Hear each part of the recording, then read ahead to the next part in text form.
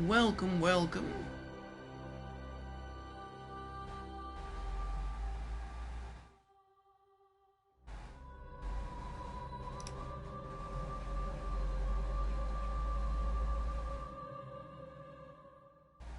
Let's get an audio check going. And Lorelei is here. Welcome on in, Lorelei. Good to have you.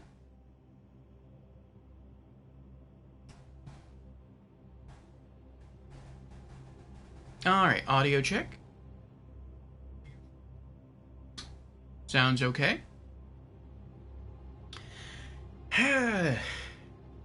Yes, we are here for RPG Afternoons, our first RPG afternoon stream session of the week.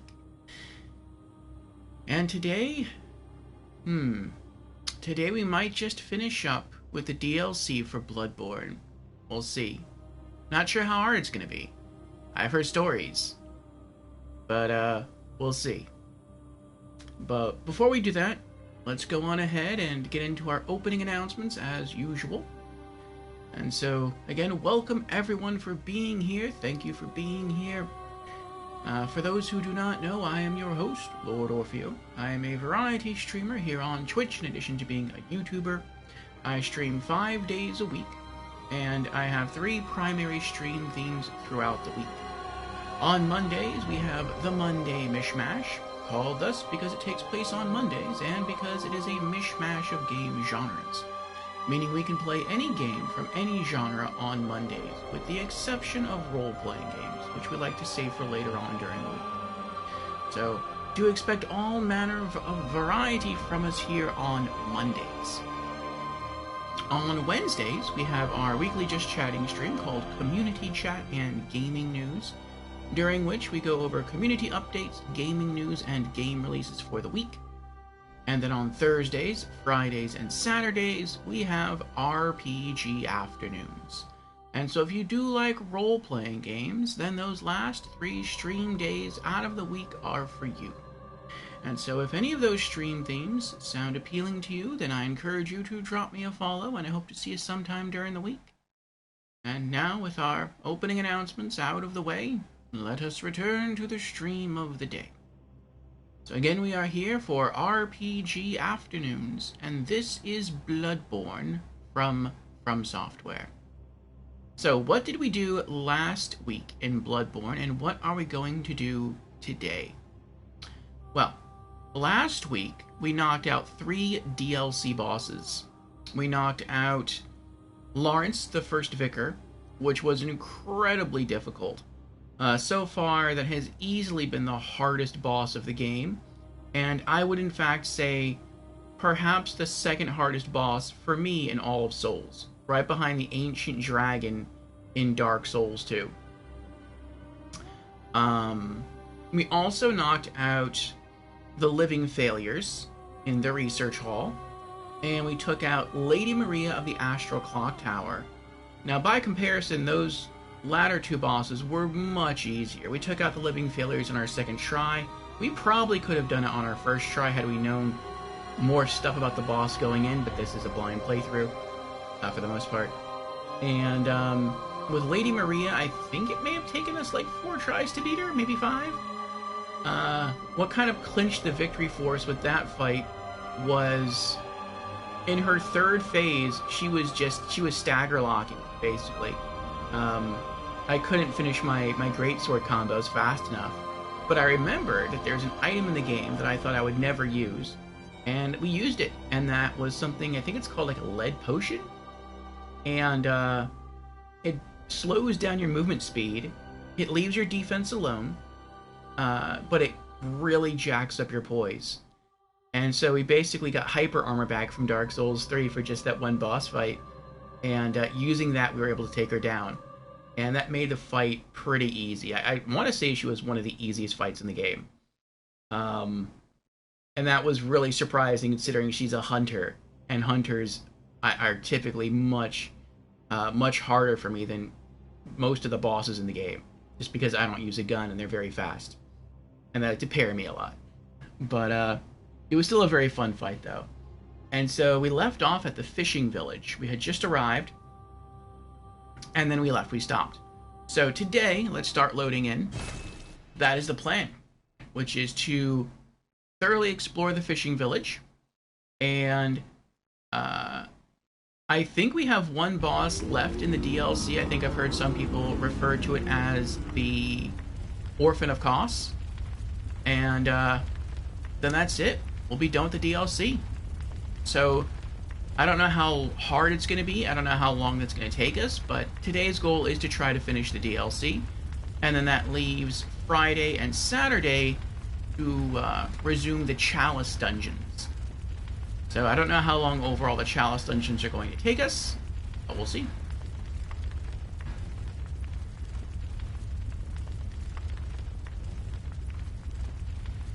Lorelei says, I'm doing good, and you? That's good, Lorelei. I am glad. I'm doing alright.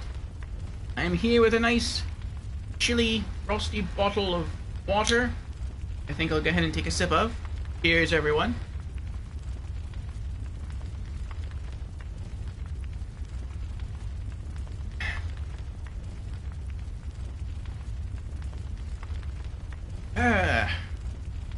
And I am excited to get back into Bloodborne.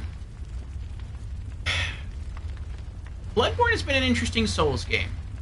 Now, I was thinking more about this yesterday and the day before, because I did hop into Bloodborne just to do a couple things. Not story related.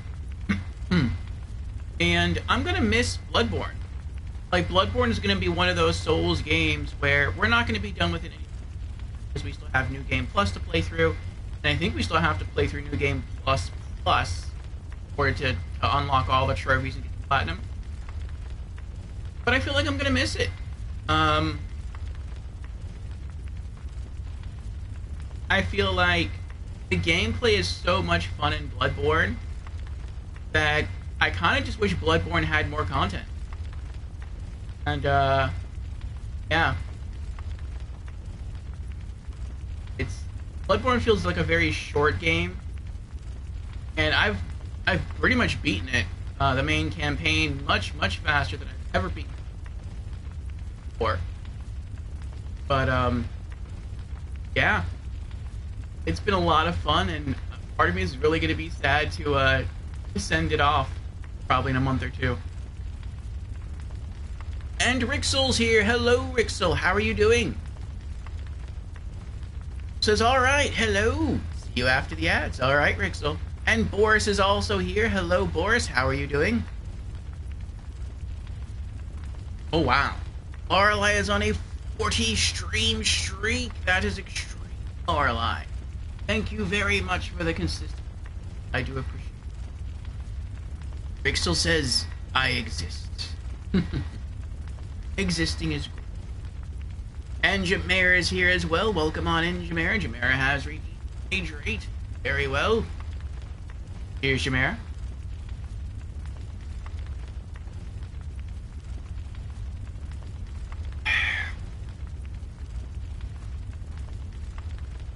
Alright, let me pop in my earbuds, and I will show you what I've been doing off-stream in Bloodborne. What I've been trying to do is just to hop in and play a little bit every day. Typically what I do is I return to the Nightmare of Mensis, and I go to Murgo's Loft base, and I just do my Blood Echo run. And yeah, I've been doing some stuff with the Blood Echoes, but it's mostly to try to stay sharp. I don't want my combat skills to dull, and then I go back into the game and I just get slaughtered. So I'm trying to sort of stay in a perpetual warmed up state. But I have been getting Blood Echoes, and so I have leveled up a little bit, and I bought some items. So we're currently at Blood Echo level 1, 2, 3, and you can see all of our main stats are 40. Vitality, Endurance, Strength, and Skill. HP 1457, Stamina 184, Sword Attack 659. We are permanently rocking our new shield. I was going to keep both shields. I've since done some research on the different shields in the game, and the wooden excuse me, the wooden plank shield that we have is actually better at physical defense. It's supposed to block like 50% of all physical damage. And I think this one, the lock shield, only protects against like 30% of physical damage. But the lock shield is much better at defending against magic. So when it comes to non-physical sources of damage, I think the lock shield protects against like 70% of that damage. Whereas the wooden plank shield, I think, does something much smaller. I think it's like maybe 30%. Most of the time, the shield is almost kind of for looks. I don't really use it that often. I do block with it, but I don't tank. I just try to hop around mobs, and if I get hit, then I slip up. I make a mistake, but the mob hits the shield instead of hitting me. But I think there are some enemies in this game where this shield will really come in handy, such as against Mikolash, if he happens to get off some magic in New Game Plus and beyond. So, and it just looks really pretty. It just flows much better with the rest of our armor that we like to wear. The silver and the blue matches the sort of gray of our church garb very well, along with the silver longsword. So, I'm just going to use this one. Also, we have an ad starting right now. It should be over in about 3 minutes, then we'll have an hour of uninterrupted gameplay. Rixel says, slight depresso today, and my chronic pains today are upset with me. Oh, otherwise doing pretty good. Well, I hope that your chronic pains do what is the word? Alleviate you for some time. Hopefully the rest of the day. Hopefully they get better. They go away. And you're able to feel better there, Rixel. You're welcome to sit here and try to distract yourself with us in chat and the great gameplay that is Bloodborne. Yes. Items. So I've also been using Blood Echoes to just stock up on items for mainly New Game Plus and beyond. So we have max antidotes. I left off working on max sedatives. We're not there yet. That'll probably happen by next week. And we have max Bold Hunter's Marks. So that's probably the only items I'm going to buy. I have a ton of pebbles, and I never use these things. I just have a lot because I never use them. As far as the other consumables, like Molotov cocktails and oil pots, stuff like that, fire papers, bolt papers, I don't really use those. And I imagine they're not going to be as useful in New Game Plus and beyond. Just like the fire bombs and the magic pots weren't as useful in other Dark Souls games in New Game Plus and beyond. Like, you really have to dig more deeply into your melee skills and into your magic. Throwables just seem to lose effectiveness the further into each new game cycle you get to a Dark Souls game, and so I assume that's the same with Bloodborne.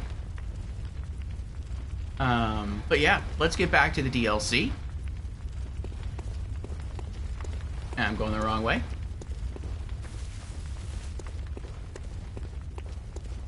We won't actually launch into the action, though. What was that? Oh, I just got too close to the thing there. We won't actually launch into the action, though, until the ad is over.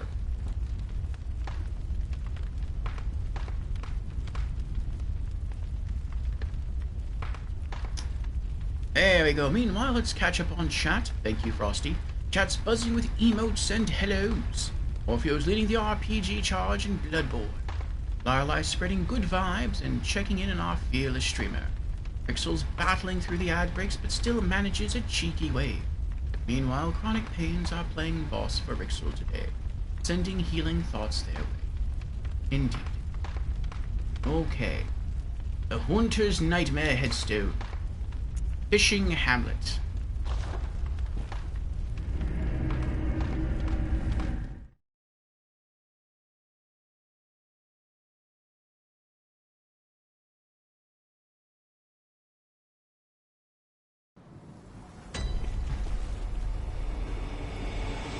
Alright.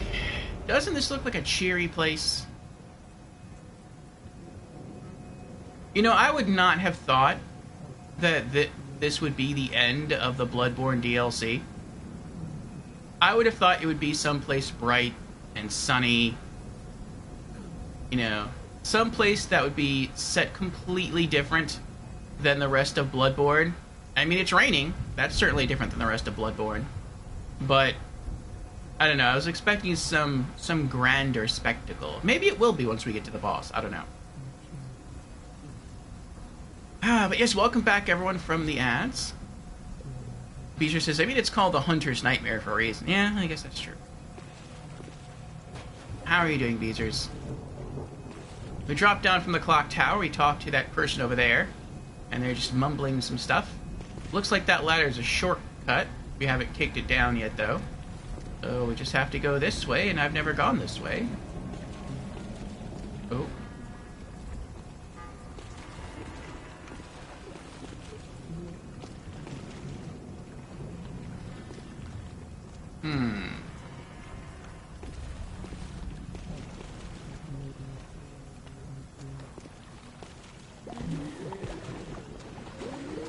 Oh, hello there. How you doing? Whoa.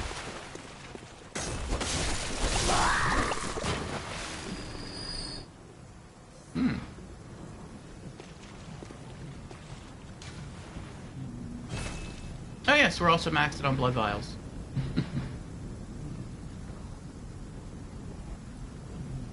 And Sheep is here. Hello, Sheep. And Sniper's also here. Welcome in. Missed you beat Maria's? GG, yes. Maria was an easy boss for us. Peter says, doing good. Just doing random co-ops in Elden Ring and drawing. Nice, Peter. Nice.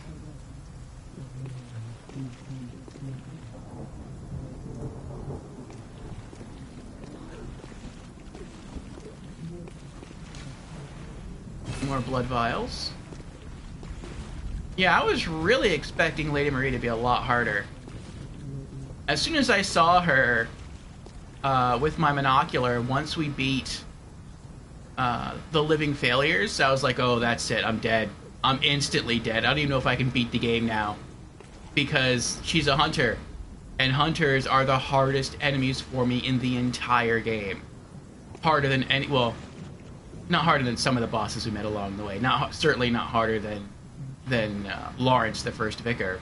Or Rom, the vacuous spider. Or Marta Logarius. But still very, very hard. And she barely used her gun, which is my big weakness when it comes to... Which is my big weakness when I come to hunters, because they parry me a lot, and she never really did that. When she did fire her gun, it was typically from far away, so it was pretty easy to dodge most of the time. And she really just tried to stick to melee, like me. And in a straight-up melee fight, it wasn't that hard to beat her.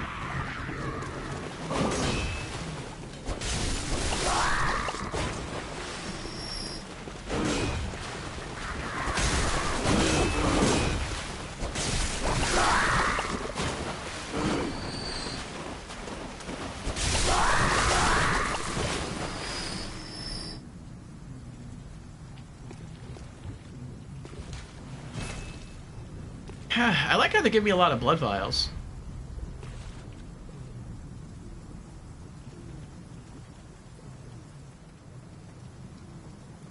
Alright, Snipe, see you soon.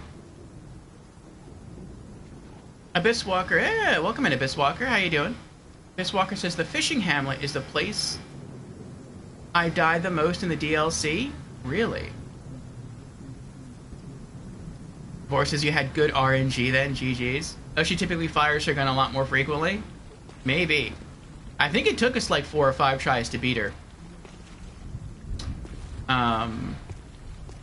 We did have one really bad run where I think we did almost no damage against her, and she killed us probably within like a minute of starting the fight. But every other try we did pretty good. Huh.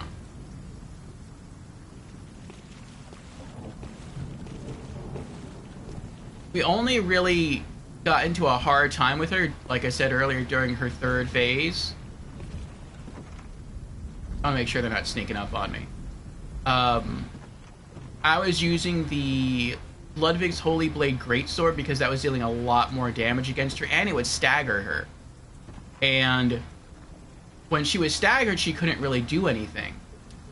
But what I discovered is that she recovers from being staggered faster than I recover.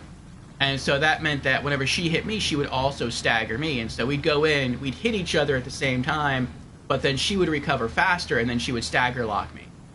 And so I was doing some damage, but I couldn't do it as fast as I needed to when she hit phase 3. And so I went and used one of those lead potions that slows you down but makes your poise go like through the roof. I drank one of those, and I was able to not get stagger locked by her, and that just made the fight pretty easy. Goodbye.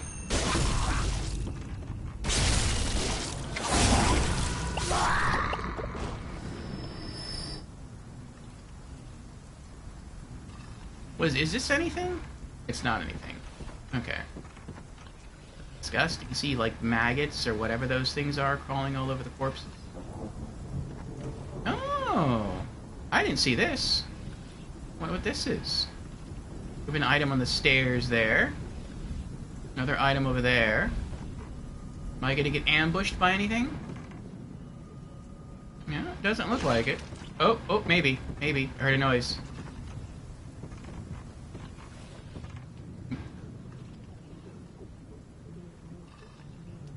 I think they're upstairs, though. I don't think they're coming down here.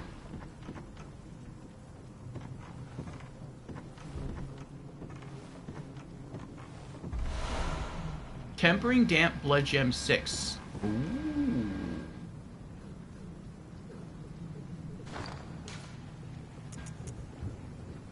Physical attack up 9.1%. Thrust attack up 10.9%.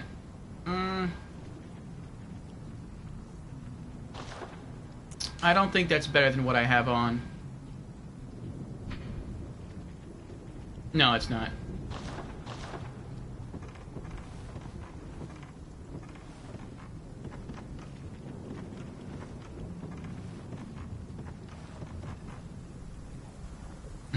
Peter says, ah, Maria. She was a fun fight, though. She was a really fun fight. I really liked how in Phase 3, she jumped straight up into the air, and she, like, surrounded herself in black smoke for a bit, and then she, like, twirled around and slammed down on the ground, and I was like, oh, that's Sister Friede. She has a Sister Friede move. Like, that was really neat. It felt like some of her moves were inspired from multiple bosses in previous Souls games. Like, when she took her sword and she plunged it into her stomach, and then she pulled it out of her and it was coated in blood, like a blood buff. Like, that was Sir Alan. Though when Sir Alan did it in Dark Souls 2, it's because he stabbed the blade into you, and you used your blood to buff the blade. But she actually used her own blood to buff the blade, which is pretty neat. But I mean, if you beat Sir Alan in the DLC for Dark Souls 2, and you get his sword and you want to buff the blade, that's what you have to do. You have to stab it into yourself in order to buff the attack. Uh-oh. No! No!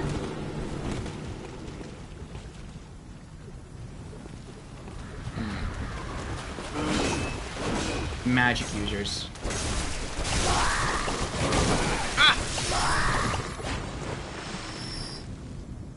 So that's why they give you blood vials here, because these guys hit really hard.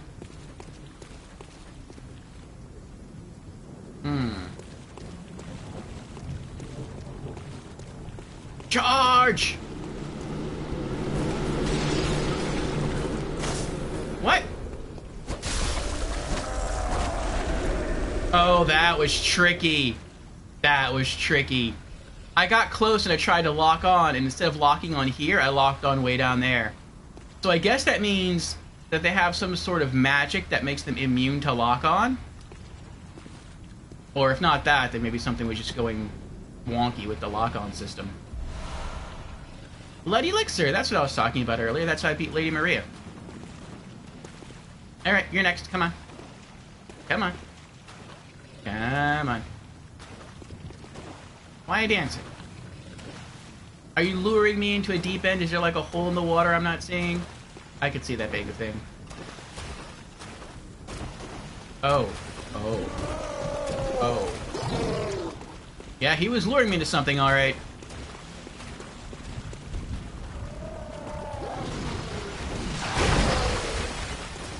Oh, I should have capitalized on that.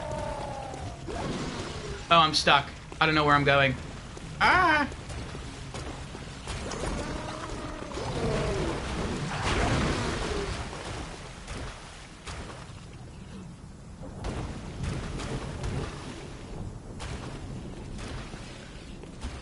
I think he's leaving.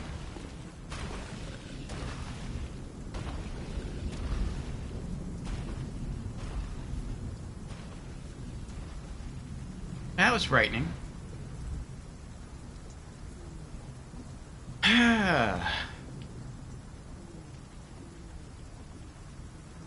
Abyss Walker says, getting to Sir Alon in that memory is more stressful than the actual fight itself. It can be. It's tough. That was one of the areas I just farmed out. Ooh, he's standing with his... Oh, no, he's not. I thought he was standing with his back to me, but that's just whatever that structure is over there. But yeah, I would just go into the memory because it was so hard to get through. And now I just farm the enemies into extinction. Until eventually, the entire first floor was completely cleared out.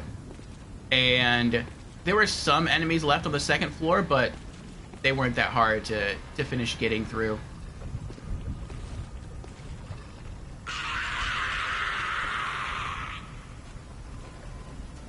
Alright, well, if you're just gonna come at me solo, that works.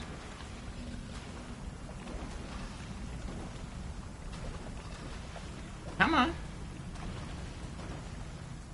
I don't want to get attacked by you and the big guy at the same time.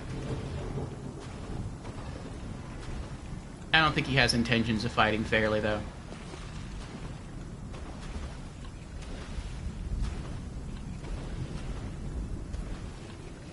I wonder if the big guy can fit through this doorway. It's a pretty big doorway. Because maybe I could, like, pull him upstairs and cheese him through the wall. I don't know. Probably not. He looks like he has a really long attack reach there. Alright, let's just pop out and say hello.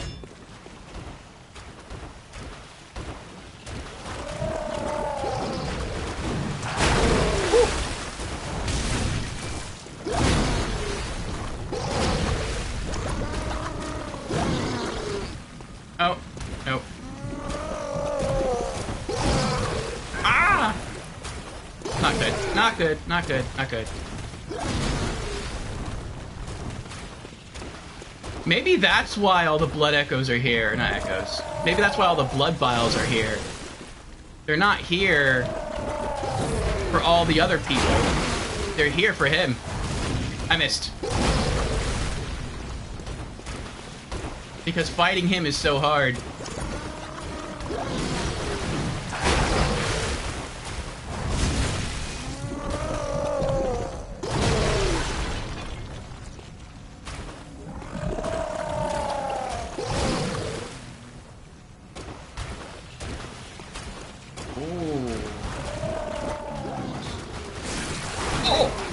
Oh, that was so scary. Oh, I'm stuck again. Atonement for the wretches. Yes, yes, atonement. By the wrath of Mother Goss. Oh boy. Oh.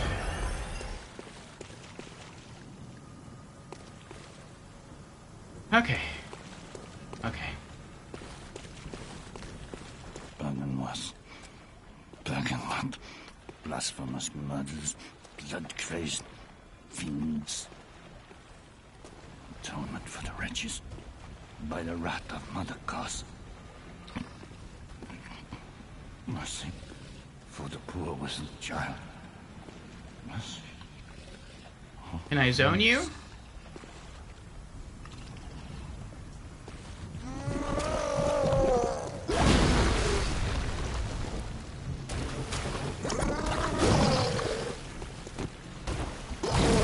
Aww.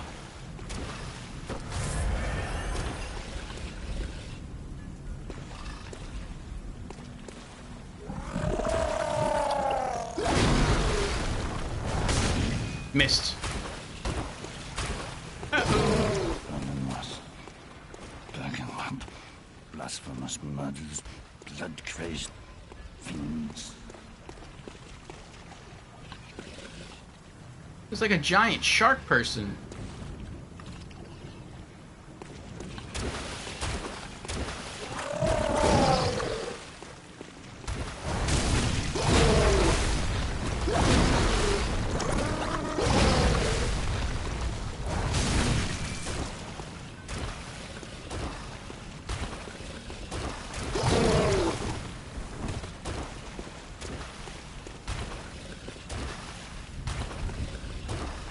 Oh my goodness. I feel like I'm sort of playing with fire here. Because... Okay. Because I think if I go too far to the left or too far to the right here, I will just drop into the water and drown. Adept Damp Blood Gem 6. Hopefully that's good. I would also hope that he doesn't respawn, but I'm guessing he does. Blunt attack up 24.3%. That'd be good for the Kirk Hammer, which I don't use anymore. Oh boy.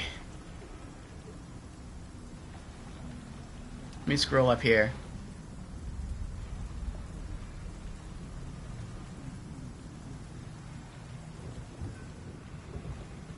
Abyss Walker says, it's a well. You can go down it, but be cautious.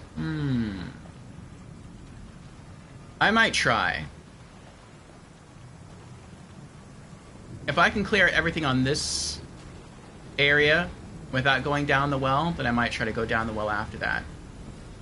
Toby asks, should I buy Dark Souls 3?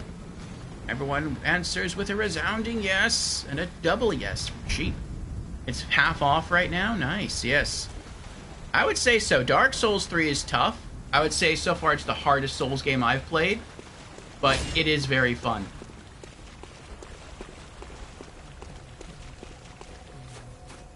I would say some of the bosses in Bloodborne are harder than some of the bosses in Dark Souls 3.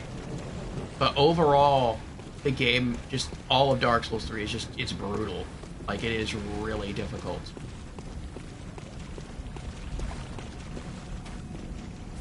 But it is always fun.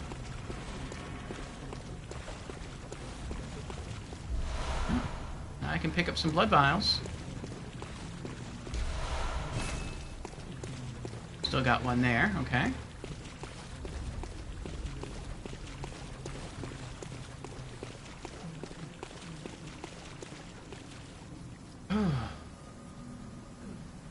Dark Souls 3 is mostly linear. There are, like, I think 3 points in the game where you can choose to go one way or the other, but you actually have to go always. It's just which way do you want to go first.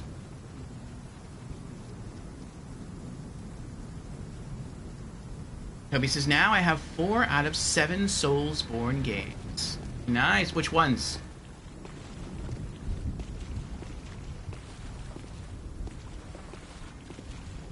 Now, looks like I can go right. Straight ahead. I can go left. Apparently I can go down the well. I do want to try to finish exploring this area first, though. Probably go left first.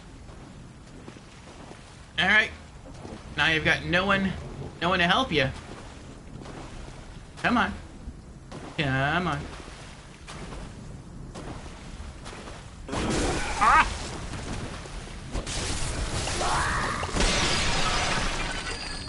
Now it's a little late in my end, but it still worked. A new challenger appears.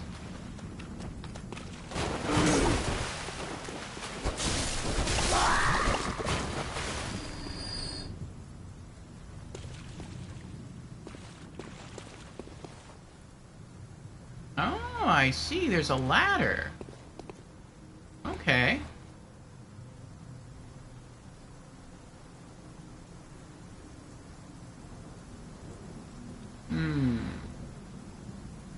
I got excited when I saw the light down there.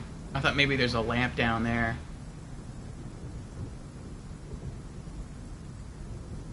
I'm gonna wait on that. Big boy needs a hug. He ain't gonna get a hug from me. Toby says Bloodborne, Sekiro, Elden Ring, and Dark Souls 3. Nice. So you have all the more modern Souls games. Okay. And missing is Demon Souls, Dark Souls 1, and Dark Souls 2. Toby says, and down the ladder waits agony and pain. But also a very nice weapon. Oh, well, then we have to go down there to get the weapon. But that will come in time.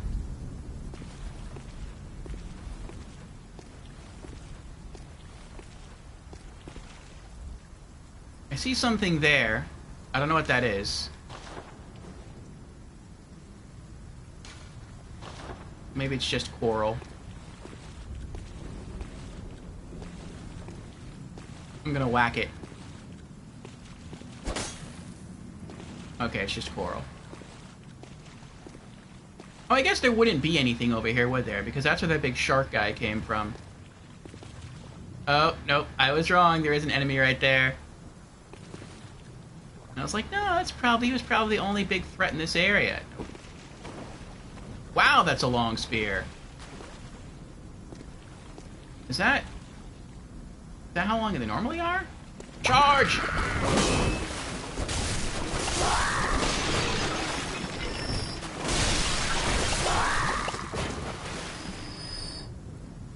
I heard him.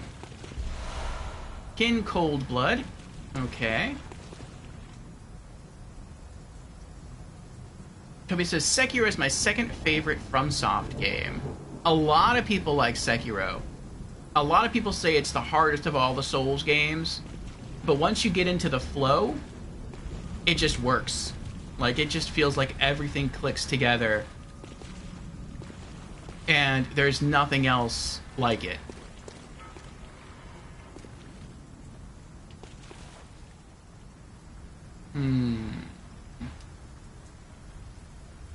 Yeah, I think I want to clear out this area first. I'll probably fight up to the point where it looks like I'm supposed to go up there, between those two trees, and then I'll go down the well.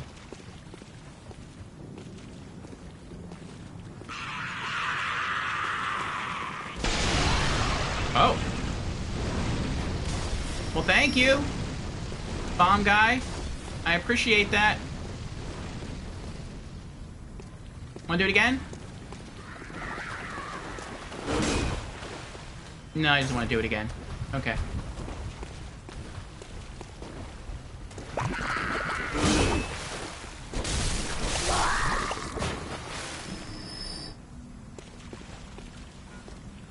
Oh, maybe that's how maybe that's how you're supposed to beat the big shark guy. I mean, it'd be kind of dangerous.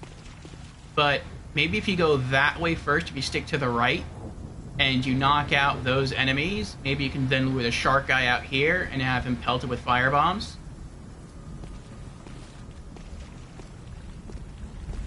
Oh, no. I was just about to go get that item, too. And I just remembered, like, no, he's gonna throw those fire bombs at me again. I'm not gonna... I'll go the other way here.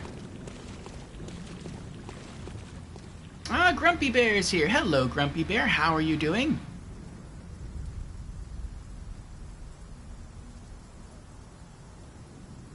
I'm doing alright. We are enjoying some Bloodborne. We've just gotten back into it. We are exploring the fishing hamlet for the first time. Things are going pretty well. And we're trying to gather up as much loot as we can. We just killed a very scary large shark person. And, is that an item in there? No, that's just the way light's hitting in the interior of the area. And I think we might have one boss left in the DLC. And then that's it. We'll be done. All we'll have left are the Chalice dungeons. Doing fine? That's good.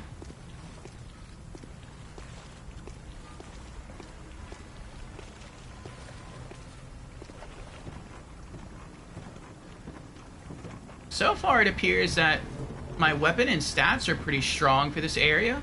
With the Ludwig's Holy Blade Longsword, I can two-shot the enemies here. So that's nice.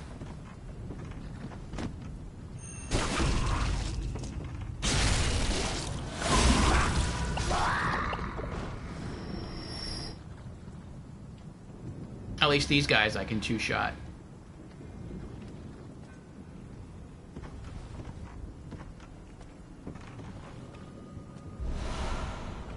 Some oil urns. Maybe they're weak to fire. I wouldn't think that because they're all standing in water. But I mean... I would assume that gives them, like, fire resist.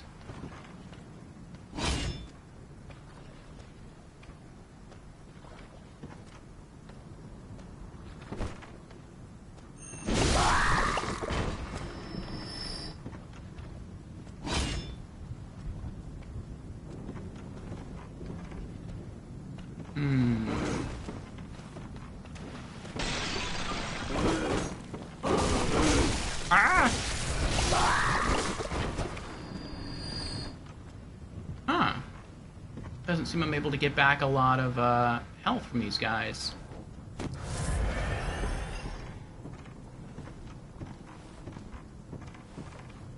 Uh-oh.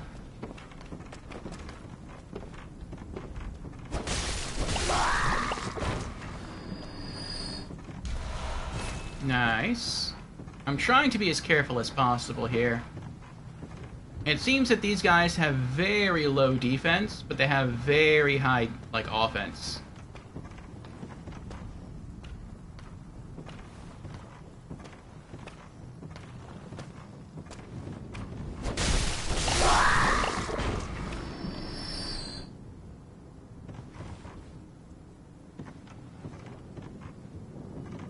Okay, I was kind of expecting an item there, but alright. Oh, there's an item.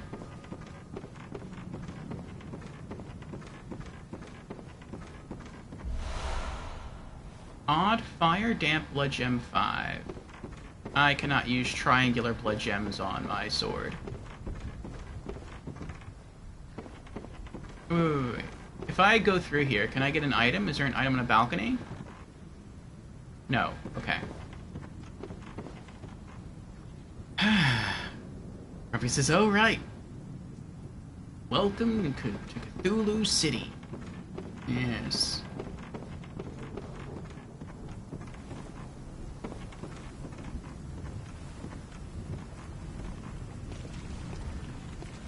Seems like a little hamlet from one of Lovecraft's stories. I wonder if I can sneak up on him without him noticing me. No, I'm gonna have to poke my nose around. That's fine. Alright, well now I should be able to get the item safely.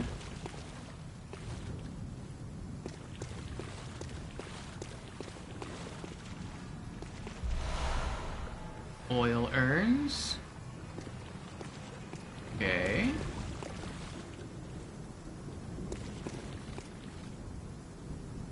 Oh, they're gone. There were 2 guards posted up next to the trees, but I don't see them anymore. I think maybe I got too close to the trees and they started chasing me, and then I killed them. Alright, so it looks like everything is safe and clear now. Up to this point in the... I'm kind of tempted to go a bit further. Well, he sees me. Is he going to throw that? Oh, he is going to throw that. Yeah, he has a whole bag of spears on his back there. I feel like, having gone past this big area, there should be a, what is it called? Like a lamp close by.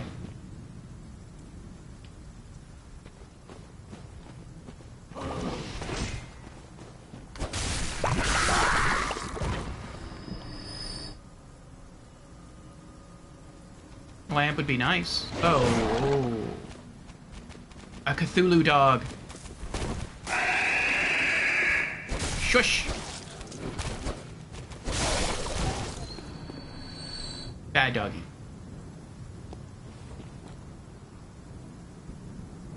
Oh boy.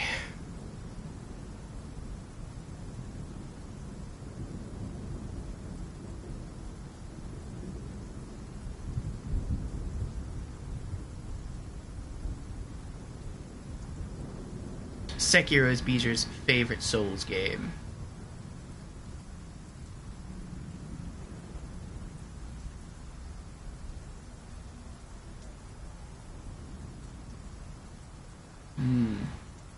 My favorite is still Dark Souls 2. I like its feeling of hope. It's the only Souls game that's like that, where it just feels hopeful. I mean, maybe Elden Ring feels like that too, but I haven't played Elden Ring yet. Alright, I'm going back. We're gonna see what's down the well. And hopefully not die. We've explored everything else. There is an item upstairs in this... No. There's an item upstairs in that hut there, but I can't get up there. Which makes me think that maybe if we go down the well, we're going to come out somehow up there.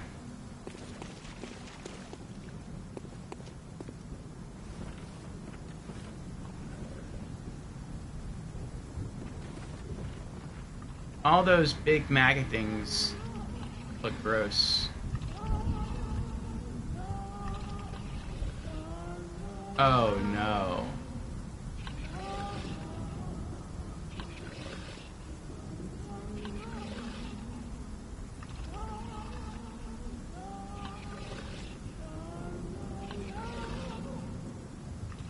Nope. Nope. Nope. Nope. Nope. There's no way I can survive that. Not even close. There's one of those guys stuck on the ceiling. He's gonna frenzy me. I have no ranged attacks. There's no way I can pull him off the ceiling. He would just kill me instantly.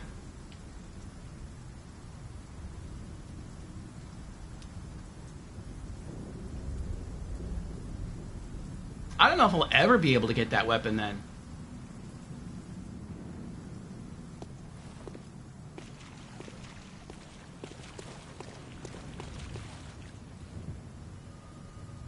There is no problem with the well.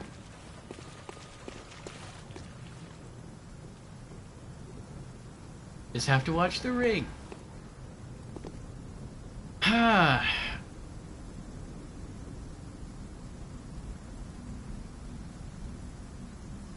Unless maybe you can't kill him. Like, maybe you just have to slide down there and just keep, like, spamming your sedatives, but you would... There's still no way you'd make it out, because you can't use items while you're on a ladder.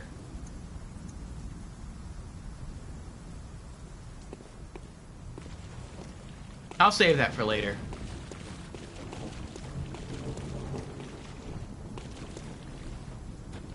Will equals bad, very bad. Jans is here! Welcome in, Jans. How are you doing today?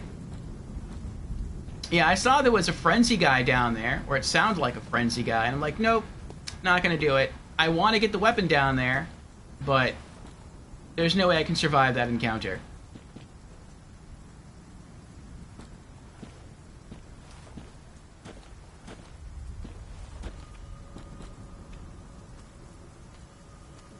Ah, another spear person.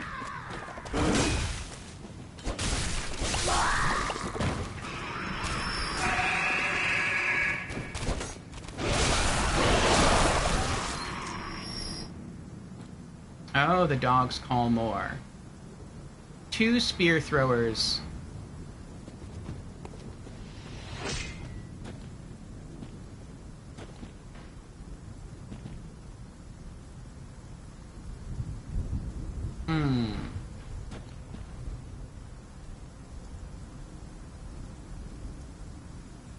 I like how versatile the Ludwig's Holy Blade has become.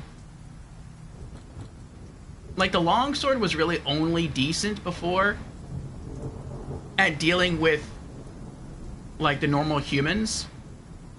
And for pretty much everything else, I used the greatsword. And then as the sword got stronger, and as I got stronger, the longsword started to become more viable for different mobs, except for some bosses and mini-bosses. And then the longsword actually became so strong that now I actually use it for some bosses, full-on bosses. So, I love the speed, I love the range. It's really good.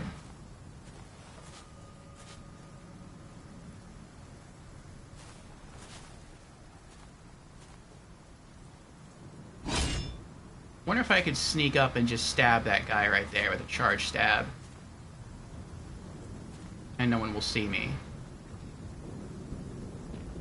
They probably will after the stab, but... Uh-oh. Too late!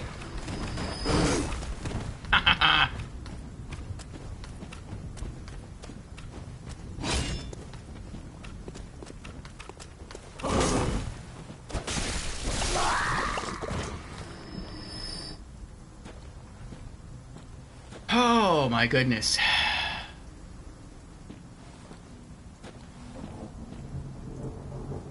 Alright. Just went back to his post there. I just have one to sneak up on.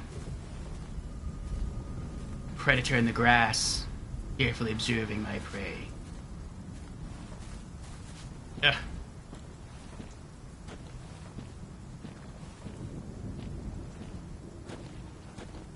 Hello.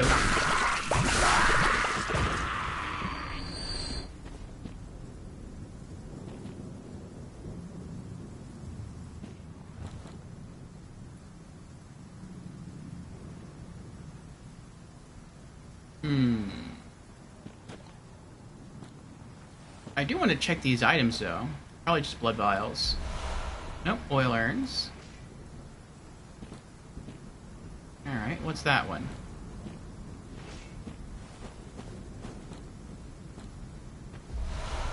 More oil urns.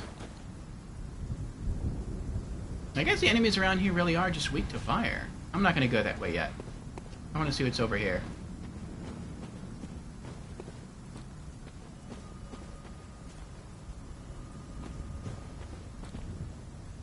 I hope that creature in the well, the brain creature that can frenzy you, I hope that's like the only creature that can do that in this area, like in the hamlet.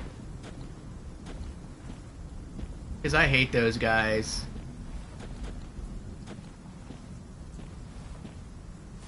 They're like for me, they're like the worst enemies in the game. Even worse than the hunters, because they can kill you so quickly, or at least they can kill me so quickly, that I could be dead before I realize what's going on. I just hear that noise, that as all the red frenzy spears stab into you, and you're like, what's going on? Oh, I'm getting frenzied. Oh, it's too late. I can't react. I'm dead.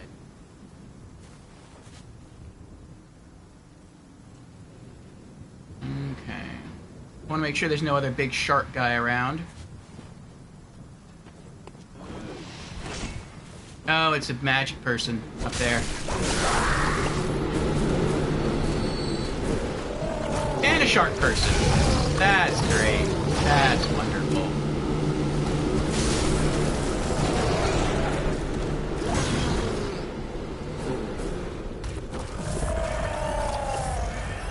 Oh no. Run away, run away. Still there? He's still there.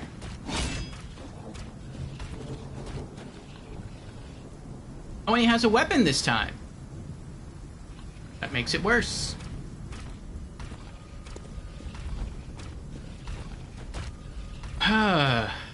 The brain creatures are called Winter Lanterns. That's a weird name.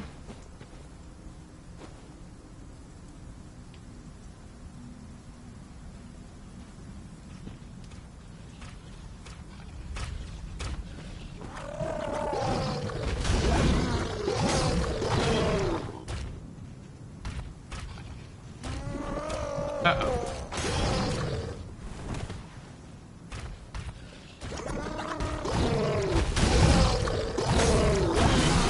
Oh!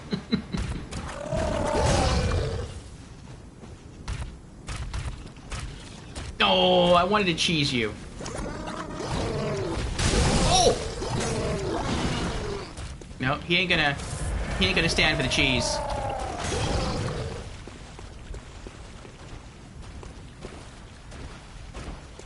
What if I use the well?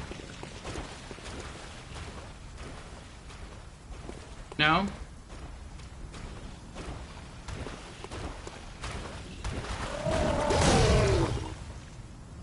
He's got me on reach.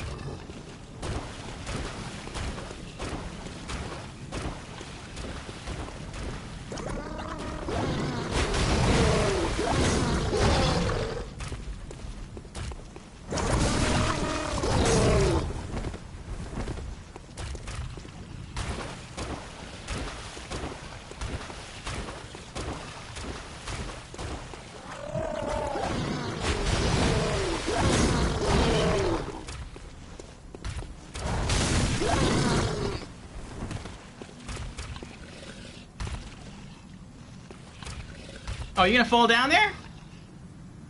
That would be epic if he actually fell down there and the brain creature just killed him. Like, instantly. I would love that. That probably wouldn't happen. They don't fight each other.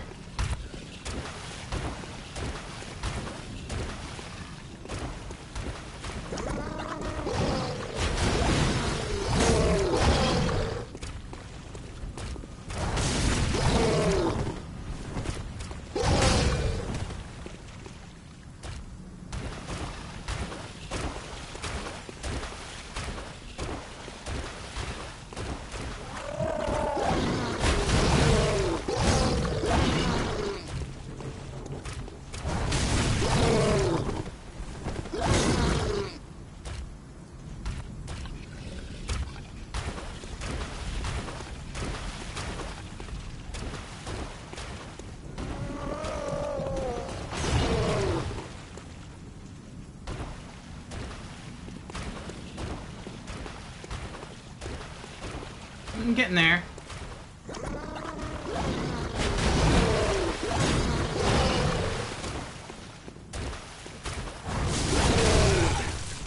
Oh, a bit too slow there.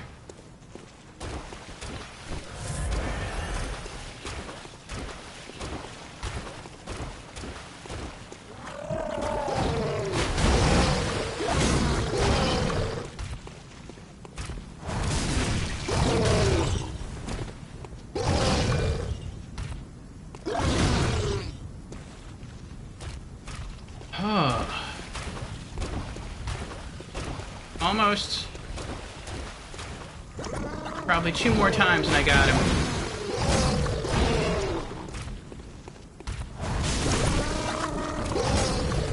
Oh.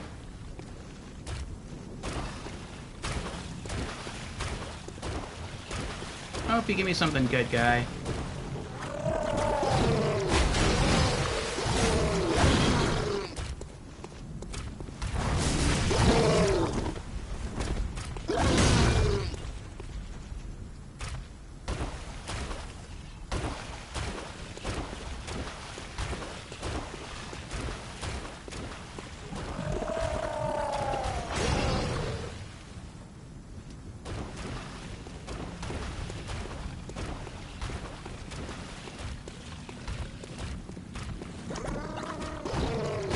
There we go.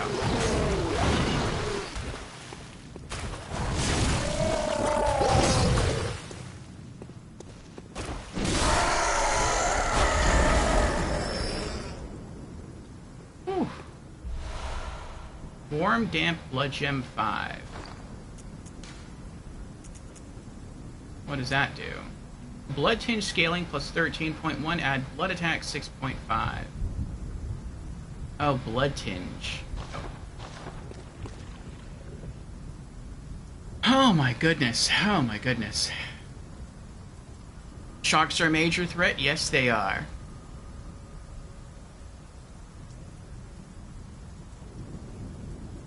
Sheep says Orpheo's a Florida man. I'm sure he's used to fighting all sorts of swamp creatures.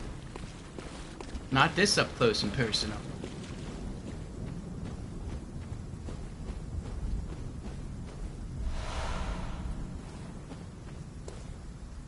Is this where I came from? No. Let's backtrack a little bit.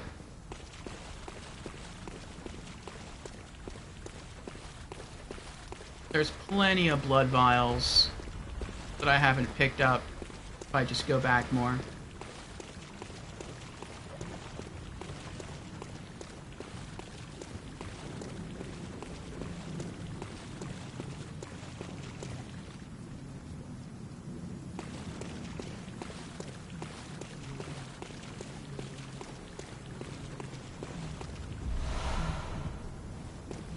There we go. Okay.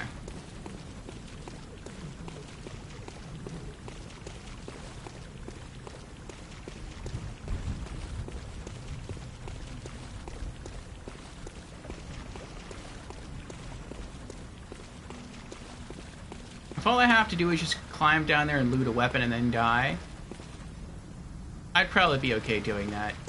But like I said, I'm going to save it for last.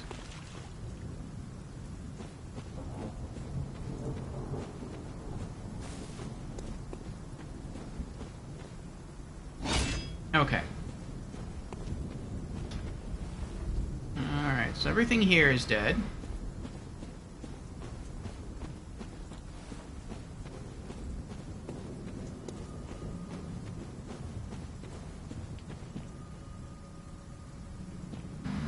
Okay. Shark person's gone. Magic person's gone. I feel like there should be a shortcut nearby that leads to the first lantern.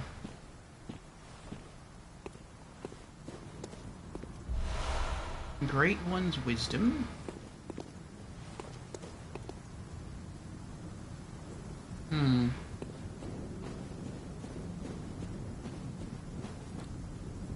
Looks like I can go up that way.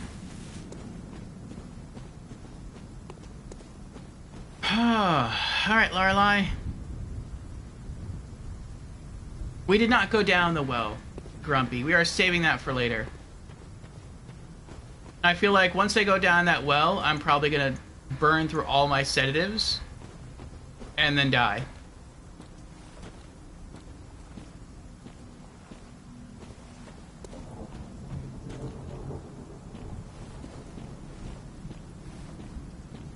Wait, is this where I was before? Yeah, it is, okay. And there's nothing with these houses, right?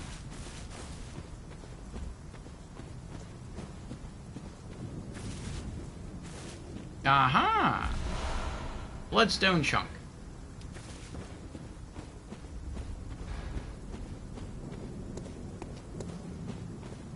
Okay. Everything is so gray and green. Kind of hard to tell one thing from the other.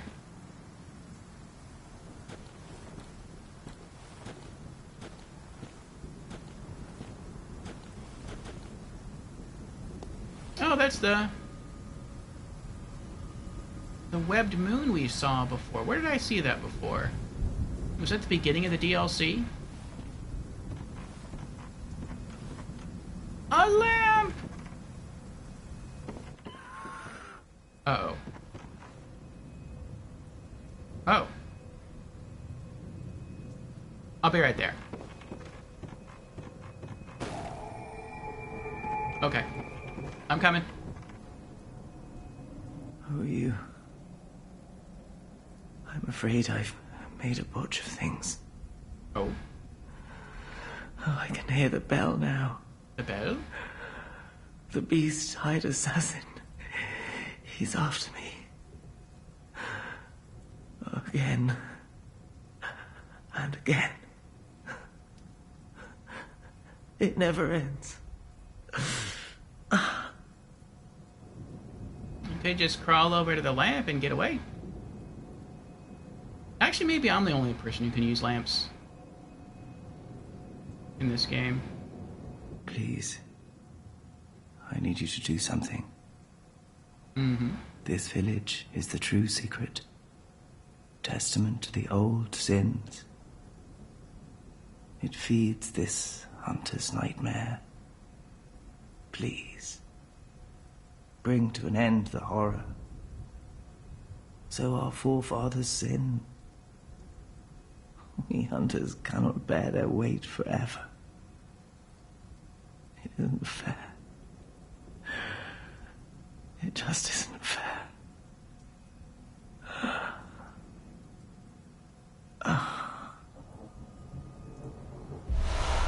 Oh, he died. Simon's Bowblade. Underground cell inner chamber key. Ooh, maybe that's the key that opens up the door to get to that one guy who I couldn't access before.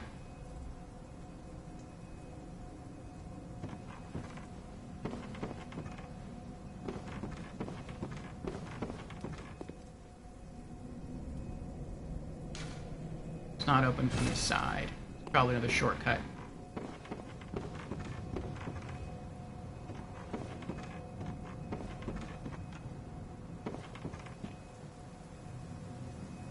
I don't want to take that out just yet. I do want to go back to that earlier cell area and explore. But Once I come back here, I'm gonna have to fight all these enemies again. I really don't want to do that. I guess if I leave and I come back, I won't have to fight the magic person again, because I'll be behind him. And the shark person will be over there. But I mean, right now, if something happens...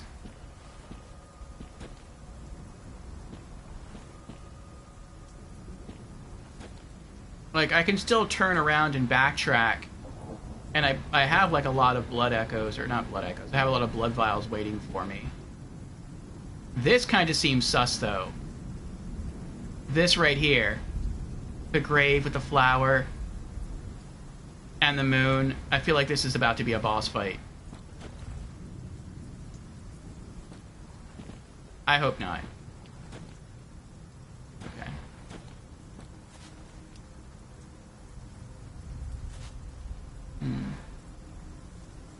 Looks like there's something laying over there on the beach.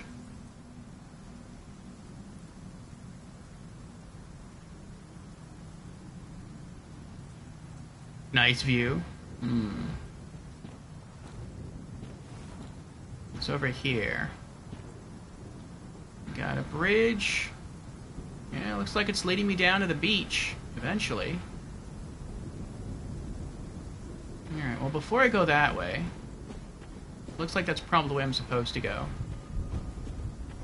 What's over here?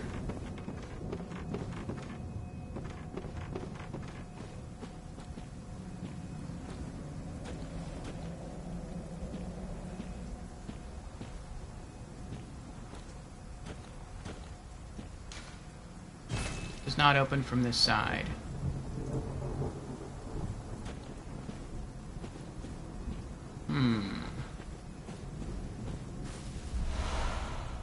In Cold Blood. Okay, so it looks like if I climb down, there's a bridge there.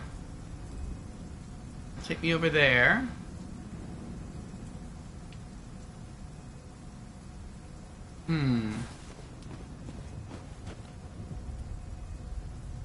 No need for solar cream for this beach? Yeah.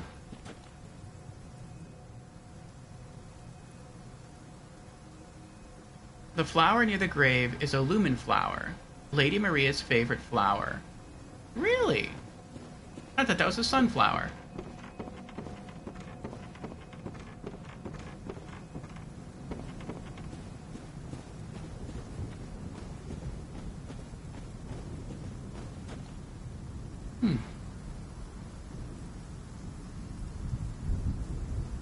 Bijou says you should look at the item that took you to the DLC and the moon. Okay.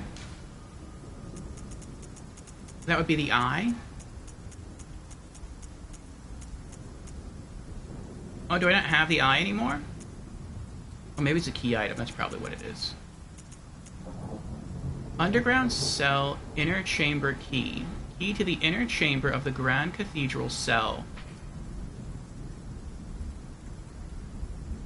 Key to the inner chamber of the cell below the Grand Cathedral. The innermost chamber of the underground cell holds a lone madman. He wears a beast hide and rings a bell that emits no sound. Unending death awaits those who can hear the soundless bell. Oh, that's me! I can hear it now! Hooray to unending death.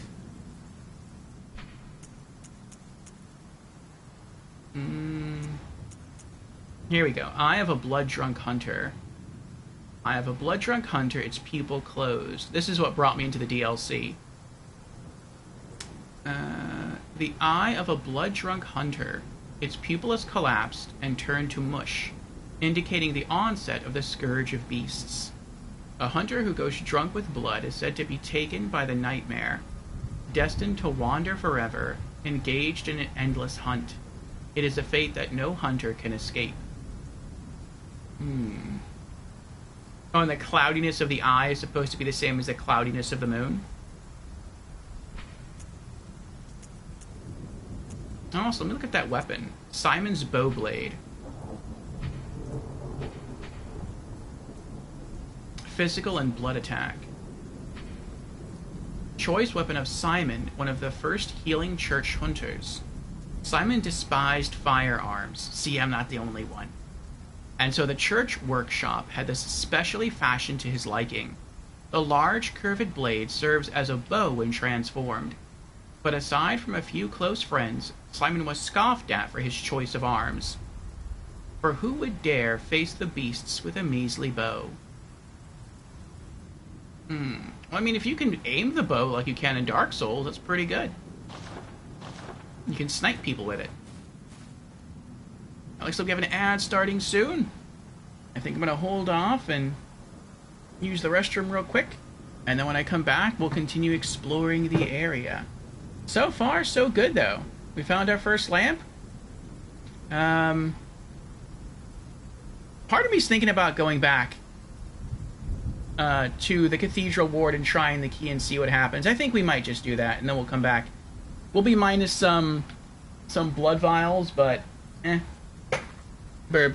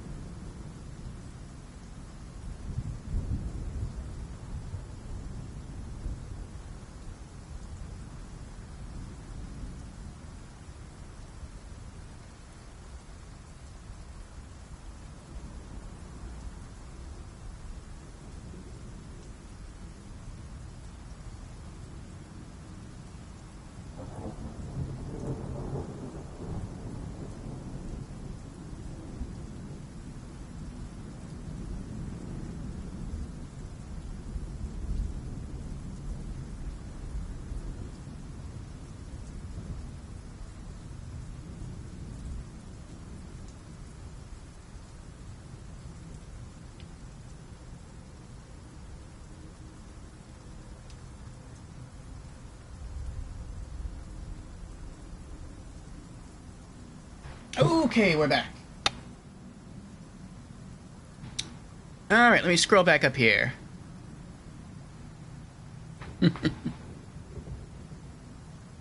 Peter says, look at the moon! Very well. Let's pop the earbuds back in and look to the moon. Look to la luna. As Reptile would say, of Mortal Kombat fame.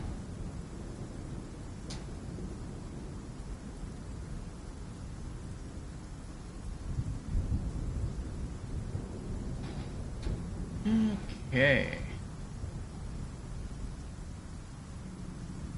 Yeah, it looks cloudy. It looks the same as from before. When I think we entered the DLC. It does look like now, though, there's some, like, black clouds sort of swirling around the moon. Like, I could always see them before, but now it seems like they're closer.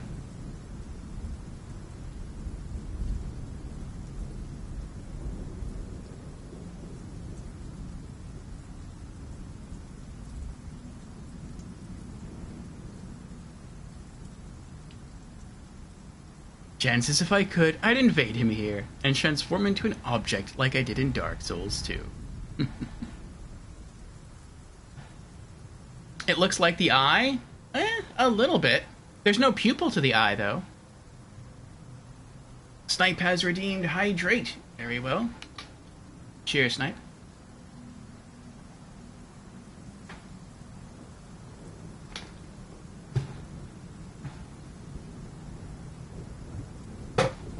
And Brandon is here. Welcome in, Brandon. How are you doing?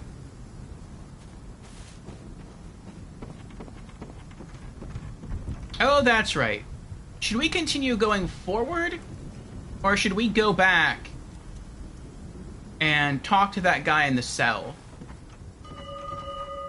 Uh-oh.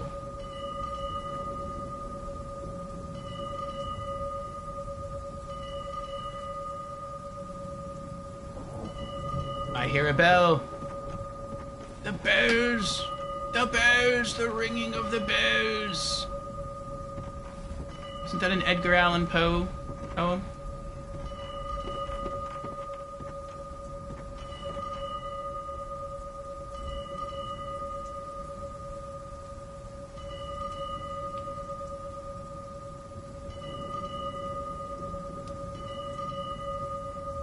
That might be the person who's ringing the bell, I'm not sure.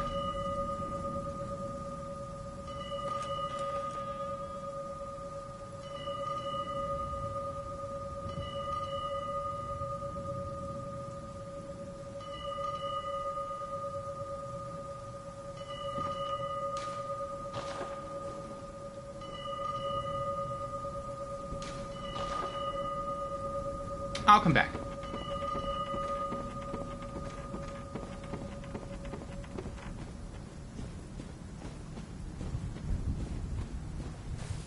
I'll go talk to the guy in the area first. In the cell. Oh, is there anything special here? No? Okay.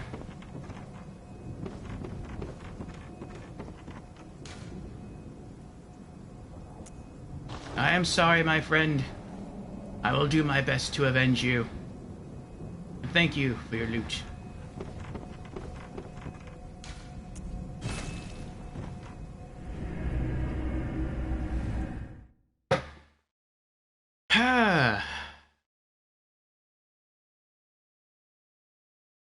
And Snipe is on a 7-stream streak. Thank you, Snipe, for the consistent viewership as well. Do I have... Yeah, I should. Okay. I was gonna say, do I have, like, max blood vials before I leave? But yeah, I do.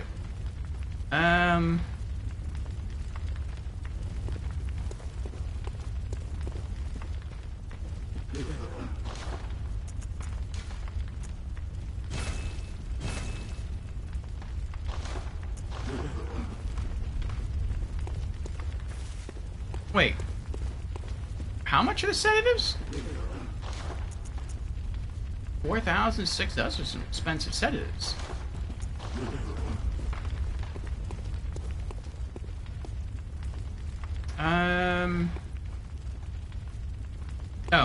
let's go stow away the bow blade. Snipe says, not to be mean, but you're beating these bosses a little too fast. I'm hoping the next boss will cook you. I mean, maybe. I've heard some people say that the last boss of this DLC is like the hardest boss in the game. So it's possible.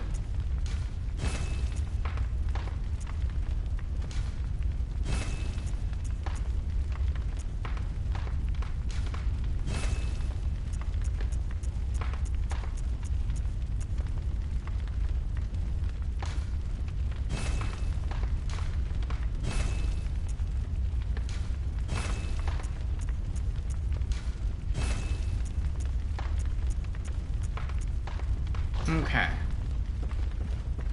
Yeah, I might as well fix my weapon while I'm here.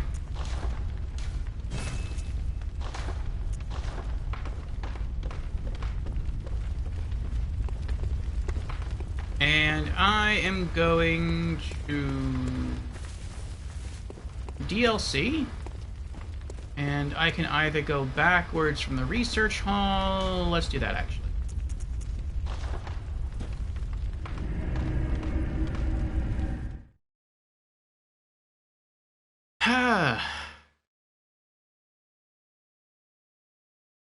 Brandon says, I did it! I beat Orphan, Celestial Emissary, and Ibriatos, Daughter of the Cosmos. All that's left is Gurman. Congratulations, Brandon. Big congratulations. How hard was Orphan? He says he might be easy for you? I don't know. I don't know. I was sort of really hoping that the hardest boss in the DLC would be Lawrence, the first vicar, because he was really hard. Like, really, really hard for me. But,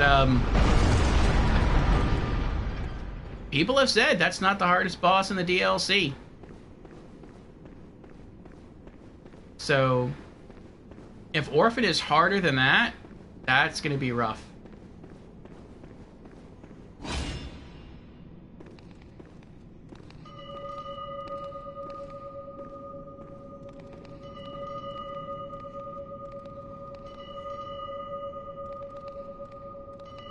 Brendan says, very hard. I had to keep parrying him from behind and dodging his attacks. That could be rough for me, considering I don't have a parry ability.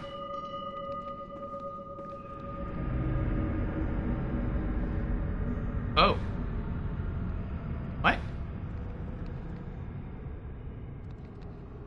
They're already dead.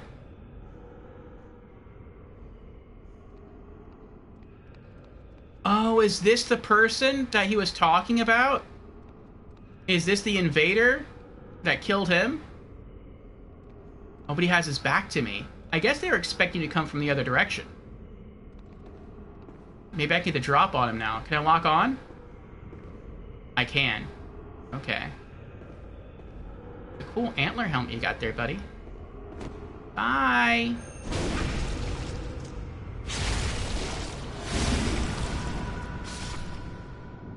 Oh. Braydor's testimony. Thank you for the free blood echoes. You were a worthy challenge. Not really. Okay. So what was that?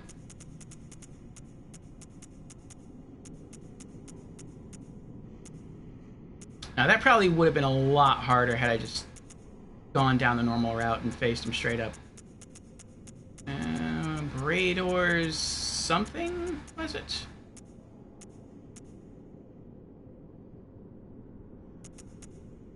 Oh, it's clothing.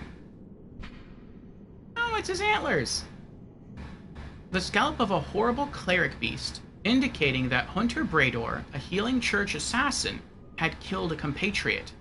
Afterward, he wore his ally's own scalp, that is disgusting, and hid himself away deep below in his cell.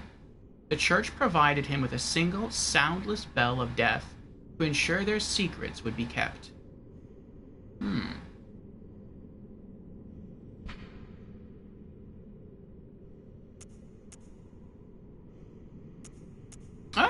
that's interesting. For a piece of headgear, it has really good stats. I like my crown more, though. So then what became of this guy down here? Looks like the door is open. Did he get killed? Oh, nope, door's not open. He's still alive in there? Oh, he's still ringing the bell. He's still alive. Open door with underground cell, inner chamber key.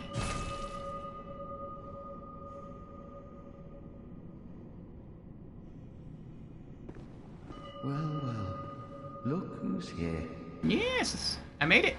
Welcome to my quarters. It's a big place. I've never entertained a guest before. Are you going to kill me? Should I? After all you've done, kill me? As if to right your wrongs. What did I do?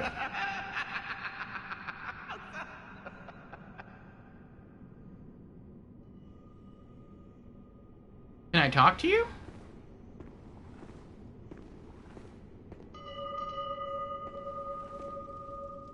What is it? Aren't you going to kill me? Or perhaps beg my forgiveness? Well, leave off. What's done is done.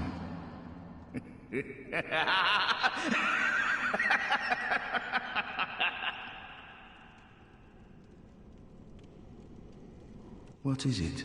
Or perhaps, well...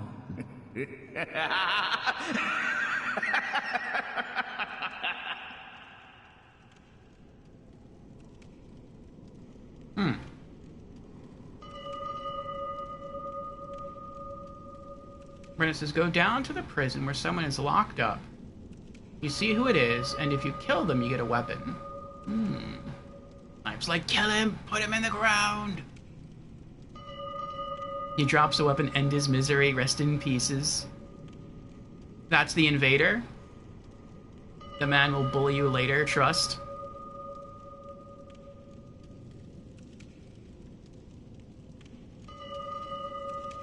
Oh, so this is kind of like, what's his name? Sorcerer Navlan in Dark Souls 2. Like, once you set him free, that's it. Like, he invades you for the rest of the game in different areas. But you can always go back to Algia's Keep, and you could just, like, kill him there and stop it from happening. I see, okay. Well, I feel bad that I have to kill him. I'll be grateful for the weapon, though. I'll try to make it quick.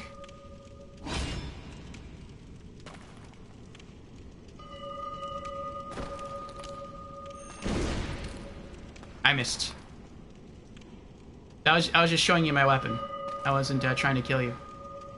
You can relax.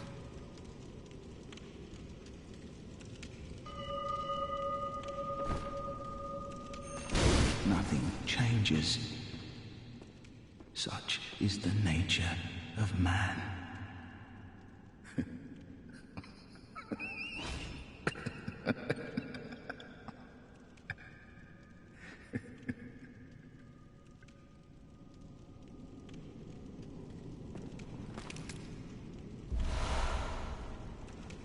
Bloodletter.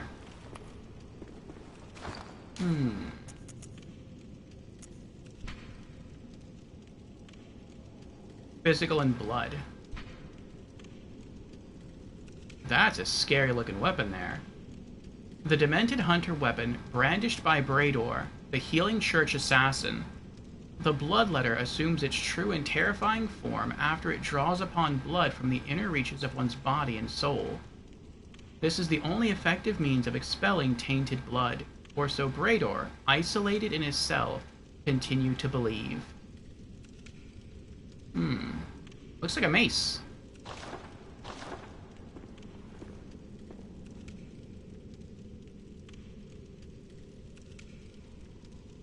It's the second blood-tinged weapon in the game. Yeah, we got the first already. Just recently. Uh-oh. Oh. I saw what I thought were legs, like maybe another invader spawned up there, but it was just the webbing here.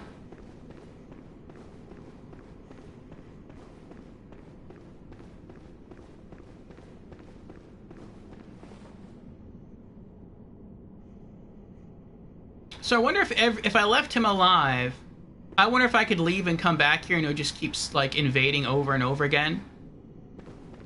Which, I mean, if that's the case, that's not too bad. Because if he always spawns with his back to me and I can like backstab him and then pull off a visceral and he dies, provided he always gave me something good, that'd be a pretty nice little farm there. It wasn't really worth it for the 5,000 blood echoes, but otherwise it wasn't bad. You know, if he like could give me blood gems or something, that'd be kind of cool.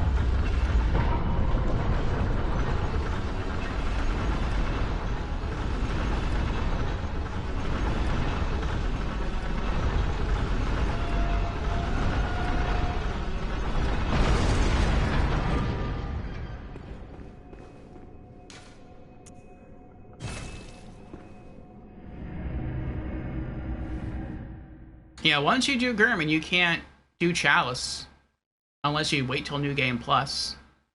So if you're wondering about it, you might just want to go try the Chalice dungeons there, Brandon.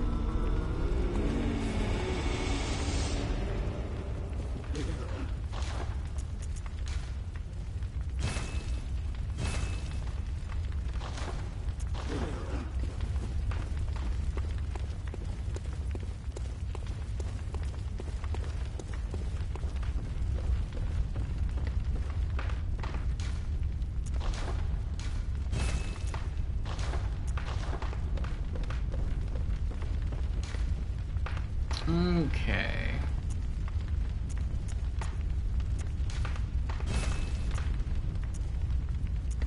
It was a church weapon.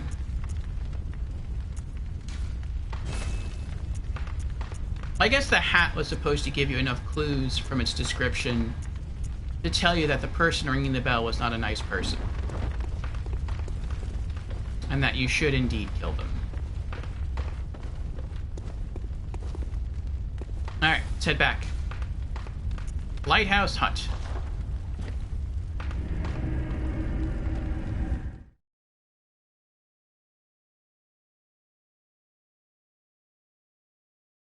Also, side note, I deleted Demon Souls. Really? Why is that, Brandon? Chance's murder is the best option indeed. You have been avenged, my friend. You have been avenged. There's the magic guy.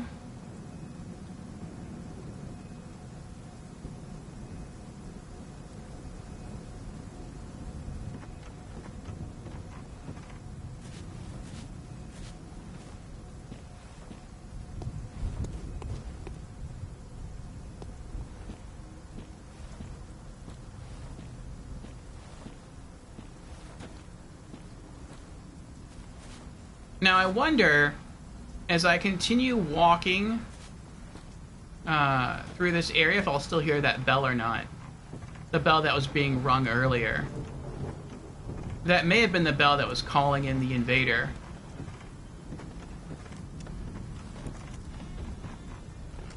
I don't hear it. I guess that's what that was. If I would have stuck around here too much longer, I would have been invaded by that assassin guy.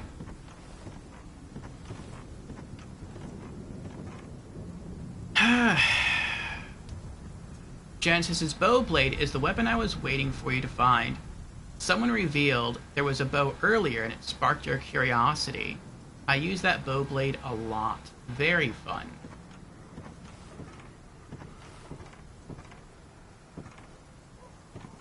I can see that being a good weapon. Like, yeah, it's probably not as strong as the gun, but if it's like the bows from Dark Souls, then you would be able to freely aim it, which would probably be really helpful here, because you could just pick people off from far away with headshots.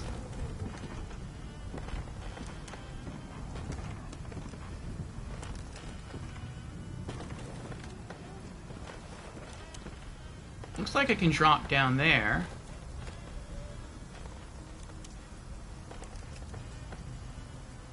I don't know if there'd be any reason to do that, though.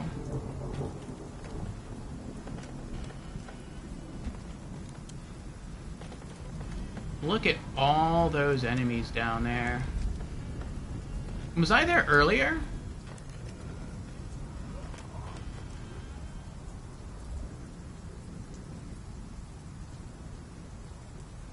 I don't remember.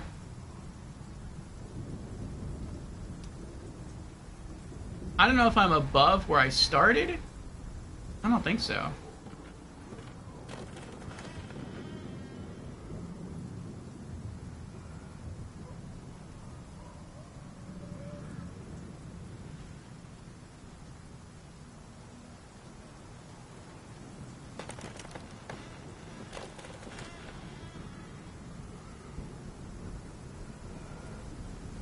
Oh.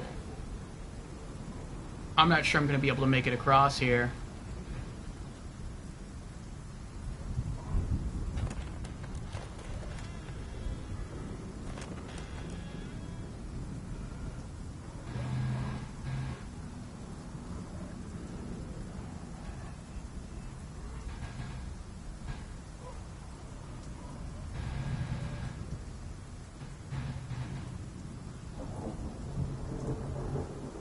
I feel like I'm going to make it halfway through. The bridge is going to snap.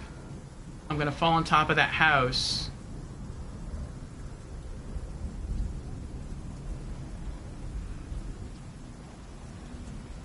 And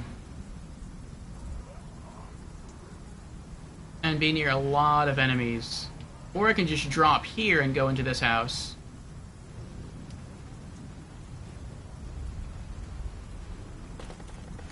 I'm going to try that.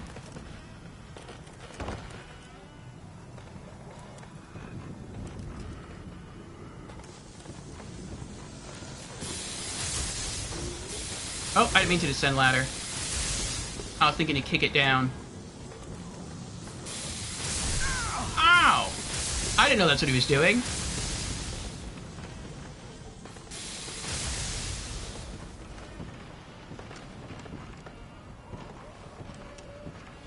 I thought maybe he was casting a spell that couldn't reach me.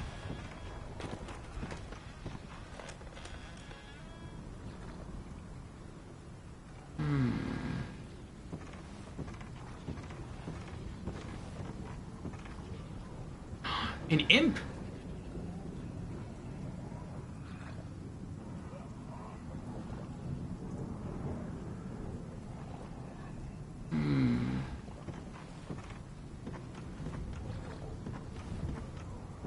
Looks like there's something else over there, though.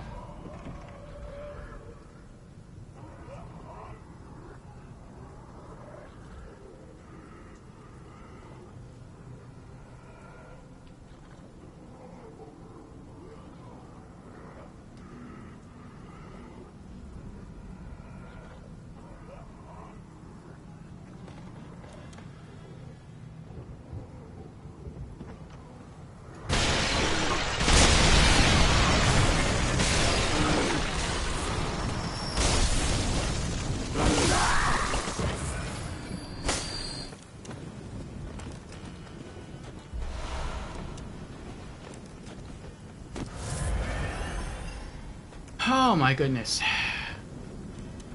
Have a nice stream. Gonna head out now. Alright, sheep. Take care. See you again.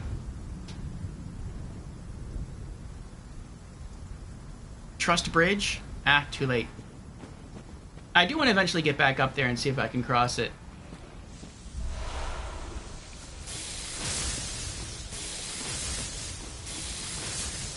Actually, I might go back right now. Because if I continue from here, I'm just going to have to drop down into the water. No! Oh, that stunk. Oh, well.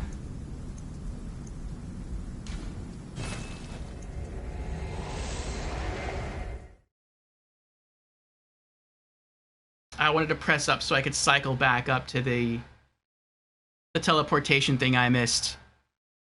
Sniper deemed hydrate. Very well. Cheers again, Snipe.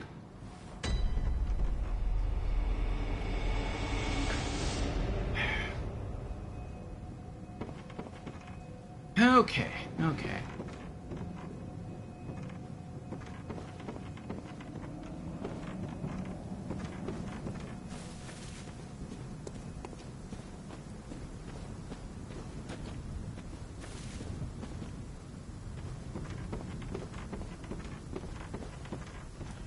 I feel like I have a shortcut available if I just want to go... I feel like that's the boss.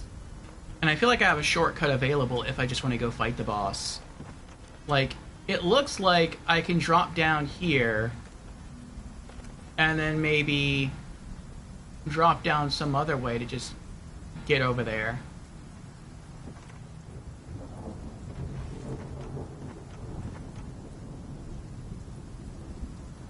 Yeah, it doesn't look like that drop would kill me. I mean, it might, but it doesn't look like it would.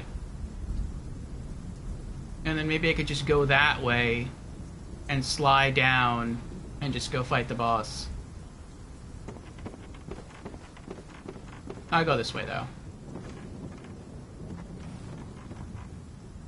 Snipe says maybe.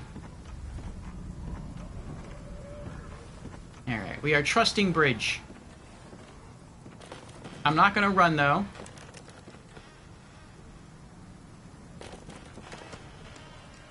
I feel like if I run, it'll break.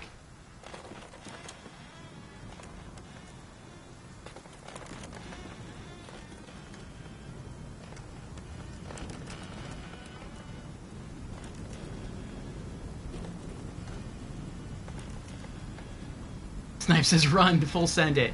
You sure?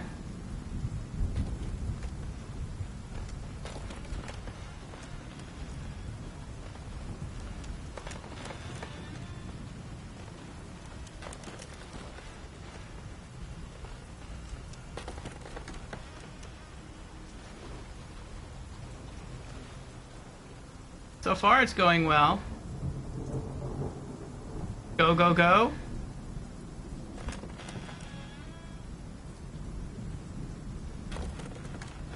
We're almost there, though.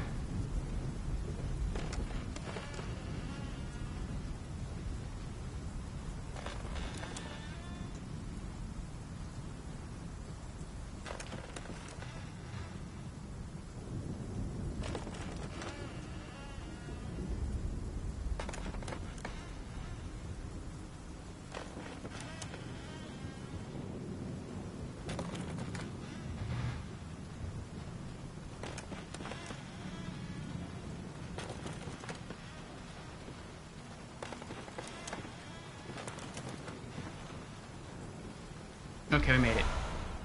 Bloodied armbands. The bridge never breaks. You ran across it to and from both sides. Okay.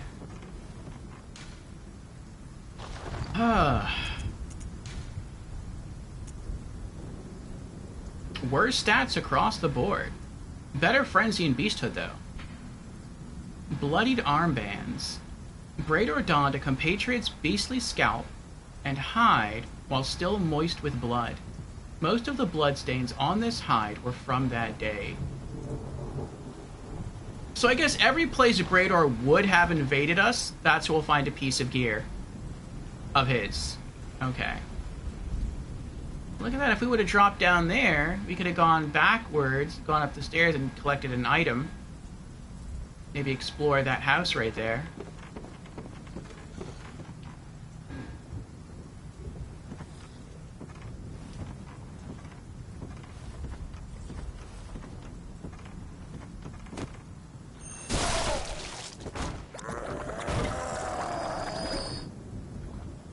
I didn't even get a chance for the visceral.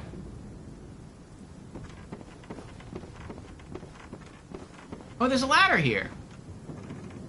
Oh, well, it's not really a big thing, though, is it?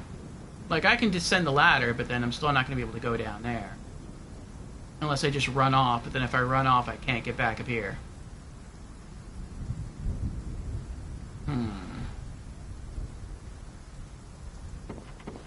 Let me have a peek at what's up here.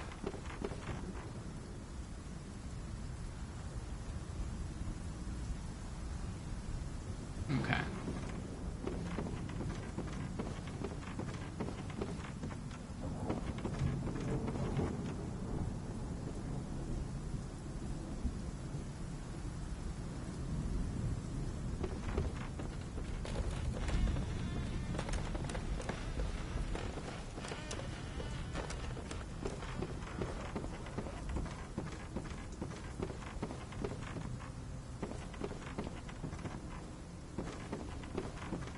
Where's...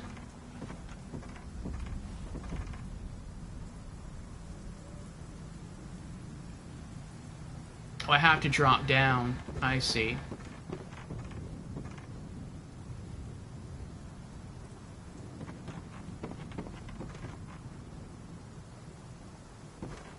I want to run over there and kill him. But I can't do that. Actually, I guess I could do that. Yeah, I can. Okay, never mind.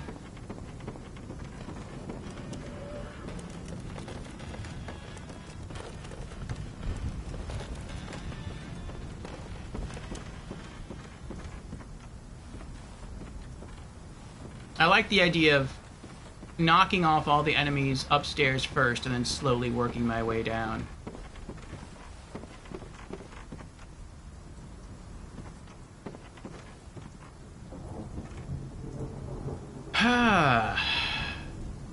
It's just squeaky and noisy? Okay. Now Snipe has his dance party with the animated emotes in chat.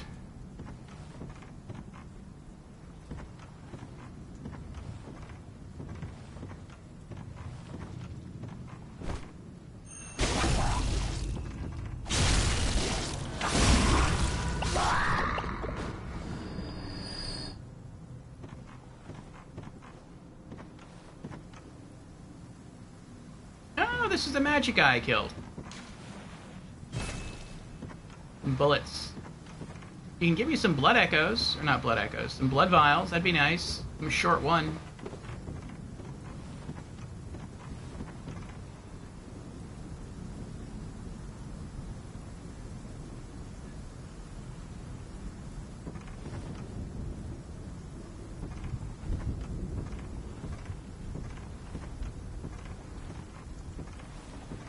Look how clear the water is. You can just see all the way down there. Oh, there's dead people in the boats. Oh, he sees me. Oh, that's a spearman, though. I don't care about him. It's the magic user that worries me.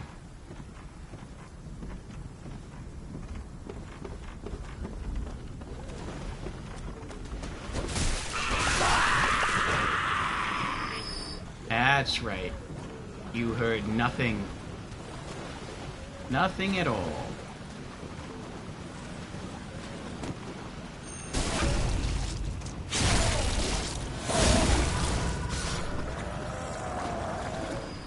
Oh, there's a ladder there, so I could have gotten back up there, but then I would have been stuck there. Well, then what's over here? Was I here earlier?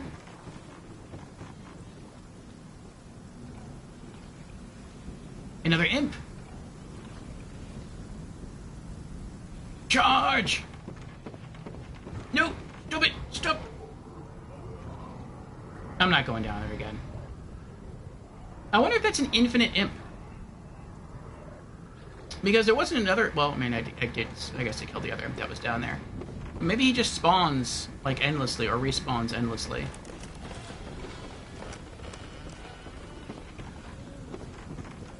So many enemies. Thankfully, none of them are shark enemies. They're just spearmen and dogs. But the dogs, they'd probably be pretty rough. Oh, there's no items behind here, are there?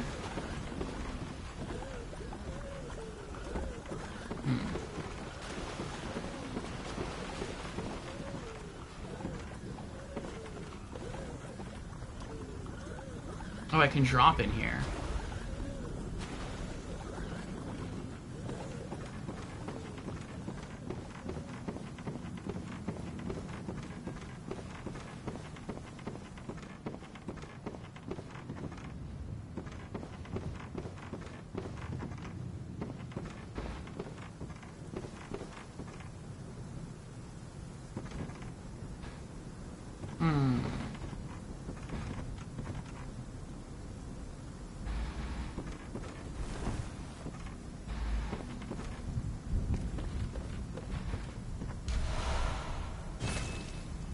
Blood vial.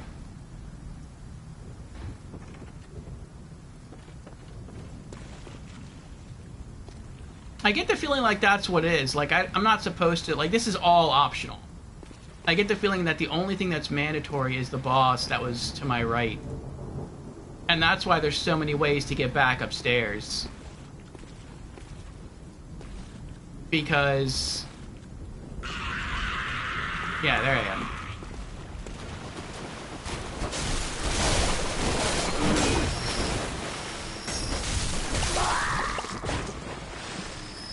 Because if you want to, you can thoroughly explore this place and be like, well, I did everything. I don't know what else I'm supposed to do. I collected all the loot. And it's like, well, let me just try dropping off down here to the side. Oh, look, there's a boss. Which, if that's the case, that's pretty cool.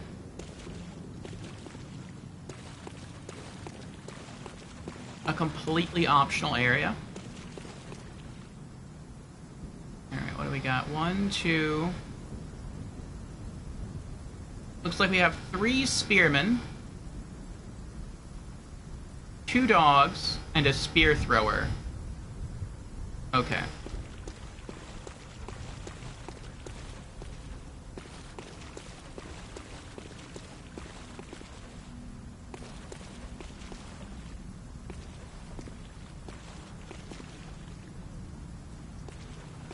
I feel like I have to be careful going this way. Like, if I go out too far, I'm just gonna drop into the water and drown.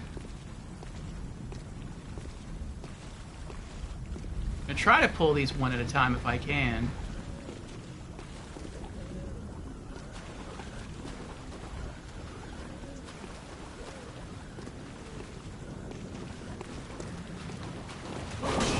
What was that supposed to be? What kind of attempt was that? I was way too far away.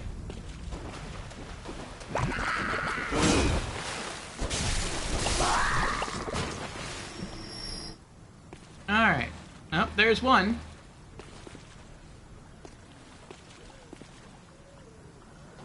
Okay, okay.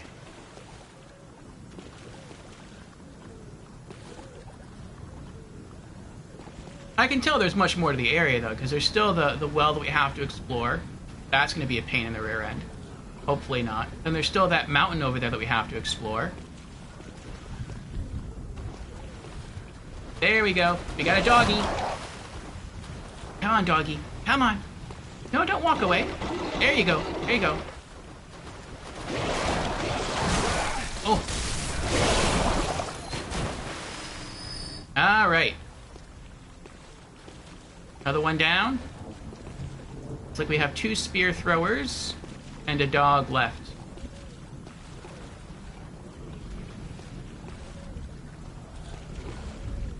Oh, you know it'd be good if I got back up there where the bridge is, and then I did a plunging attack with my greatsword. I could probably kill 2 of them. And it's too late now.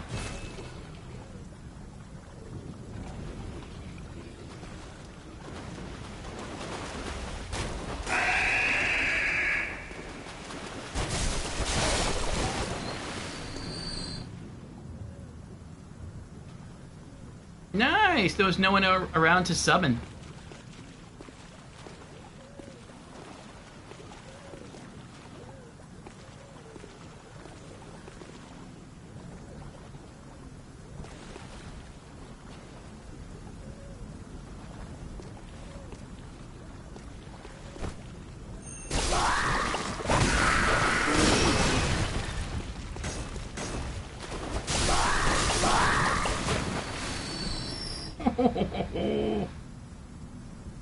Oh, there's a lot of enemies in there. Oh, but those red things are explosive. I bet if I threw something into that, I'll die. I don't have anything, though, do I? I don't think I do. Do I have a pebble? That's not going to make it explode. No. If I had, like, a Molotov, that would work.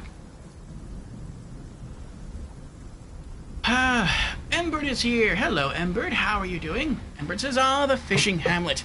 I always hated it here. I can understand why.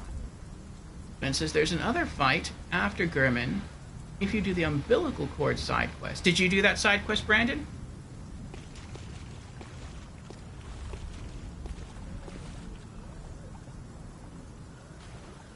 Oh, it looks like they're praying. No, you did not. No, there's always New Game Plus.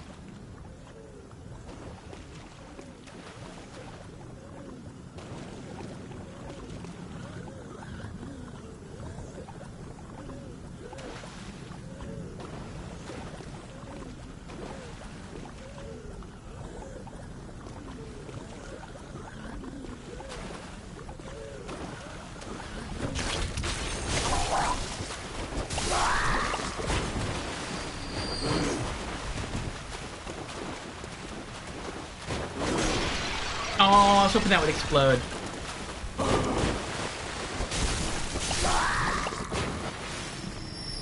I don't know if they were pressure bombs or if they were just heat bombs. I guess they're heat bombs.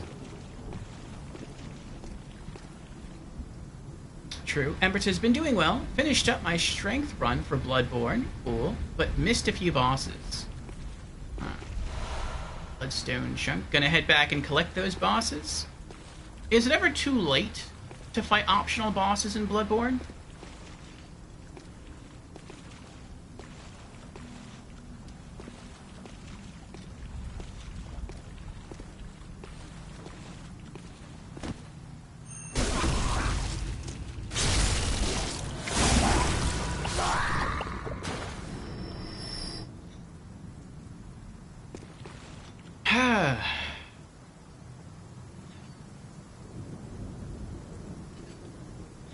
User says, oh, it would be a good sidekick name for a guy working with a super bowl of rice.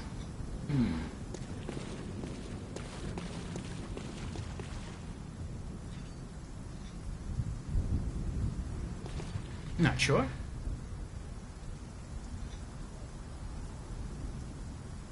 Embert says, except for the one Brandon is talking about, then maybe. Okay. So the only one that's possible to sort of miss fighting is the boss after Gurman. Oh, I didn't see him! Oh, I could have an easy... Oh, you guys can still have an easy kill. Yep. I'm glad I didn't make more noise there. He's guarding a chunk. Alright. There might be a couple of enemies left in some of these buildings, but otherwise I think I'm safe. I think I've cleared this area out pretty well.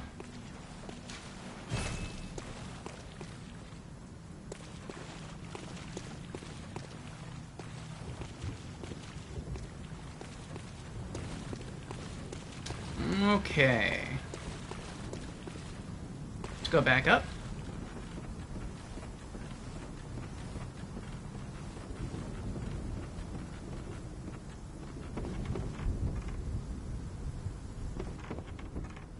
I wonder if he's still there. The imp. Yeah, he's still there. Interesting, he doesn't disappear. I guess that's because he's waiting on that guy to throw some stuff at you. I'm gonna leave him alone. I don't need any more weapon crafting materials. I think it would be cool if I kind of could do something more with weapon crafting, but I feel like I'm done. Like, out of all the weapons I have, and I do think there are some real... Ooh, there's an item over there. There is some pretty cool weapons in the game. But as far as weapons I would actually use, I feel like I'm done. I lost track of it. Where is it? Hold on. Okay, it's right there. That is an item, right? Yeah, it is. Okay. I have to get back down there. Will I take fall damage? No. Okay. Like, the Chikage looks cool. The bow blade, Simon's bow blade looks cool. The Kirk hammer, I think that would be a fun run. Like, there's a lot of cool looking weapons in Bloodborne. But, like, I feel like I'm happy with Ludwig's Holy Blade, and I don't really feel like switching it up. Oh, there's stairs here. I didn't know there were stairs here. Beast Hide Garb. Now, I will say, if I ever wanted to play Bloodborne again, like from scratch and create a new character, I would try to base my build around a different weapon. I'm not sure which one, but I definitely would.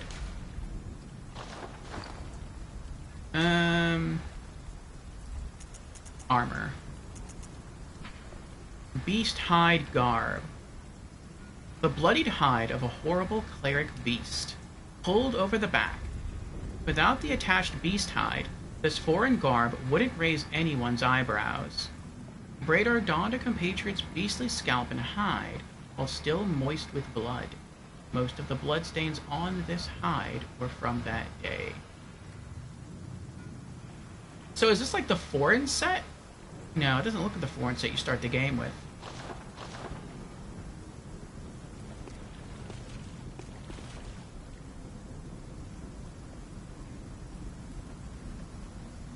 Ember says, I still need to kill Ebby, Celestial Emissary, and one other. Jan says, just helped a friend with the Bed of Chaos, but we needed 6 tries, lol. The Bed of Chaos? You went all the way back to Dark Souls 1, Jans. Very cool. Only 6? Yes, nice work. Luckstat was boosted on the 6th attempt.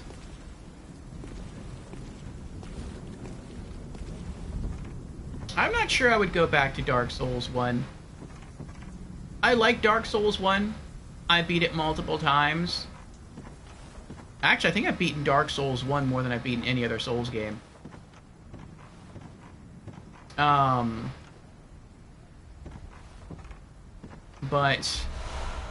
Mortkin Cold Blood.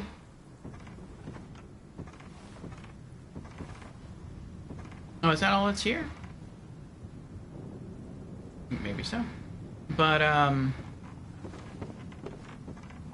don't know. I feel like its movement is just... It's a bit too stodgy for me right now, compared to some of the other Souls games. Which is weird, because I still like Demon Souls, even though Demon Souls has a very similar movement system. But maybe I never sort of got burnt out on the stodginess of its movement, because in Demon Souls I played as a mage, and so I didn't have to be quick and focus on melee combat. Dark Souls 2 I definitely want to go back to, if for no other reason than just to farm out every mob in New Game Plus, I think that's where we left off, and then just do like a final video for the YouTube channel, the 50th video, just running from the very beginning of the game, literally through every zone in the game, and showing that there's no mobs anywhere. Dark Souls 3, I'm going to hold on to. I'm going to keep on my system for a little while. Because I know that Super Rock was still working on getting through Dark Souls 3, and she wanted to do co-op. And I have said also that with Dark Souls 3, I feel like Dark Souls 3 is the only game where I never finished my build. I got close, but there's still more things that I would like to do in the game to make my character stronger. I just sort of never got around to doing it.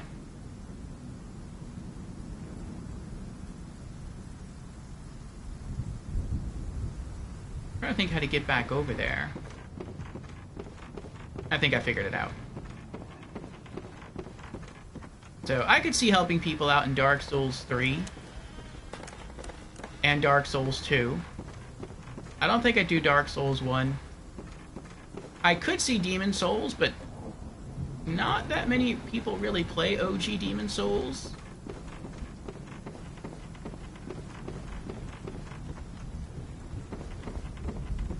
And I could definitely see Bloodborne.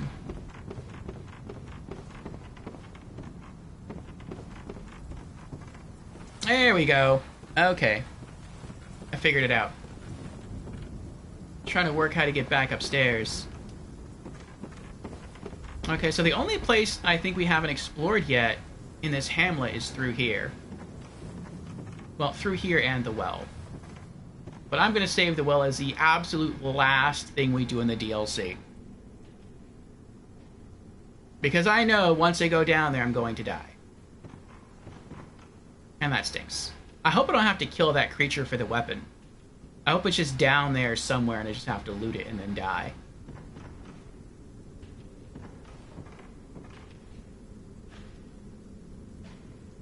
Oh, this area is a lot bigger than I thought it would be. A lot bigger. Snipe redeemed hydrate. Very well. Cheers, Snipe.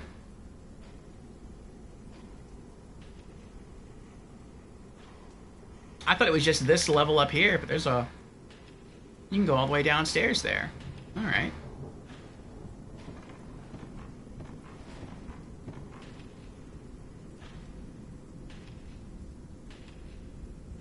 Oh, it's a spearman. I didn't see the spear before. It looked like... The way they're walking, it looks like a normal person.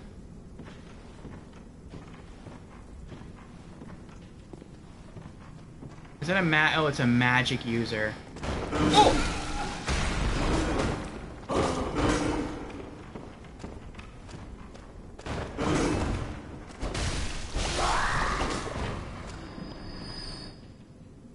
That's frightening. Blood vial. I'll use one.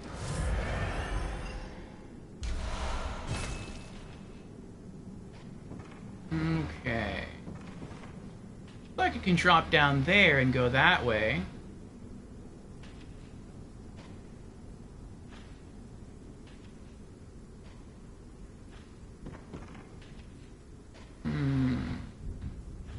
No, I'll take the long. Well, this is probably a safe way. If I go across the bridge, that magic user might see me and try to kill me.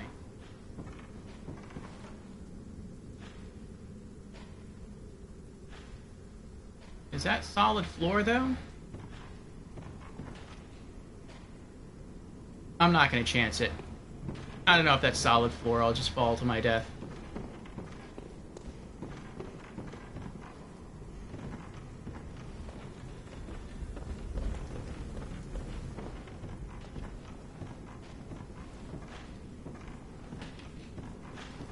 Looks like he's carving up fish. Oh, hello.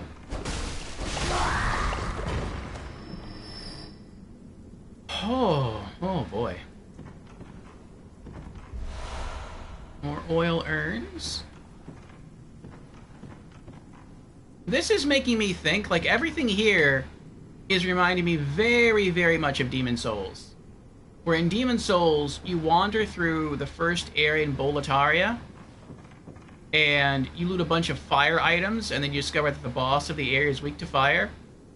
I feel like that's what's going on here. Like, maybe the boss of this DLC is weak to fire. Maybe that's why they keep giving you all these oil pots.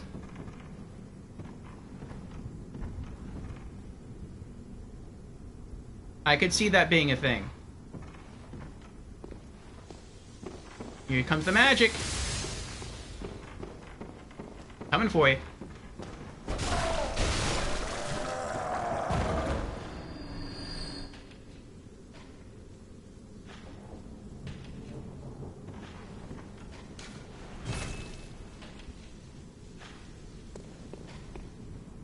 Oh.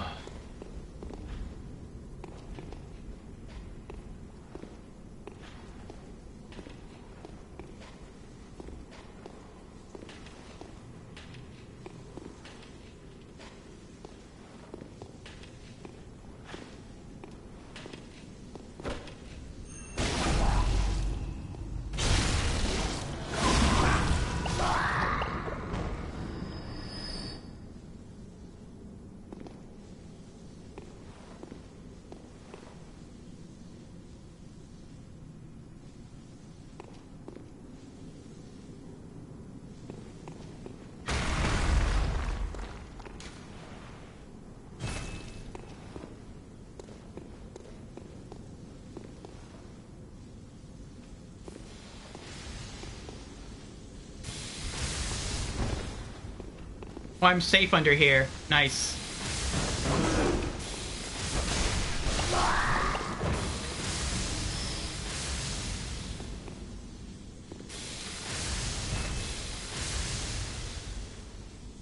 Oh, I see you.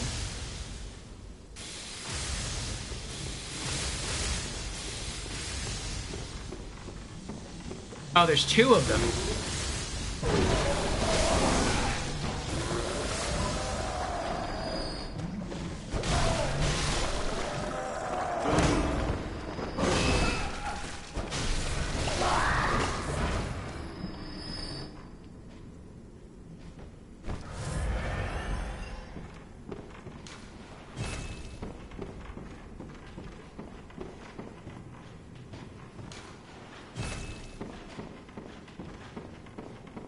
Oh, there's a door there.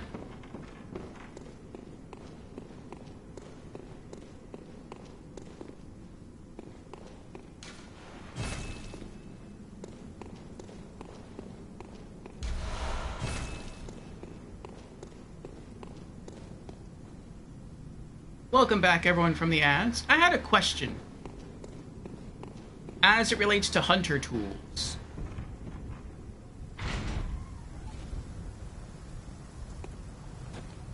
Oh, this is okay.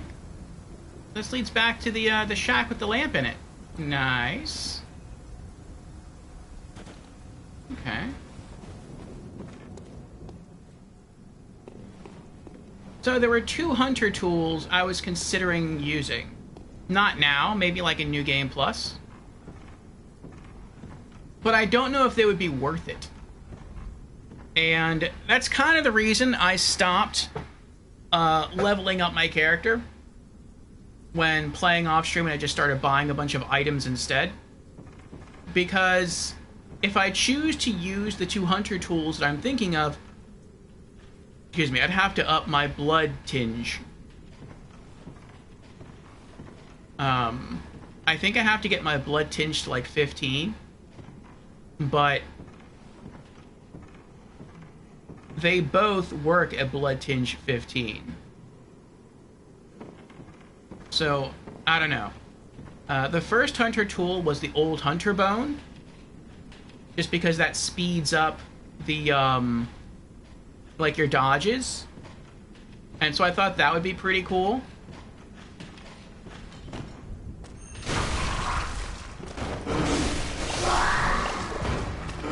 Oh!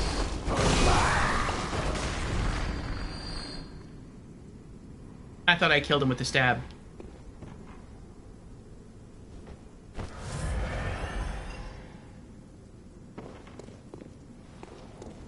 But yeah, I was thinking about using the old hunter bone. And then the other item I thought of using was the bell. The silver bell that heals people. Specifically for co-op. So I thought that would be cool as well. But I don't know. I don't know if it would be worth it. I mean, I have like a ton of quicksilver bullets I'm never going to use. But would it be worth pouring like 9 levels into blood tinge just to use those two hunter tools?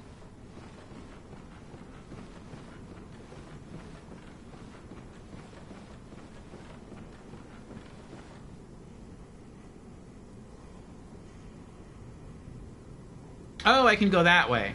Okay. I'll leave that for later.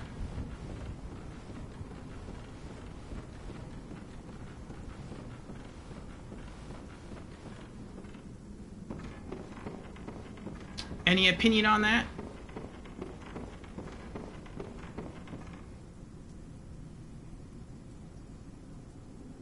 What are they?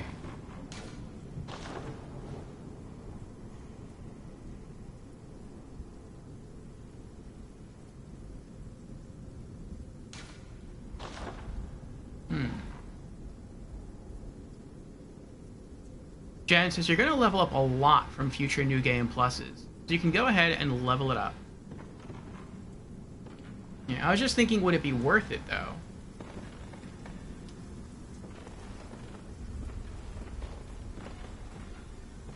Because I could just spend those blood echoes on... Oh, I made a circle. I didn't realize that. I didn't even see this bridge here before. Wow. It's pretty bad.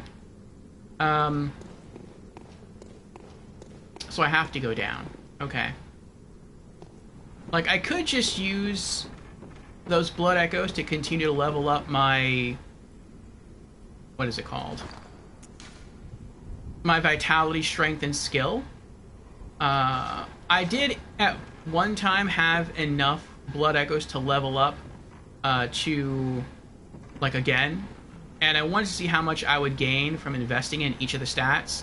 And I went to invest it into endurance, and endurance gave me no increase to stamina at all.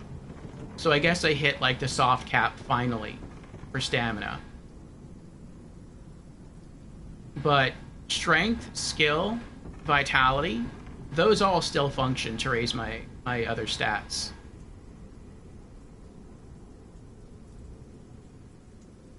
So I could just pump those up to like 99. This looks very sus. Or I could just pour like 9 levels worth of points into Blood Tinge to use those hunter tools. But again, I don't know if I'd really use them, because they're kind of expensive.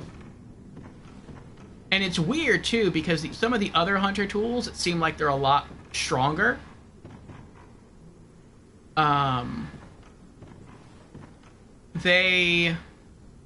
Even though they come off looking stronger, they require far less... Bloodstone chunk. Far less, Quicksilver bullets per use. Jen says, the bell's at its most useful when you and your team got done with a combat encounter and all members are mediumly injured.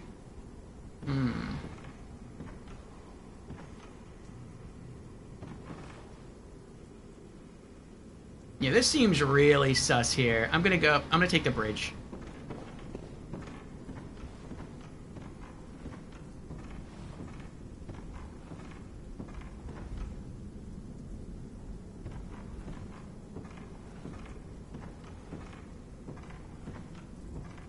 This reminds me of the maggot creature in Dark Souls 3.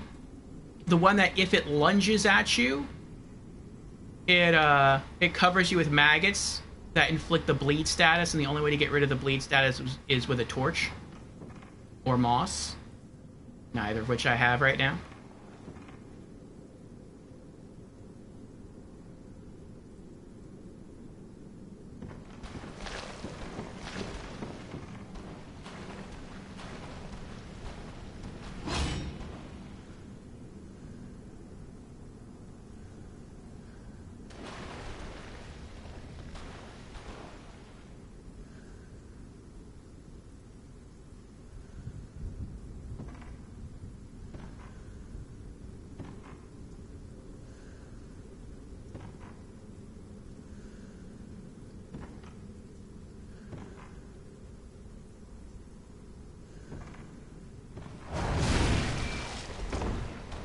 She is tanky.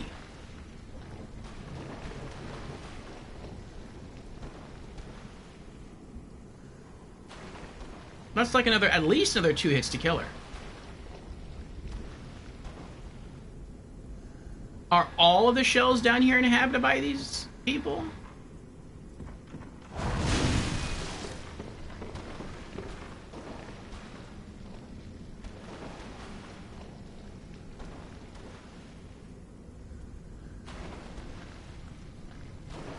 Jen says, due to the already increased speed of your movement at default, I never found myself needing even more speed. So I lack experience in that value.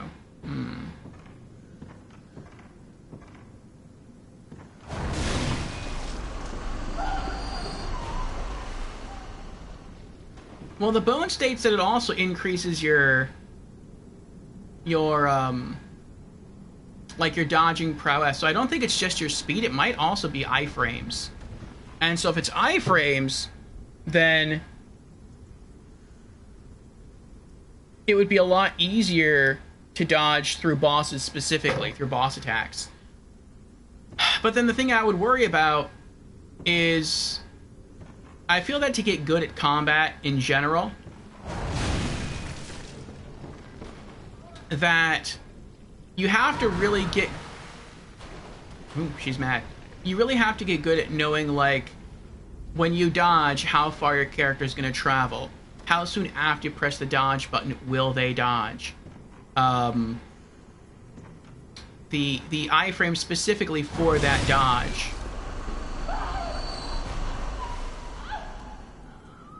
And so, if I get used to all those parameters by default, like the default parameters of the dodge, and then I start using Hunter's Bone, I'm gonna have to like readjust, which isn't a bad thing necessarily, but then I'm gonna have to keep that as almost like two different forms of muscle memory, where it's like I'm gonna have to know when I'm using the buff from the bone and when I'm not using the buff. And I feel like that could potentially harm me more than oh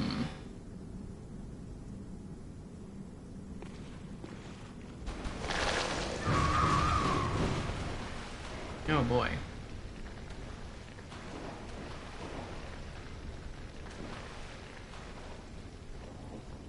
Oh, they're coming after me.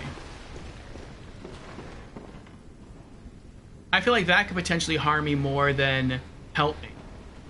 Because if I get used to, like, the default dodge, and then I use Hunter Bone, and then I start getting used to the buffed dodge, and then the buff wears off, then I could try to dodge their boss's attacks and die because I think the buff is still... Oh!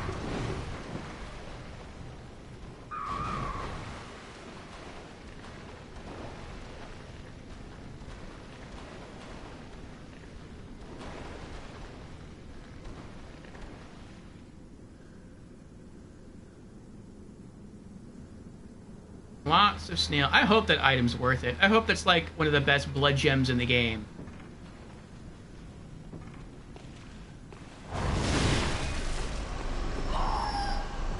That wasn't bad though.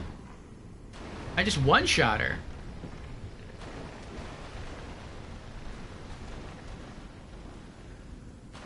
Three, four, five, 6, 7, 8. 8 snail ladies to kill.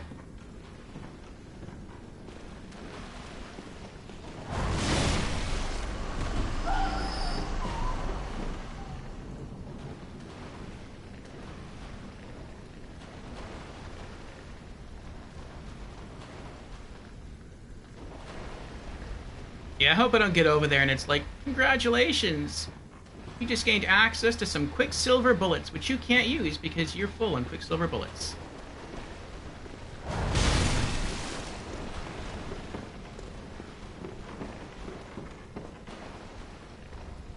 Nope, not a one-shot that time, but I hit both of them at the same time, so that's nice.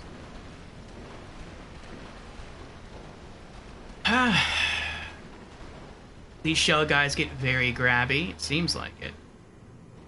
And Dread is here. Hello, Dread. How are you doing? Dread has redeemed Hydrate. Cheers, Dread.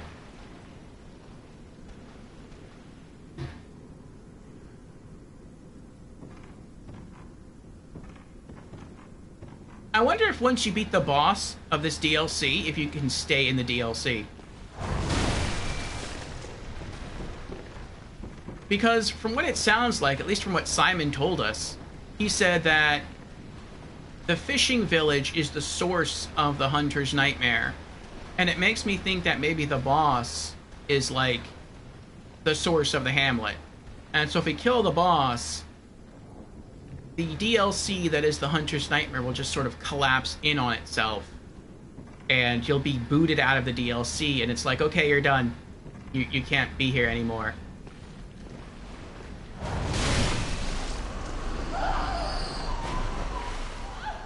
Kind of like with the standard campaign, like once you supposedly beat Gehrman, you get kicked into New Game Plus, and you can't explore the world anymore.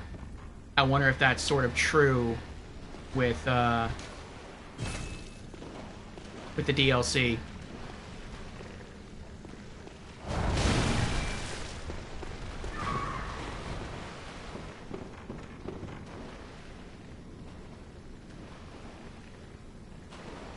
Dread says, I am doing well, playing some Fallout 4 and watching your stream. How are you? Nice. Fallout has we talked about that yesterday, actually. Fallout has definitely seen a resurgence in popularity thanks to the Amazon TV series. But I'm doing well. Here enjoying more Bloodborne. We're making progress. I think we're almost through the last area of the DLC called the Fishing Hamlet. I have a feeling I could maybe take a shortcut to the boss of the area, but I do want to thoroughly explore, at least as much as I can, the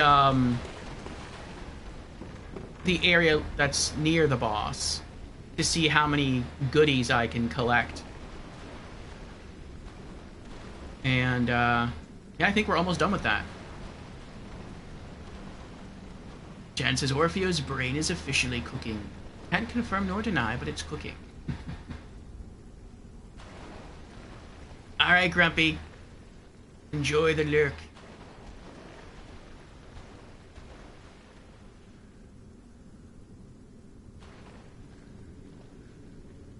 Snipe says, "Ooh, I'm gonna get Dark Souls 3 tomorrow or order it. Then get it either May 4th or the 8th. Nice, Snipe. I hope you enjoy Dark Souls 3.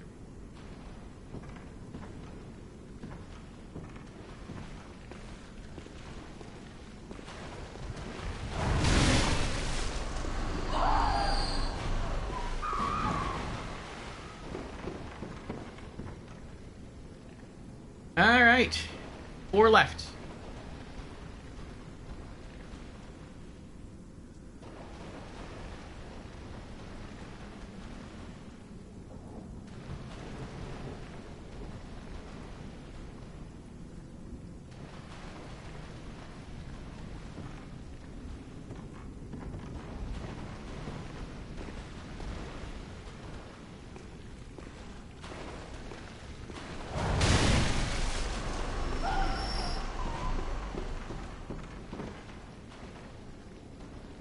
And after we kill them, we probably still have to go that way.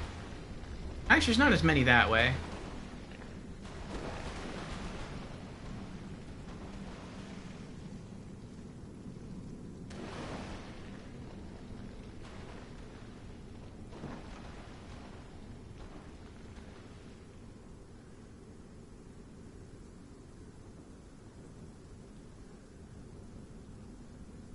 Hey, Geist, what's up?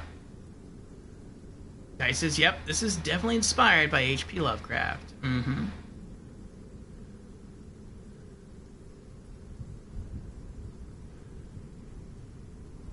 Ah, Snipe says, already played it once, referring to Dark Souls 3. It was my first Dark Souls, but never beat it, which is why you see Bloodborne to be my true first. I see.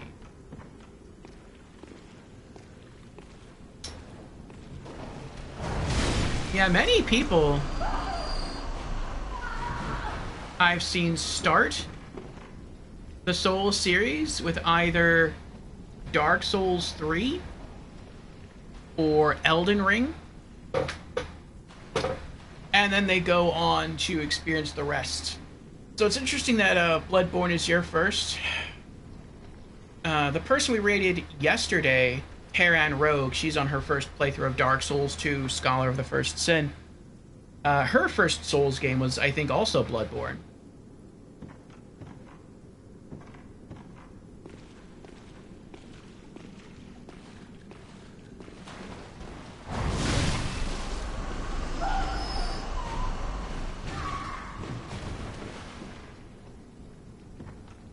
Alright, last one. I wonder why sometimes it's a one-hit kill, and other times I have to like chip away at the enemy's health.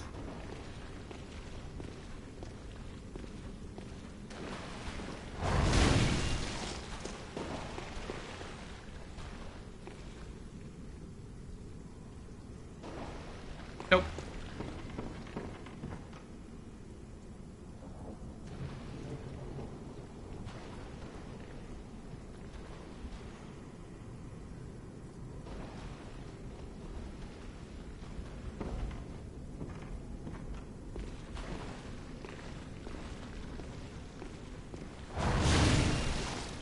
I don't know how strong she is, but things in this DLC, specifically in the Hamlet, seem to be like glass cannons. Like, they don't take that many hits to die, but they hit really hard.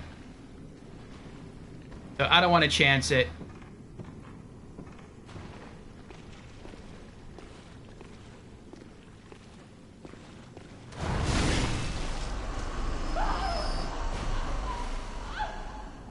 Alright. Guy says, I actually started with the original Demon Souls. Me too, guys. Beezer started with Dark Souls 1.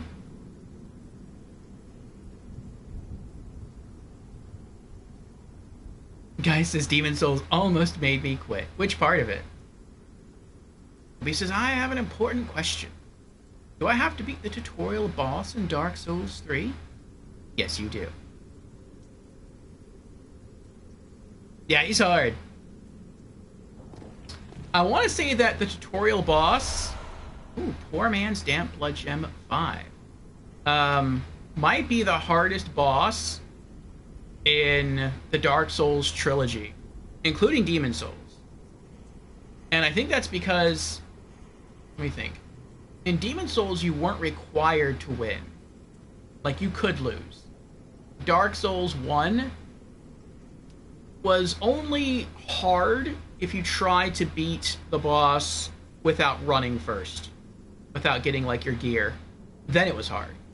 But once you got your gear, it wasn't that bad. Dark Souls 2 actually doesn't have a tutorial boss at all.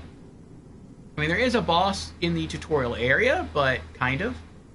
But just to get to the boss, you need a special item.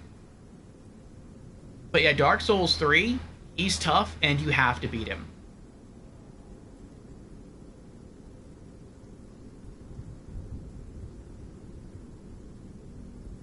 Yeah, depending on the class he chose, he may not have the ability to get fire.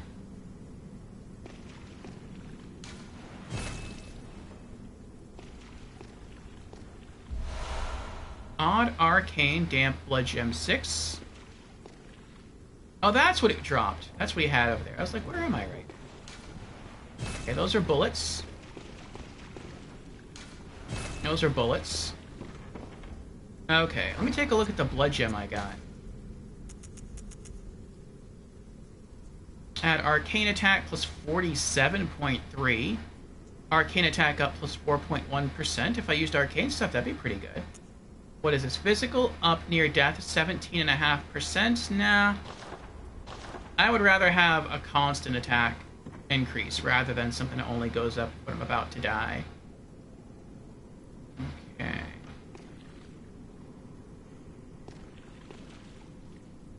I have the feeling that a lot of those shells are going to be inhabited.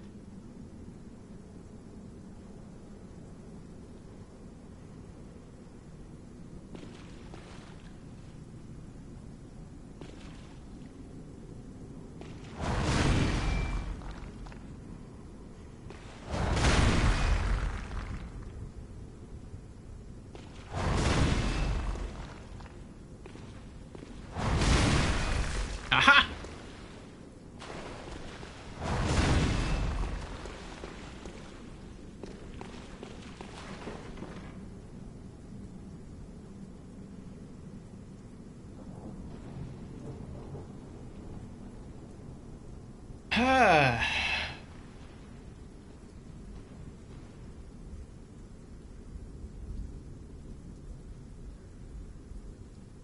Oh, that's true. Yeah, you could do the starting gift.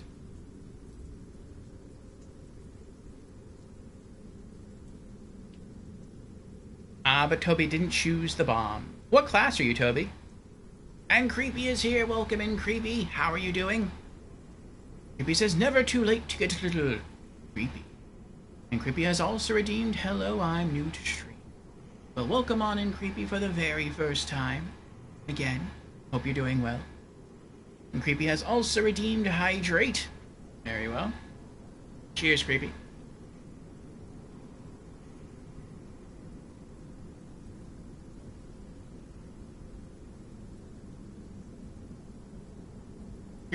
Toby says, I guess I have to beat him with pure skill. Yes. Indeed. That is how most of us beat him.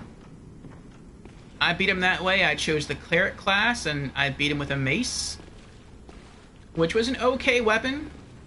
It dealt good damage against him, but the mace has very poor range, and so I really had to stay up under him and on him.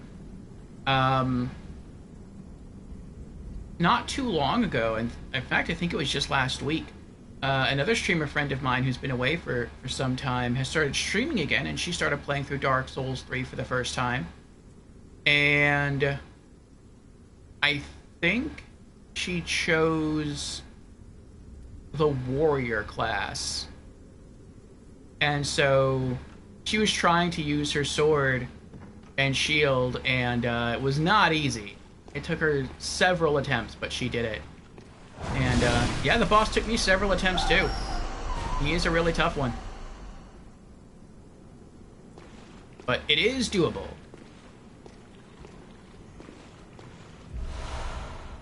Twin bloodstone shards. Oh, that's not good. This might be a point of no return. It looks like you walk up these boards, drop down on the other side, and that's it. You're stuck. Okay.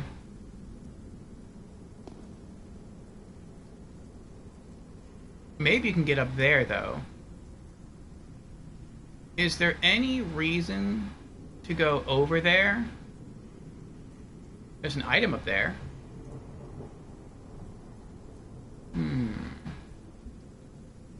I don't see any door over here, though.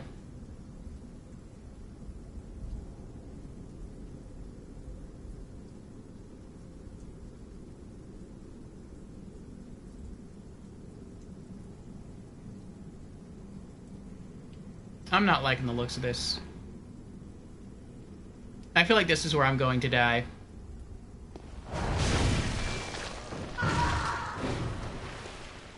Oh, you can come back over here. Okay, that makes me feel better.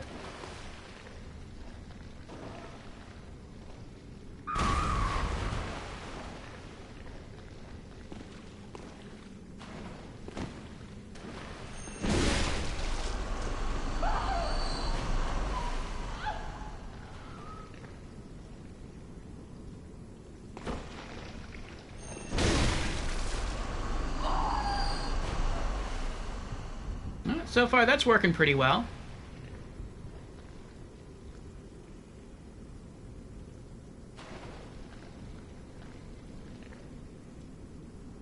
It's taken a while, but it's safe.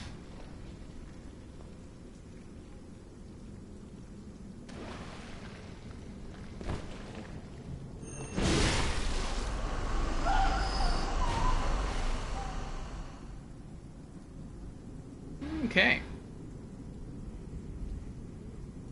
You took the first class it gave you, says Toby. Okay, I have to learn the attacks and time the parry. Guy says, I'm doing a Faith build on Elden Ring this run. Faith is OP when you invest in it. Nice. Oil urn. Good luck, Toby. Let us know when you're able to pull it off. I still feel like I hear rain. I don't know if it's raining outside or... I can still hear the rain outside of this building. Okay, there's nothing up here. No enemies over there. Oh, there's an item there.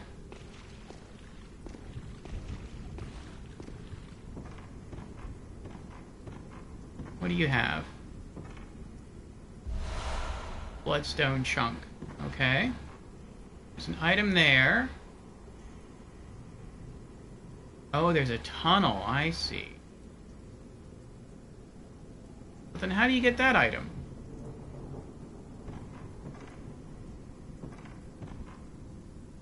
Maybe if you go towards the tunnel and turn right, there's some way that you can slip behind there. I'm gonna try to stay away from as many shells as I can.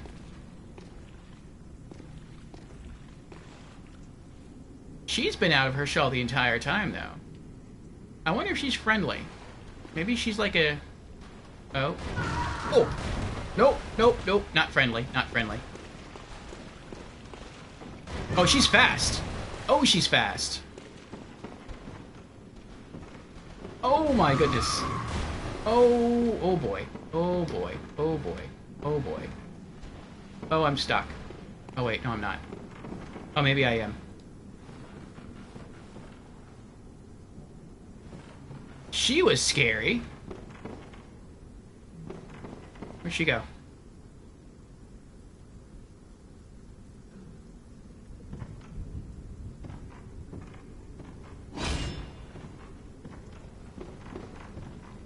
There she is.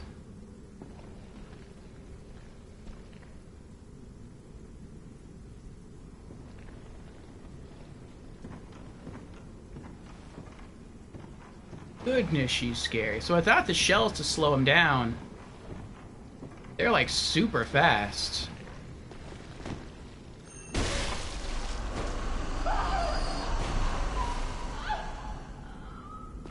Oh my goodness.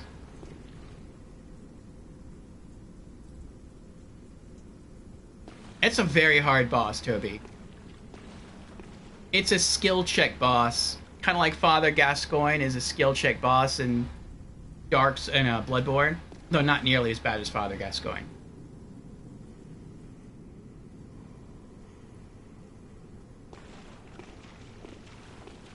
Just keep trying, you'll get it. I don't remember how many times we had to try to beat him in Dark Souls 3 in our first attempt.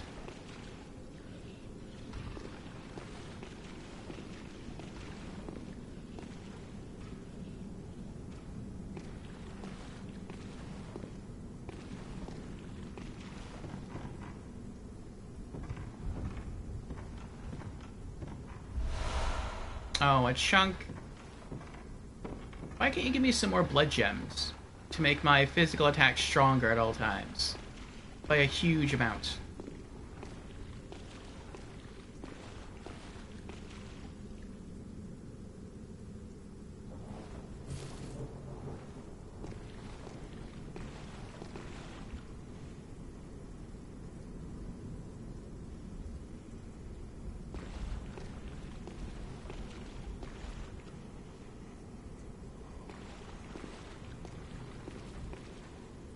Oh, man.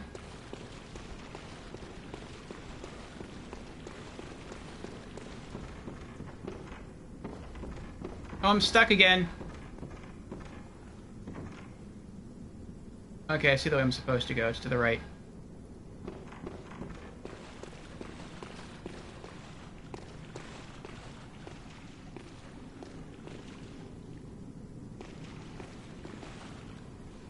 Look how fast she is. Oh, she sees me.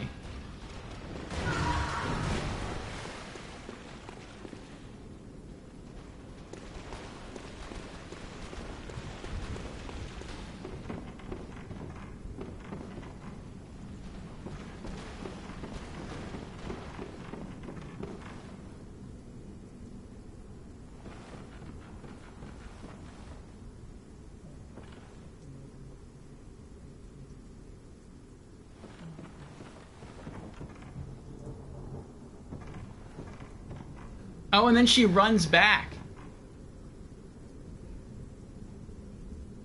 I wasn't expecting that. I was going to try to sneak up on her. So I'm going to have to fight her. I can't just lure her over here and then wait till she turns around and then sneak up behind her and go for an insta-kill.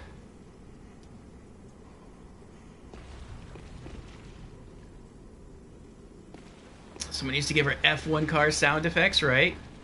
Hey, Ed. How you doing? Congratulations to... Oh, they're both coming. I'm just gonna stand here and stand my ground and try to fight her.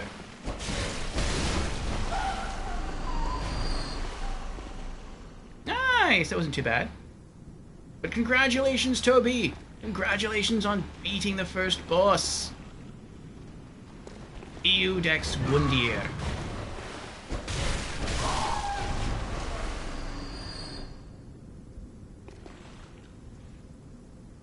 Guy says, I hate Mikolash so much. He is annoying. Yes, we got the fishing hamlet. I think we're almost all the way through.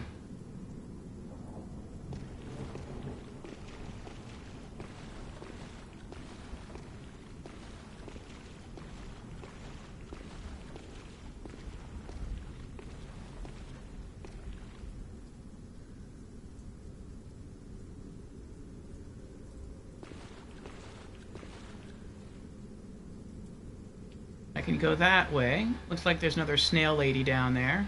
Or straight. Well, I definitely want to go straight for the Ido. Hello there. There's got to be something really good down that way. For there to be so many enemies guarding that pathway, there's got to be something really, really good over there. Maybe I have to go that way. Because I just see rocks over there and some items. That could be a dead end. I'll focus on her first.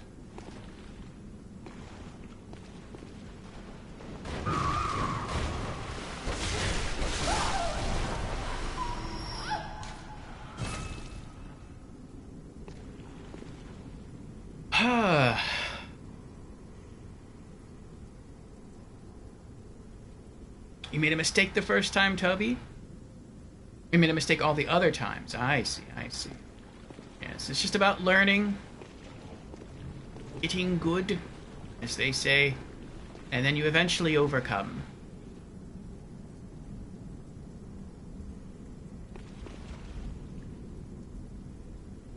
Which build should you do? That's up to you. Bloody trousers. I always like to do a different build with every Souls game to sort of make things more interesting. But if you have like one kind of build you just like to do in all of your Souls games, I know some people are like that, you might want to go that route. Bloody trousers. Bloodied foreign trousers. Brador donned a compatriot's beastly scalp and hide while still moist with blood. Most of the bloodstains on this hide were from that day. I wonder who... Is there like a person that Brador was specifically supposed to have killed, like by name? Another lead elixir. There's the beach. I feel like that's the boss over there. And we could have dropped down when we were up there, I think probably right there. And they just ran for the boss. And maybe that's actually the way you have to get to the boss, I don't know. As a shortcut. But, I wanted to explore everything else first.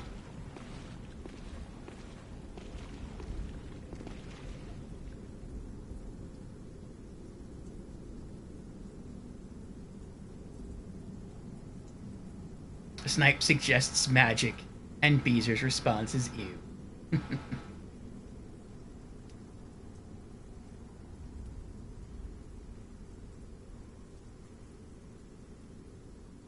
Snipe redeemed hydrate. Very well, Snipe. Cheers.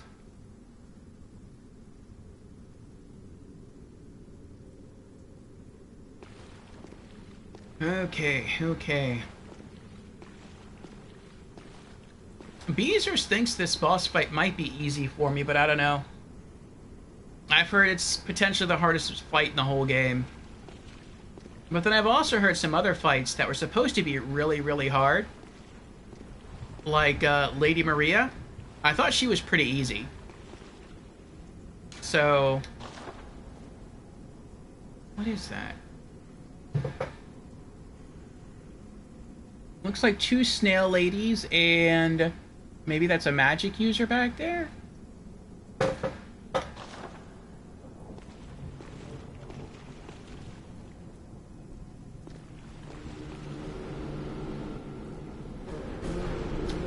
You couldn't even see me.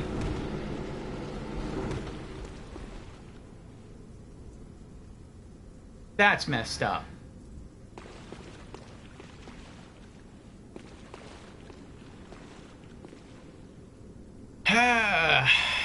Your class is Knight. Knight is a good class.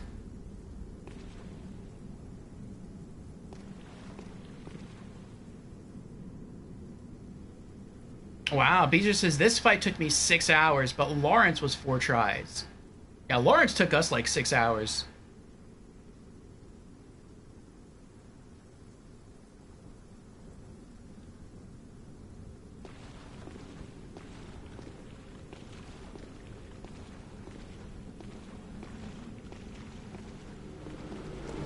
I'm out.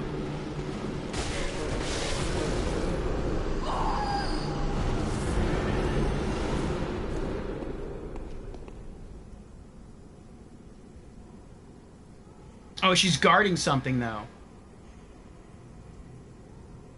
So it looks like I could walk over here and maybe drop off the side. Oh. Maybe that takes you to the final location. Oh, there's a ladder there. So this is the way you're supposed to go. There's an item over there. But I want to know what she's guarding.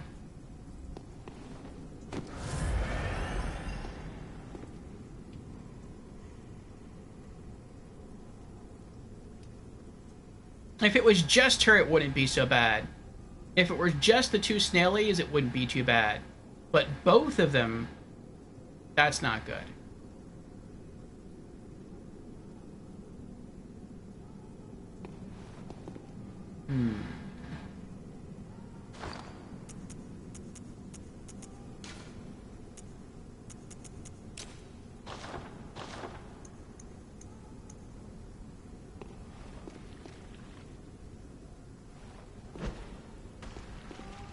That didn't work.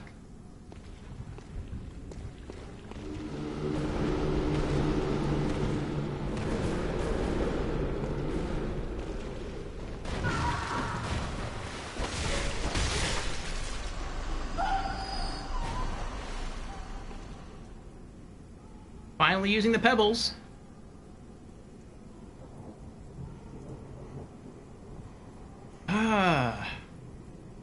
Lawrence is cancer. Lawrence is horrible. Toby says, Lawrence to me around 3 tries, but Cost was around 100 tries. Jeez. Beezer says, from what I hear, those who have trouble with Lawrence beat this next boss a lot quicker, so who knows.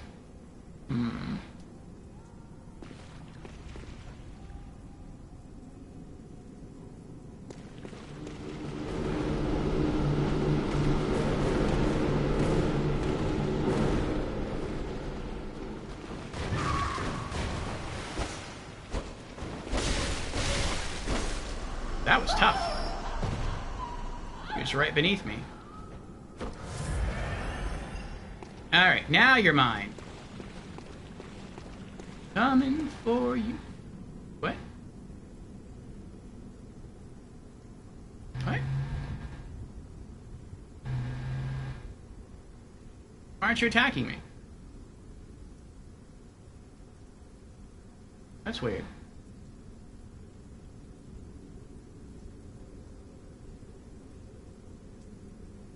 He accepted his demise? I guess so.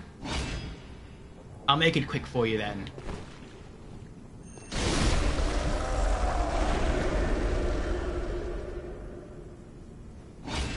I'm not even sure I got blood echoes from that. Kin Cold Blood.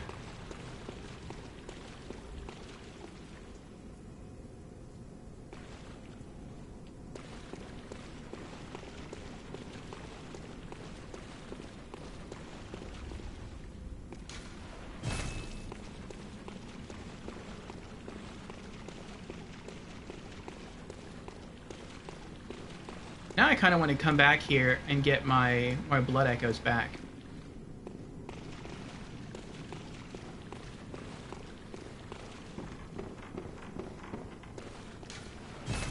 Those are bullets. Those are bullets.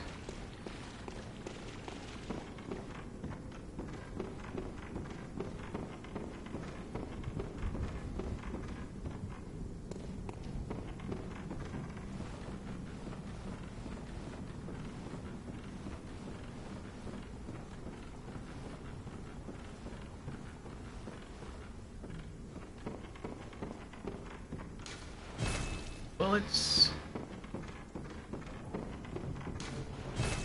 More bullets.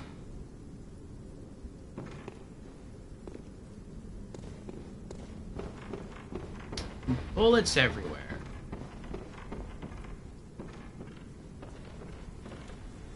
There's two fish ladies right. Oh, there's some more down there.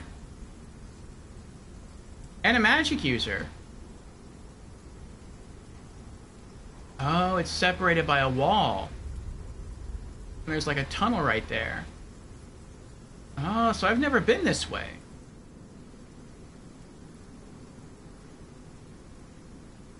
Yeah, there's enemies down there too. Interesting. I thought I was done with the DLC, but there's a whole area here that I haven't explored yet.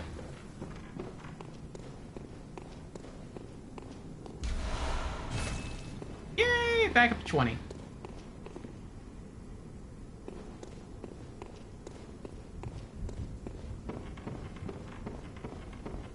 Wonder how I'm supposed to get down there.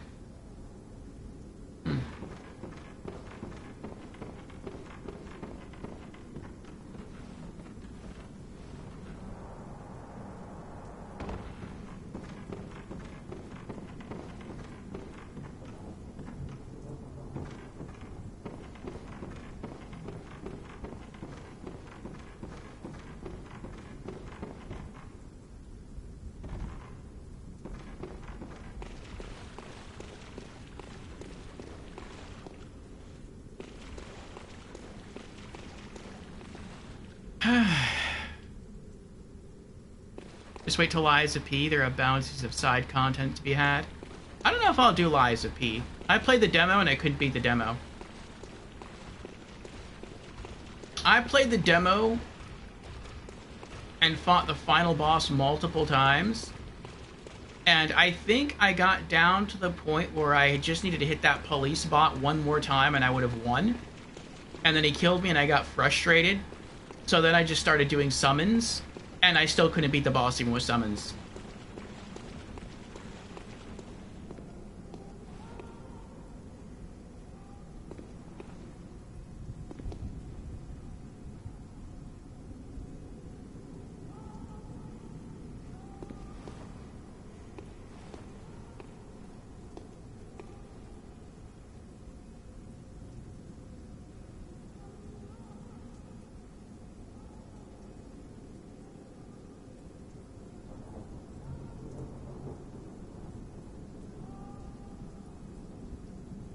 I feel like I hear singing.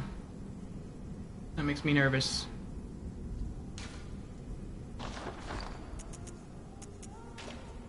Oh, I do hear singing.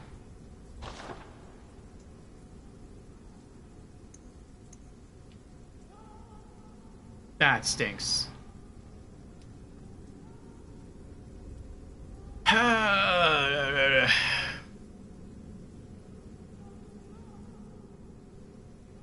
And Fusion's here. Hello, Fusion. How are you doing? Fusion says, better late than never. True, Fusion, true. And Fusion has also redeemed, hello, I'm new to stream. Well, welcome on in, Fusion, for the very first time. Again. Guy says, since then they have made the game a bit more manageable. That's what it seems like. I've seen people stream the actual game. Up to like that first boss, and that first boss, the police bot boss, seemed a lot easier.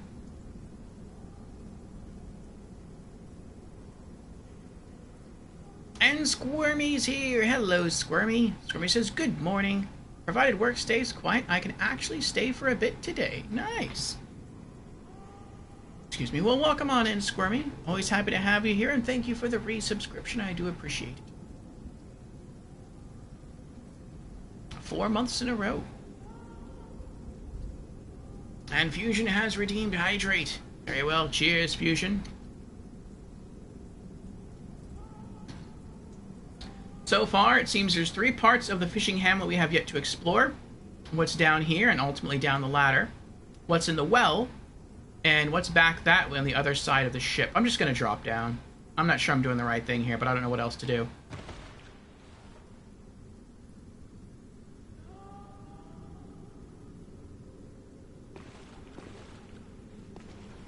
What's the lever do?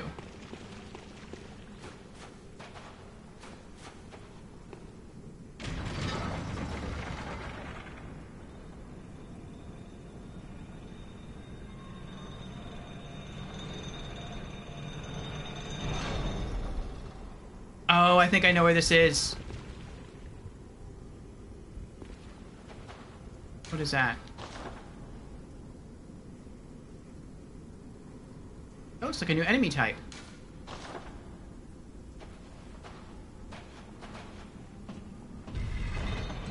I think this leads up to the other door that we can open near the lamp.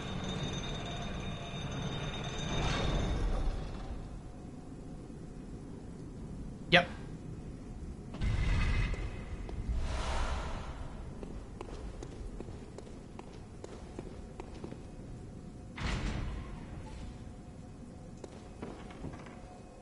Nice.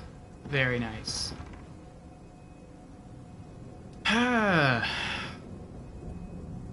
Guy says, but make no mistake, one boss in particular even rivals Lawrence, but it's better due to each boss being a tough fight but fair. So you wouldn't say that Lawrence was a fair fight? Maybe I should use all these consumables. Do I have a lot? I have 4 and 5. I think I need like 100, not quite 100,000, but close to 100,000 to level up. I feel like this isn't going to get me like the 60-something thousand I need. And even if I do, I'm not going to gain that much from it. I'm just going to put into health. My health capacity is going to go up by like maybe 23 points.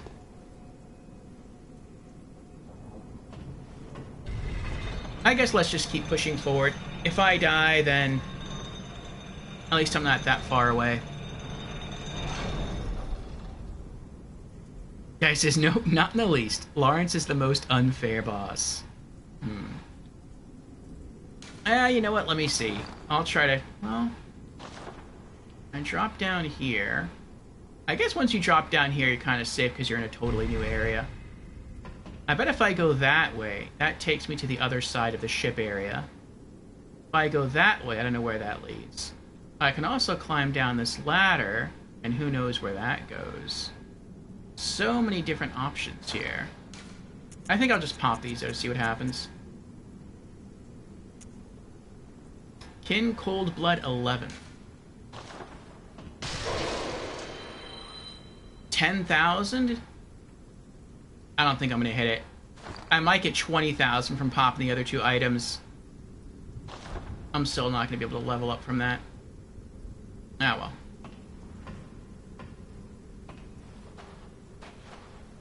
Alright.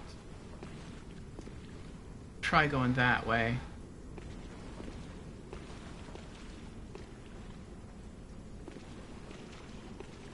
Are you a friend? I can't lock onto you.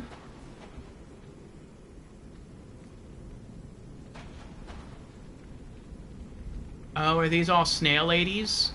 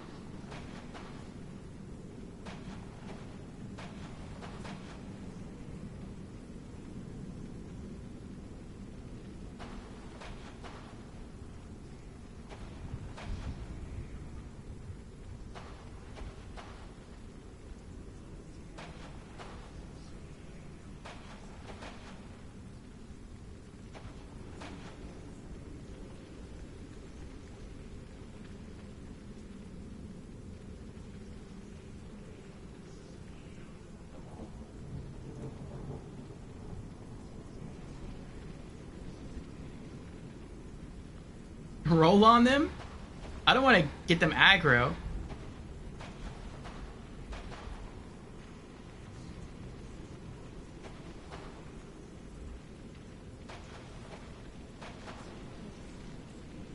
Oh, is this the final boss?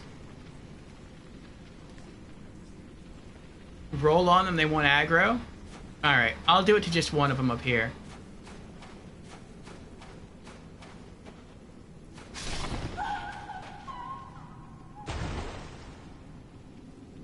Oh, now I kind of feel bad. They're super weak.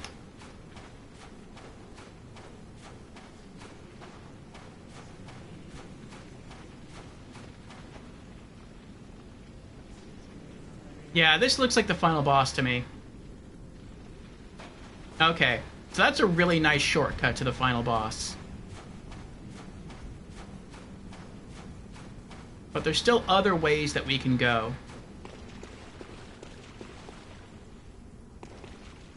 We can go that way. We can go down here. And eventually we can go...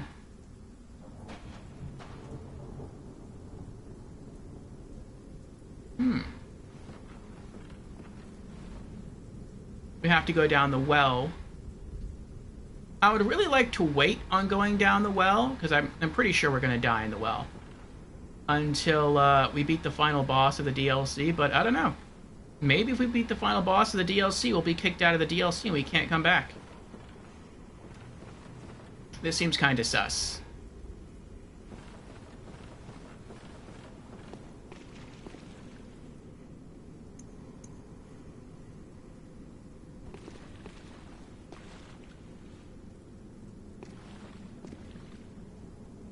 No, I guess not. Okay. Cursed Kin Hunter's Damp Blood Gem. It's triangular though, I can't use it. Oh well.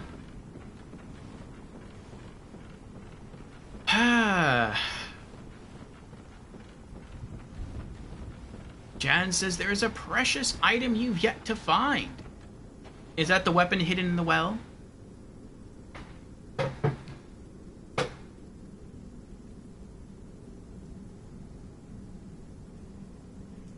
Orfeo unknowingly and correctly deems the well as more dangerous than the boss. Well, I started climbing down the ladder in the well, and I could see what looked like one of those, what are they called, winter lanterns? Only it was crawling on the ceiling, and I have no projectile weapons. I have no gun, so I can't shoot it down. So... I feel like... if I climb down the well, I'm just going to die, and there's nothing I can really do about it. Jan says this item is unrelated to the well.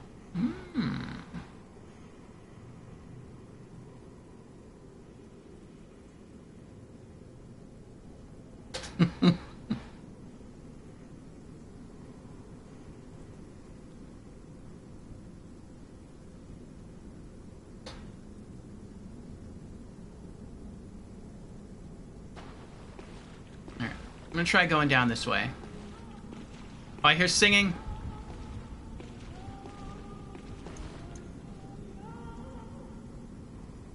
Oh. A winter lantern and snail ladies? This stinks.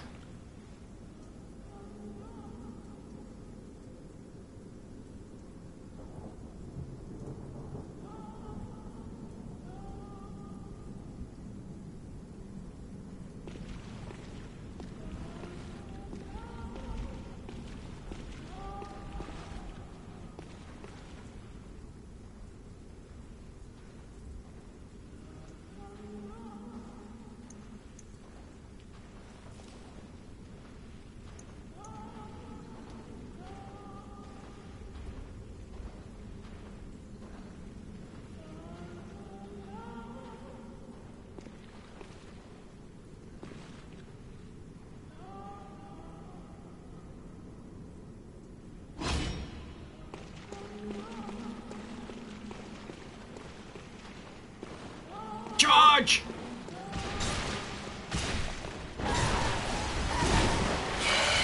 I'm dead.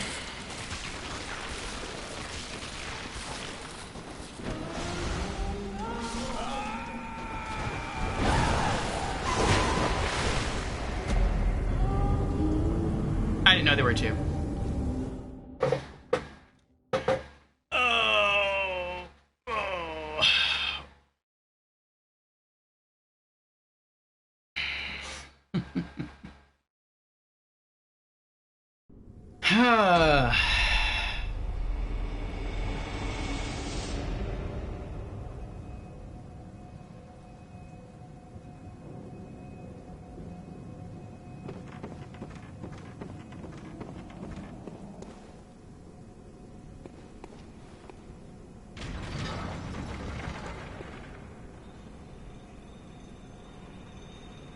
I want revenge.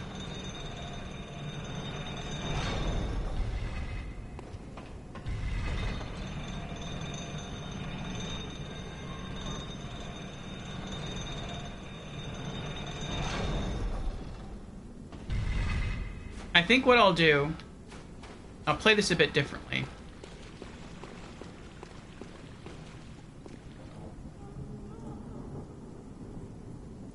I'll wait for the Winter Lantern to go to the right, since I now know that there's a Winter Lantern on the left.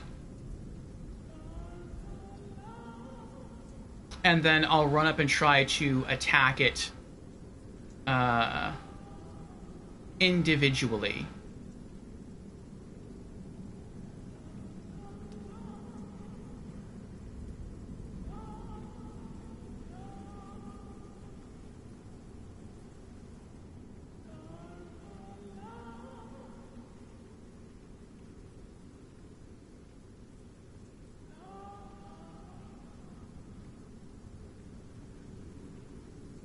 No, I'm not online.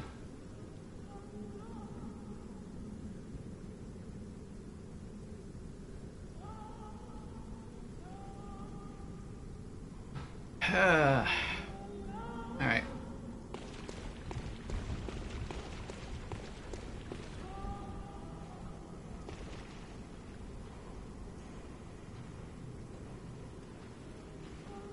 Looks like it has an extra big head.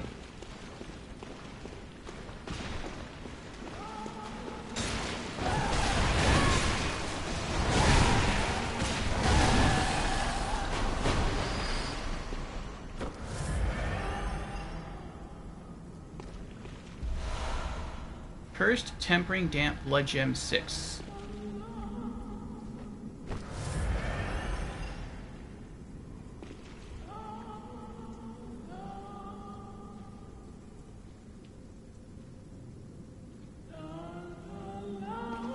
That's right, keep singing.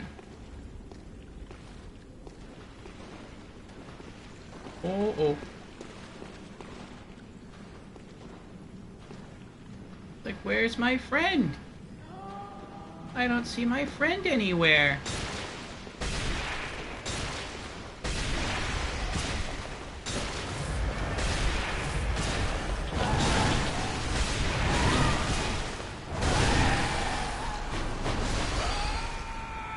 And I'm dead.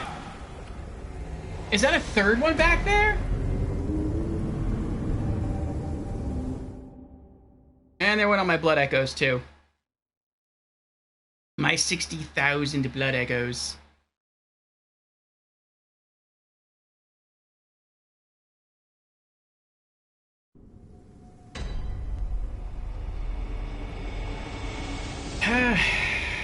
Yes.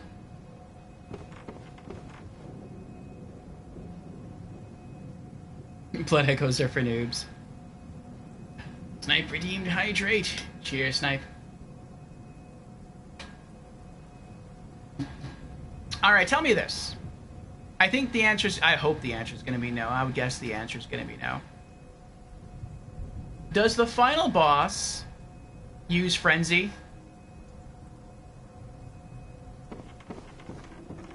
I hope the answer to that... If he uses Frenzy, like, that would be horrible. No? Okay. Can you imagine, like, the boss constantly frenzying you during the entire fight? That would be a nightmare.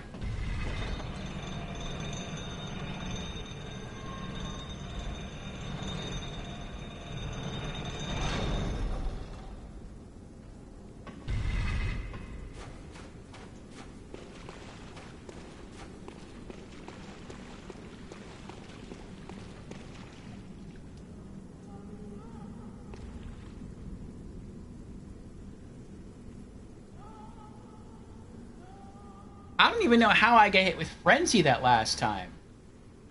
Like, I was running up behind him and I was getting frenzied.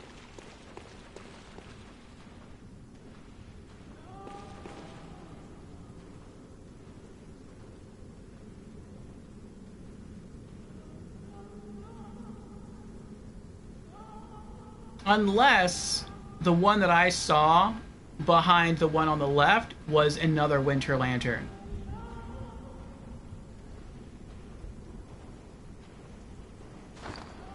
What is the one I just picked up do? Physical attack up plus 22.3%. Now that's nice. Increases stamina cost 3%. Oh, but I use it more stamina. I don't know. 22.3? What's my weapon at now? I mean, that would be better. Yeah, I'll probably use it.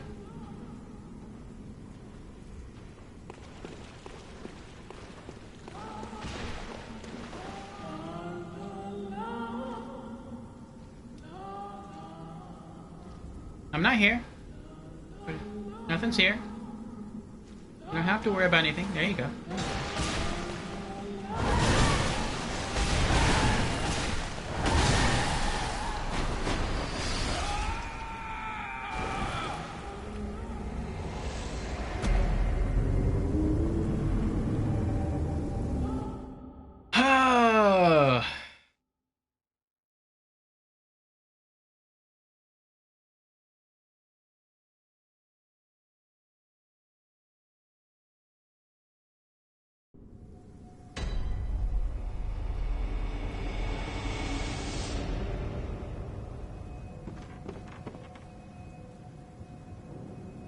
Frenzy is worse than Madness in Elden Ring. Yeah, I tried. I'm gonna keep trying. There has to be really good stuff that they're protecting.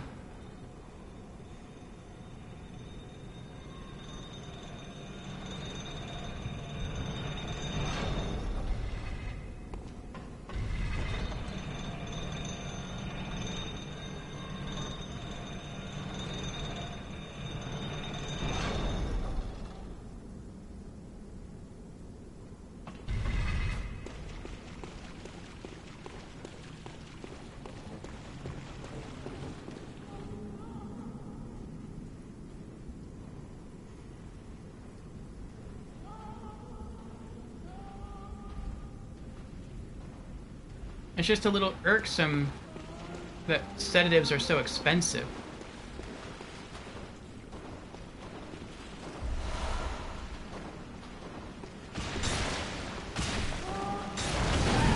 Oh, I messed up. I'm dead.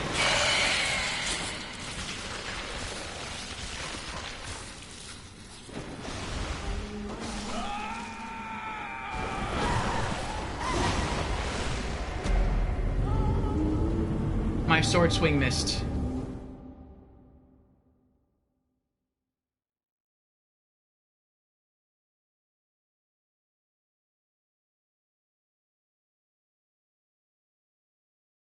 Alright, I think I'm gonna head back.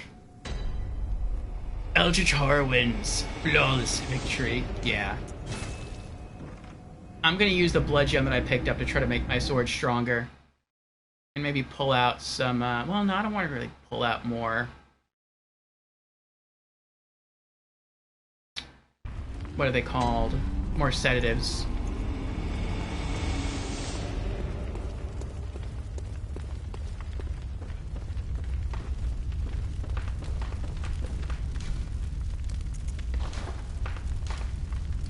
Okay. 483. 501. 508. What's there now?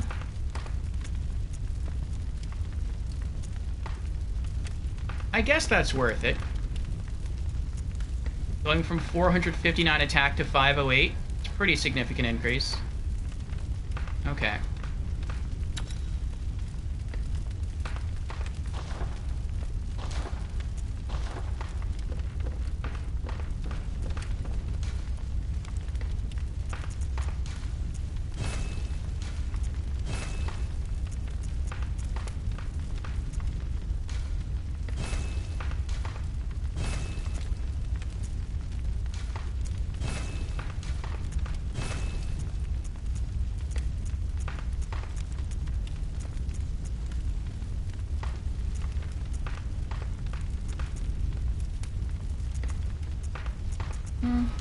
It has slightly better frenzy resist.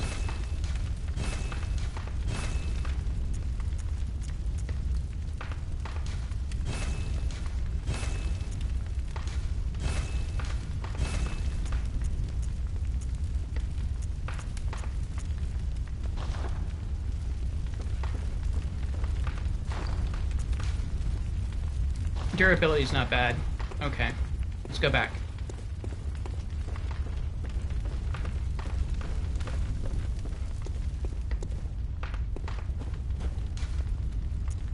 Alrighty.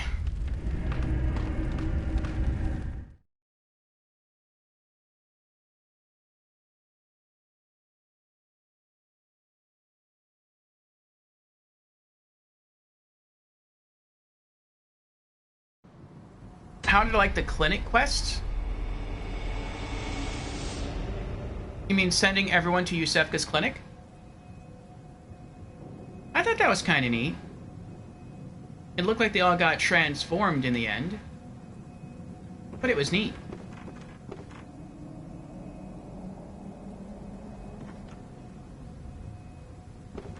Now that I have 0 blood echoes, part of me wants to run backwards.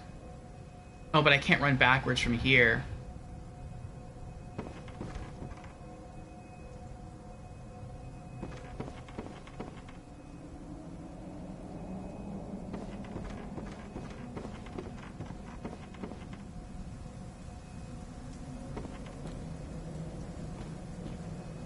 I know where that takes me. I would like to go and explore the well. You know what? Maybe this will take me to the well. If I just go back down here, if I can make it past the singers, maybe this is just an alternate route to the well.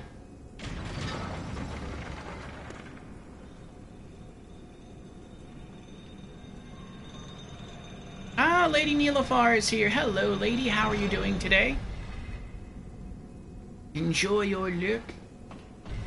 I guess you're at work.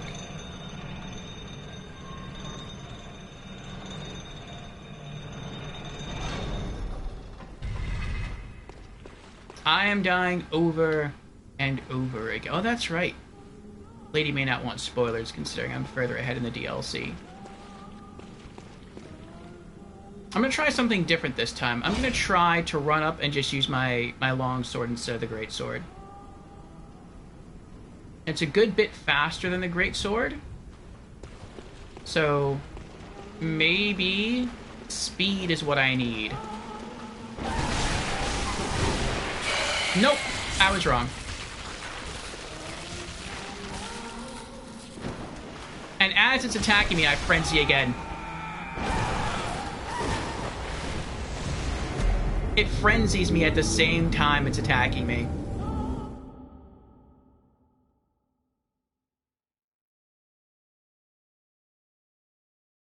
I'm gonna have to use the great sword.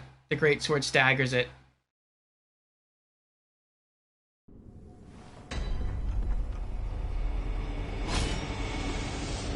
I did good damage with the longsword.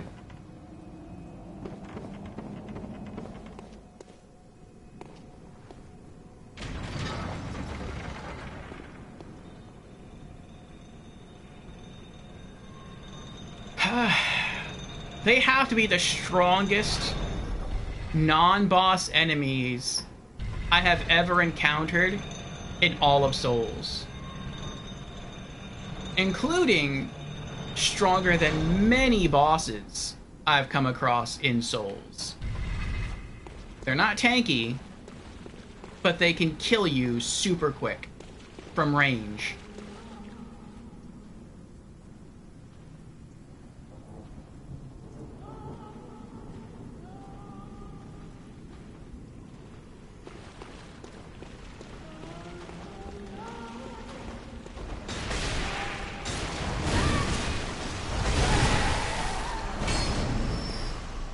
Nice.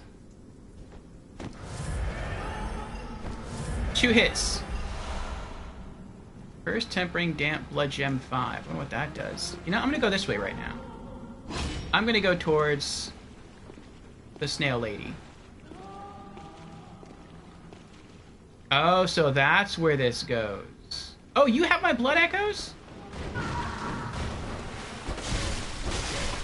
Oh, actually, that makes sense. Because you run from behind there that way. Fool's Damp Blood Gem 6. So this is what takes you to the other side, okay, of the area down there. I see, I see. What is that? At full HP. Versus kin. I don't like that. No.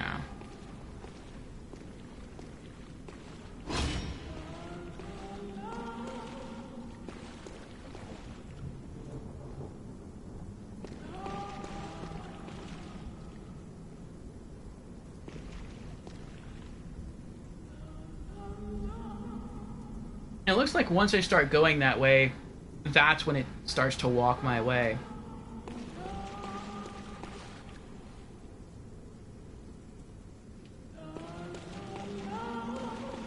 Yep. That's when it starts its patrol.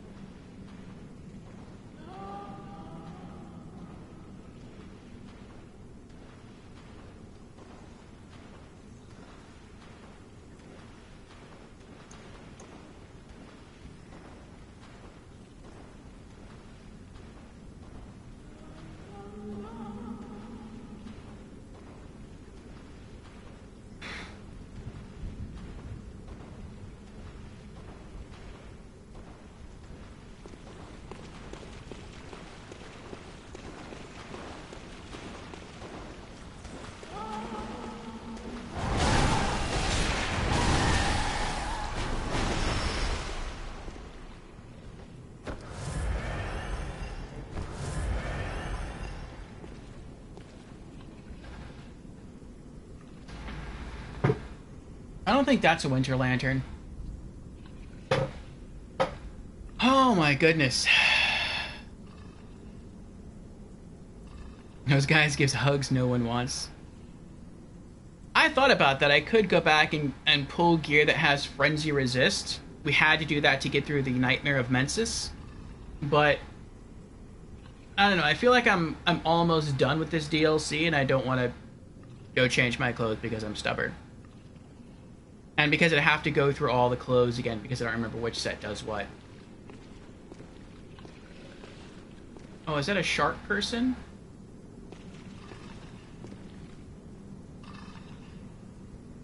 Oh, I think this is the well. I saw that last time when I tried to climb down the ladder. It was that thing there stuck on the ceiling.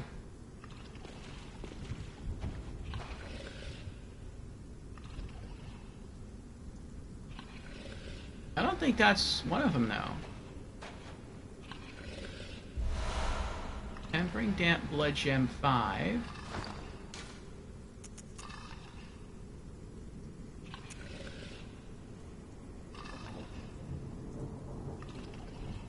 No. Oh yeah, that's the ladder right there to the well. In Cold Blood. Okay, so I know that's a shark person. I think that's probably also a sharp person.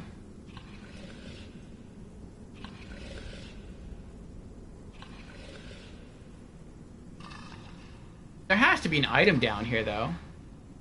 There can't just be a ladder here down the well and there be no items. What I might do, what I'm probably going to do, is just drop down and then just start running that way. Because I can't kill one of these guys in a fair fight. But if there's any items down here, I'll try to loot them. Here he comes.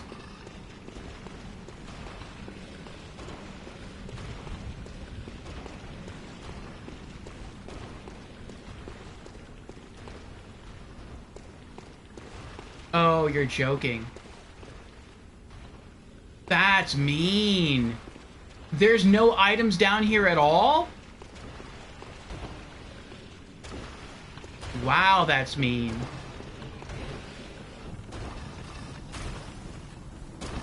Wait, the dog's not coming after me, though. Maybe you kill that guy and the dog drops. Then you kill the dog and you get like a unique weapon. Maybe that's it.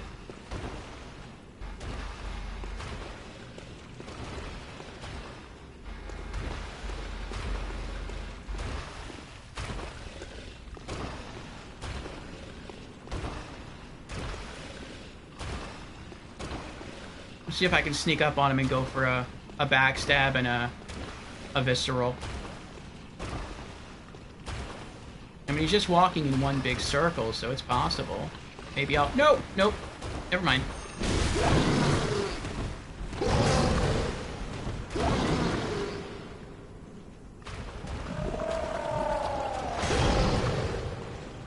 Oh, he looks strong.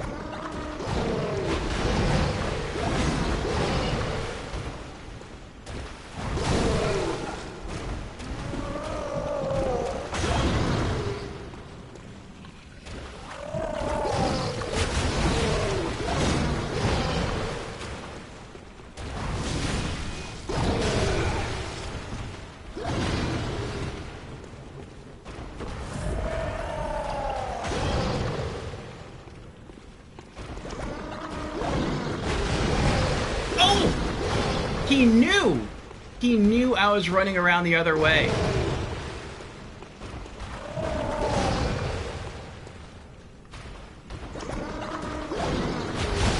Oh my goodness.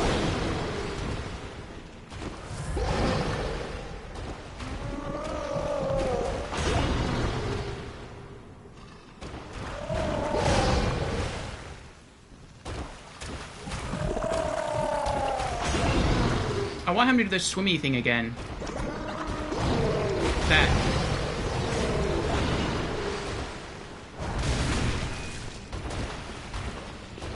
What is that? He just got up and turned around to walk away.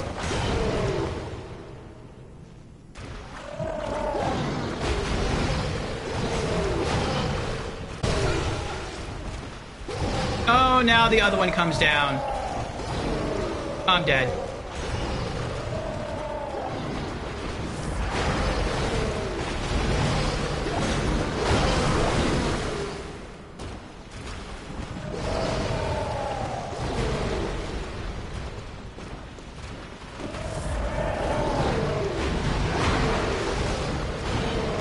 Nope, wrong one.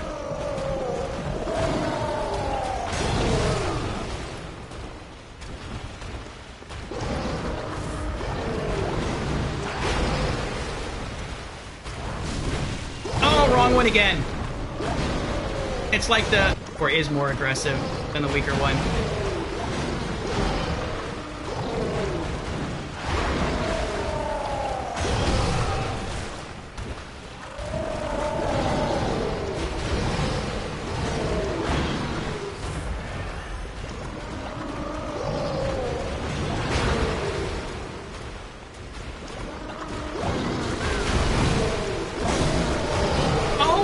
Goodness.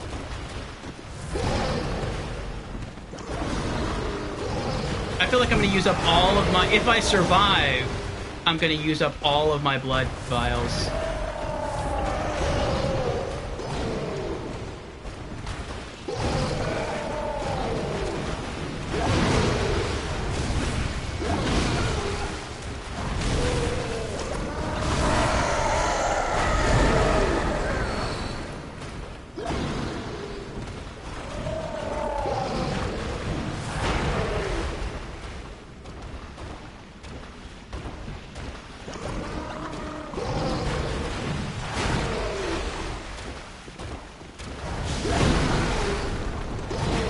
wasn't for the collector in me, I would totally ignore this area.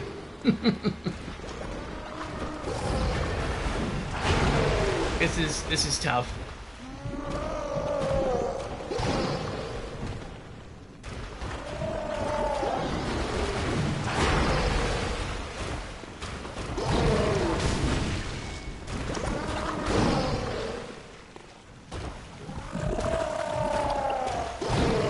Oh, you're not quite as bad, are you? You have no weapon.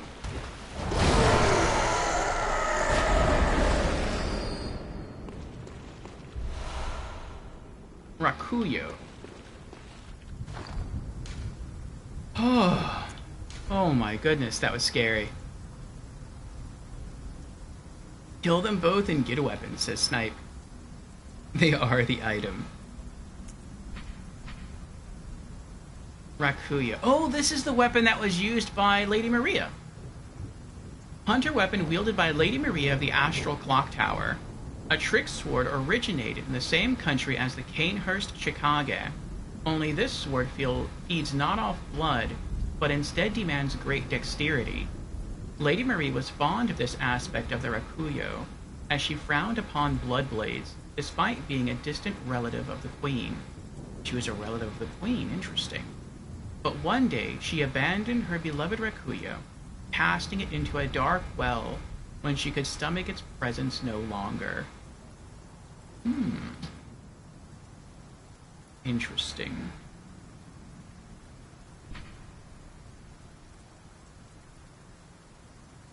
I have the strength and the skill required to wield it.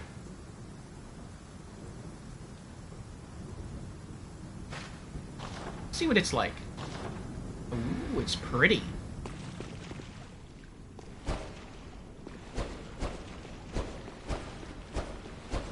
It's fast. It has the same stab.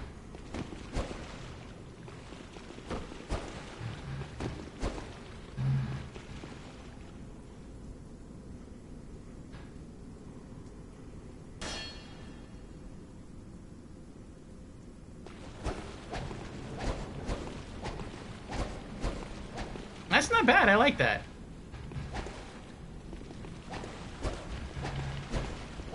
Oh, that's pretty good. The R2 is just nothing but stabs.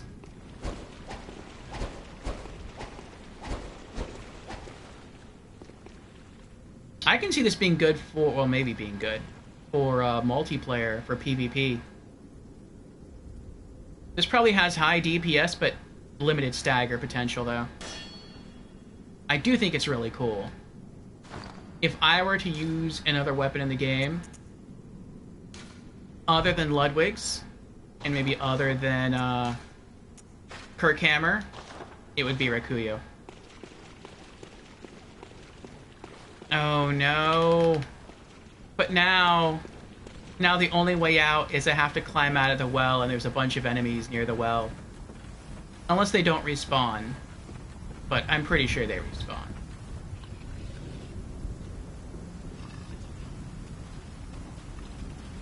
Yeah. No, it's not gonna happen.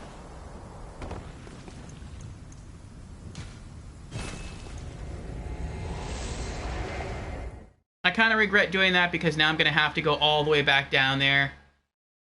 And I'm gonna have to kill at least the first Winter Lantern again, just to get to the other side of that area. But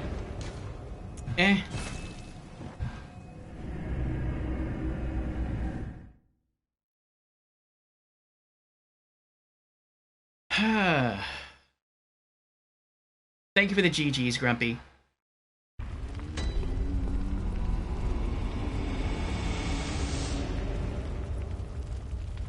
Jan says, I do definitely use it a lot for PvP. Alright, let's take out some more sedatives. Oh! That was not what I meant to do.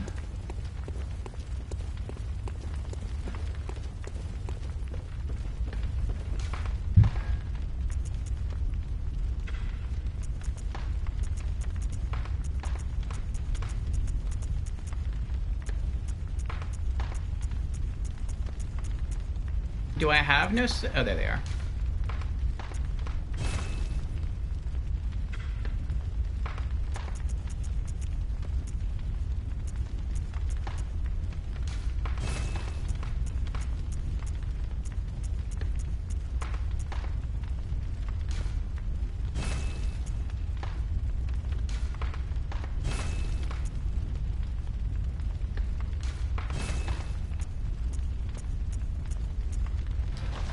Well, now since I have some blood echoes, I can finally get my weapon fixed.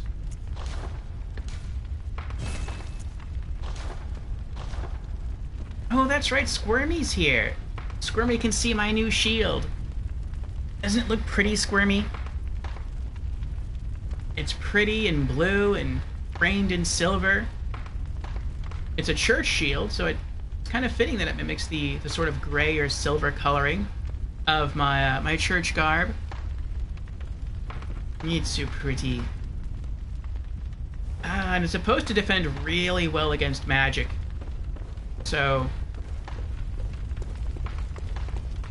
I mean, I can't really think of any other enemy in the entire game that really uses magic that much except for Mikolash.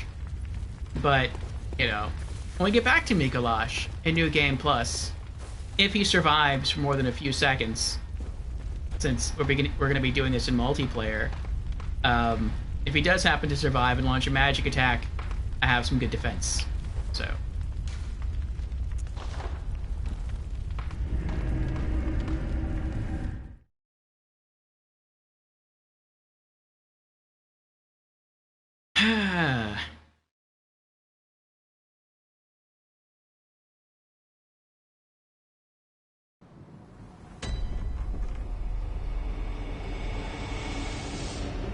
Okay. Let's head back down there.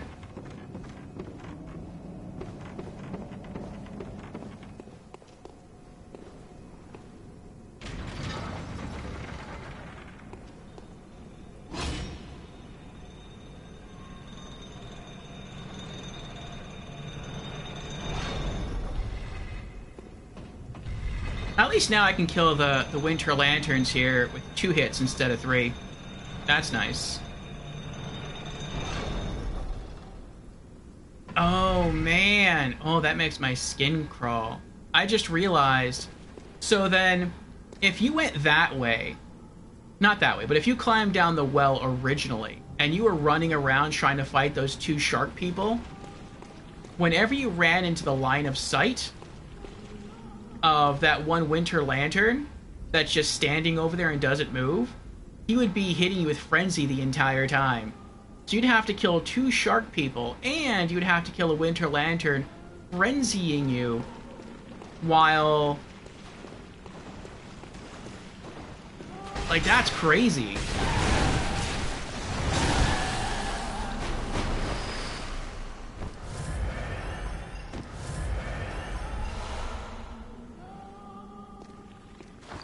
And you couldn't do anything about the other Winter Lantern frenzying you.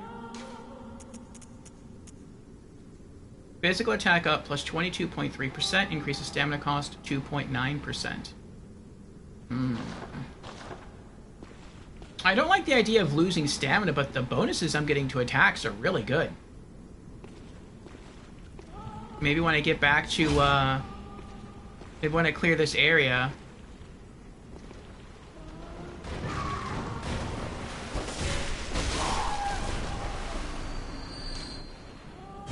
I'll head back to Hunter's Dream and equip this to my weapon. Alright, so what do we got? We got 2 snail ladies, we have a magic user. And if I'm right about this area, I think up there somewhere on the rafters are 2 more snail ladies. Okay.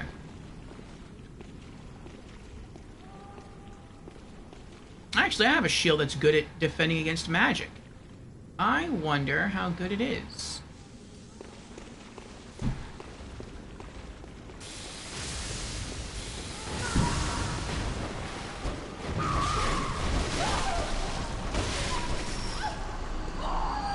Nice. Okay.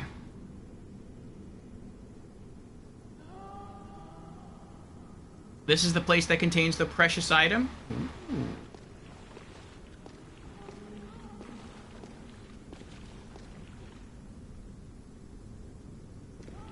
Shield up. Oh, there they are.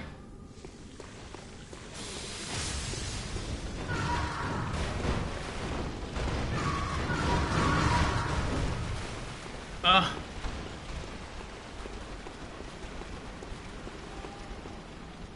My character is such a handsome fellow. The ladies are just throwing themselves at me.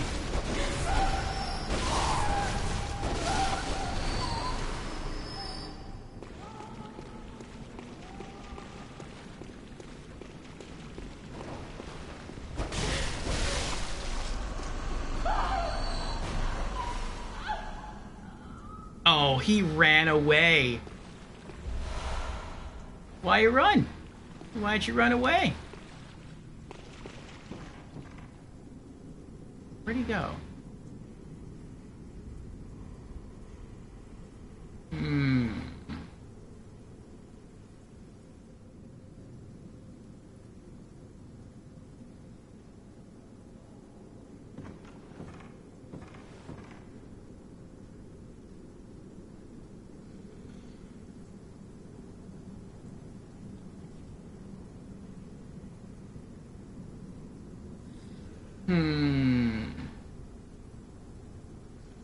Oh, he ran up there, I see. Okay. Nope.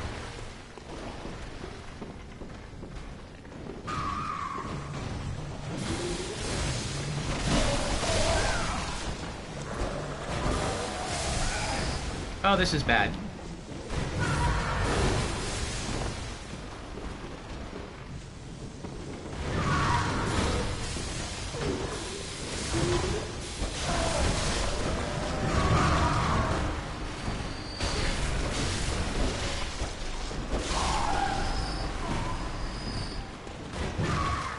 Nope.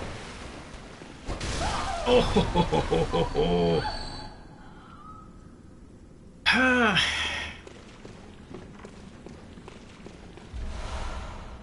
Oh. Close. So close.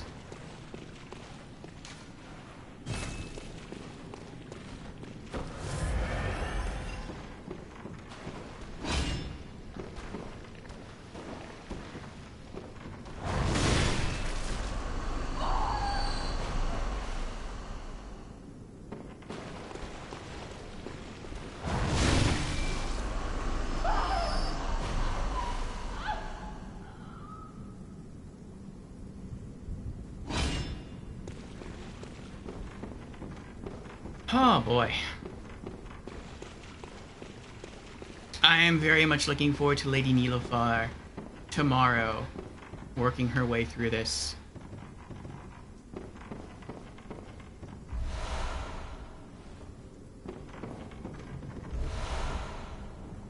Oh, that's the big item? Another blood rock? I mean, I guess that's good. I found one. I don't remember where I found one. Maybe it was somewhere in the campaign or somewhere in the DLC. But I mean, I only needed one. And I already used it. I think I spent 60 insight to buy a blood rock. And I used that to upgrade the, to max out the, Ludwig's Holy Blade. For context, the base game only gives you one free blood rock. Okay, I don't remember where I got it, or even if I got it in the main game. When this DLC came out, a blood rock was big. Okay.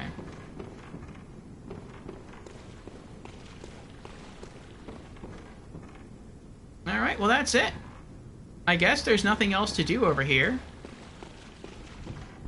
So now the only thing left to do is to go fight the boss. Alright. Well, before we do that, we're going to run back and return to the Hunter's Dream. See if maybe we can equip this other blood gem. We're going to get back some of our blood vials. And then we'll see how we do.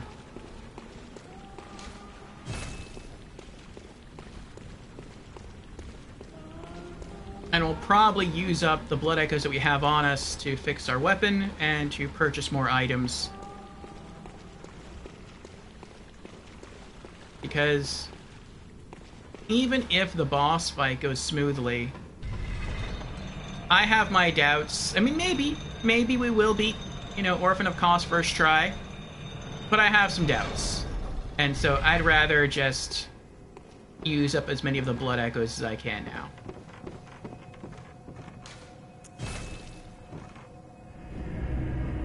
Actually, there is some stuff that we haven't done yet. Unless maybe it happens once you're on the boss field, like maybe once you beat the boss. Like, there is a ladder that looks like it connects to a shortcut that we haven't kicked down. Unless maybe I just missed it. I don't know. Jen says, Dark Souls 2 is by far the most generous with free Titanite slabs. It was. Bloodborne is the complete opposite of that spectrum.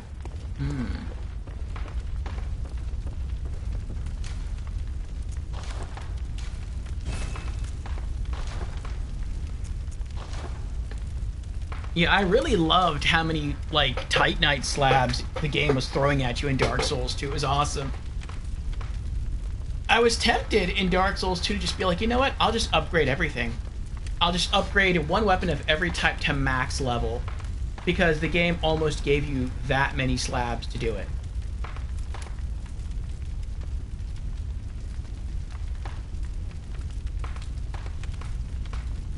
Jan says, you definitely missed it. It's near where you find the well. It's just a ladder shortcut that takes you to the well area quicker. Is there an ad break soon? There's an ad break in about 13 minutes. I could start it earlier, though.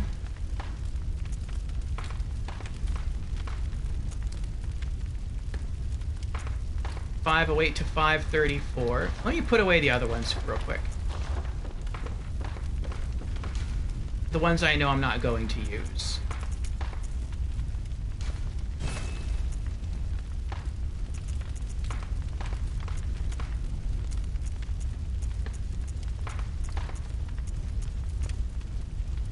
Bolt Damp Blood Gem 5. Bolt attack up by 19.5%. Odd Bolt Damp Blood Gem 5.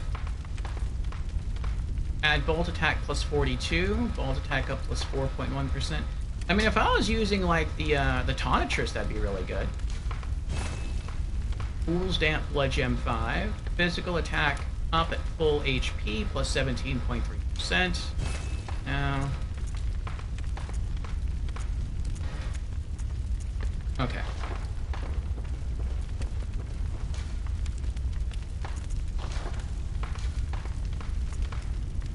.508 to 534, 553, no difference.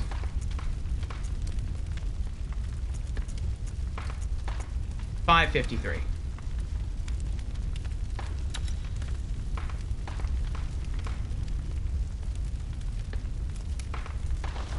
%6 extra stamina usage, though.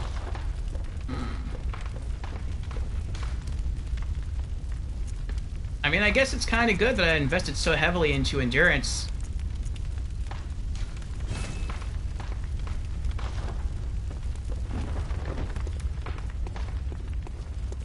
Try to see how this affects me. 2, 3, 4, 5, 6, 7, 8, 9, 10, 11, 12.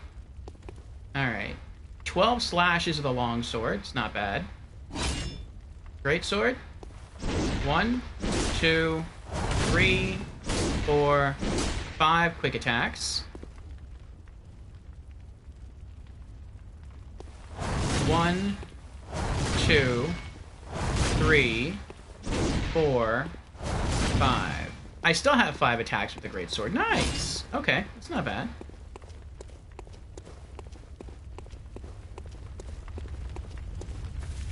Alright. I'm gonna blow the rest of this on items.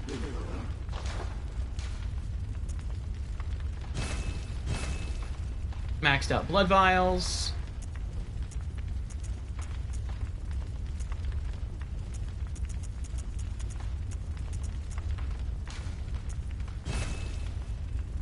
gold hunter's marks, and more sedatives.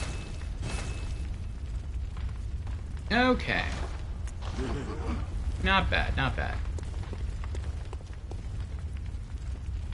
Okay, back we go. Boss time.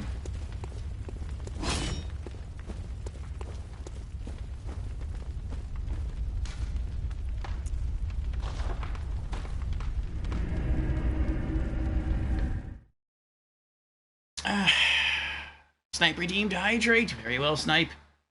Cheers, Snipe.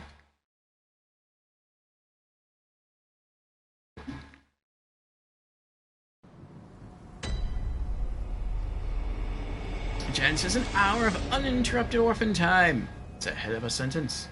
I hope it won't take an hour. Alright.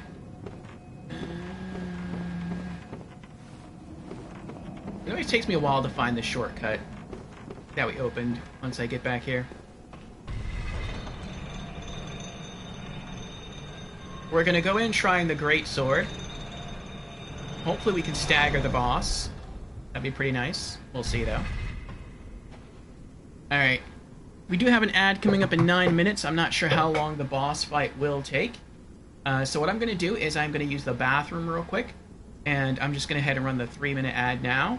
And then afterwards, we'll go ahead and take a shot at the boss. So, boom.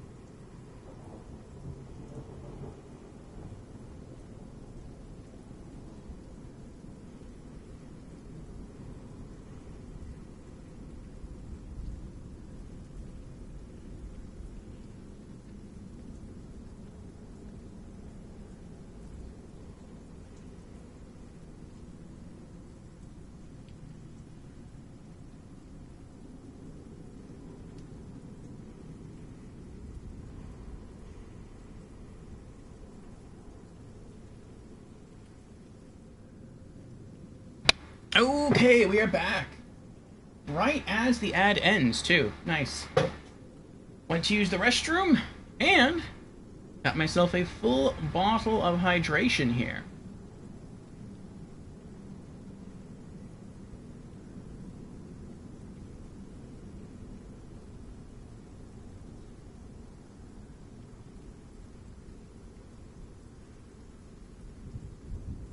Okay.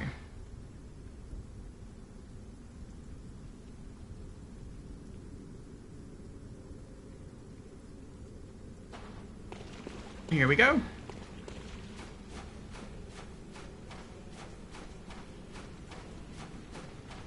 We're all praying to the orphan, of course.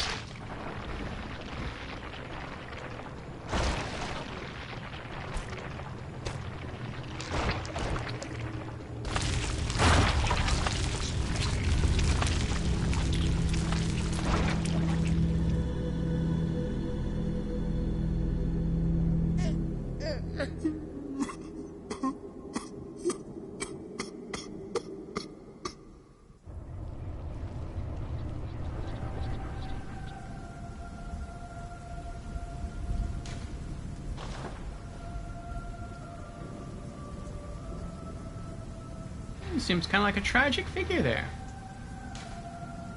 You think maybe I can just go up and talk to him? Maybe smooth things over? Hello?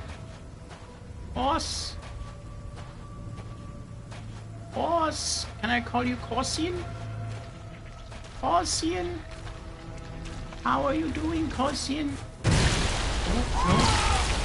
Oh, there's like a little yo-yo effect there. That's cool. Ow! Was it nice? Alright, fine. No cousin.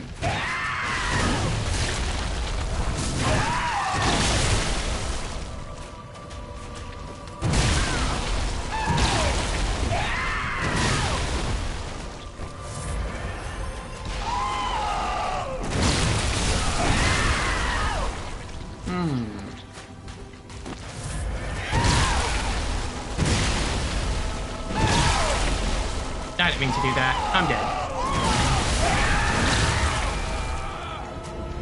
I was trying to get my longsword back out. If my greatsword can't stagger him, there's no reason to use the greatsword. Ah.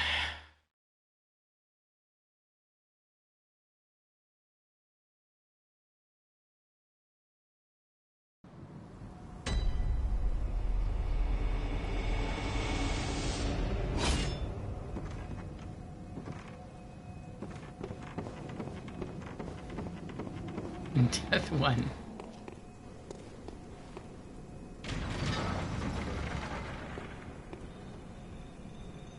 He seems very tanky.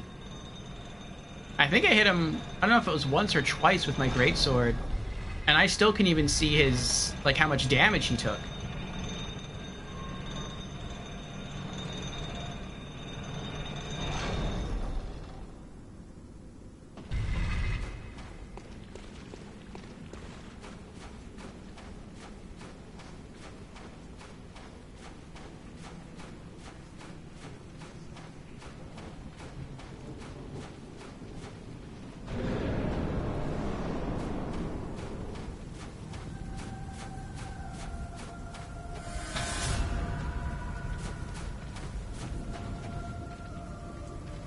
I like the music.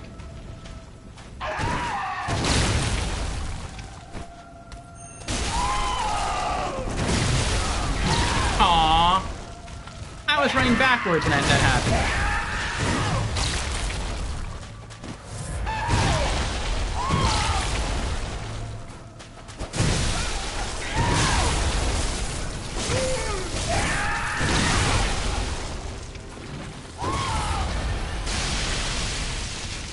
That was different.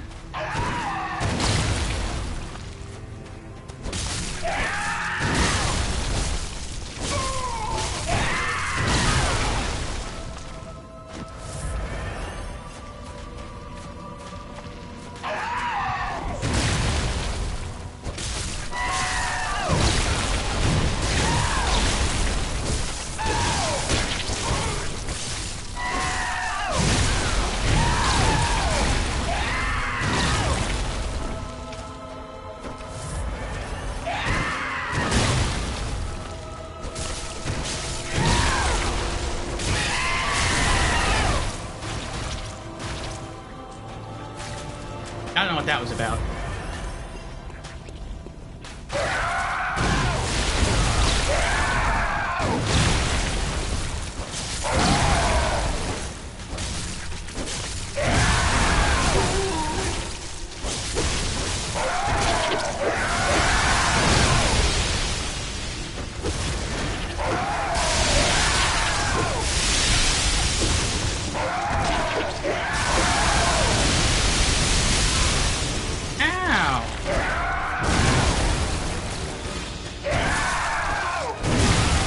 Don't be cheap.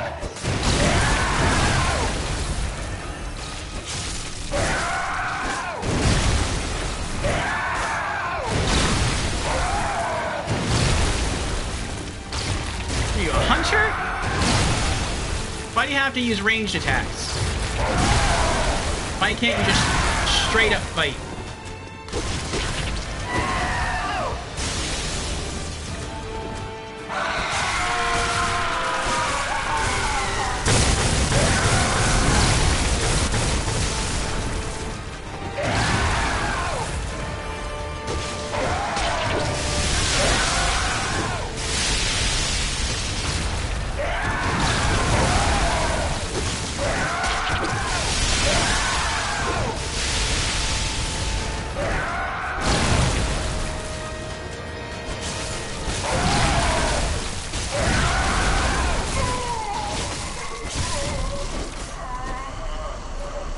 Phase 2? Not phase 2?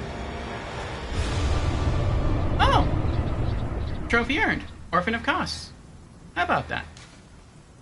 Trophy earned. Old Hunter's Essence. Kos Parasite. Nice. We are victorious!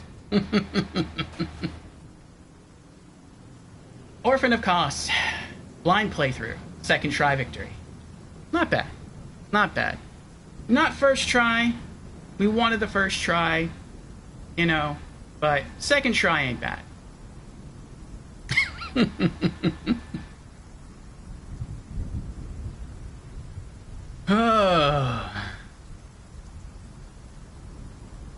Scroll up in chat here.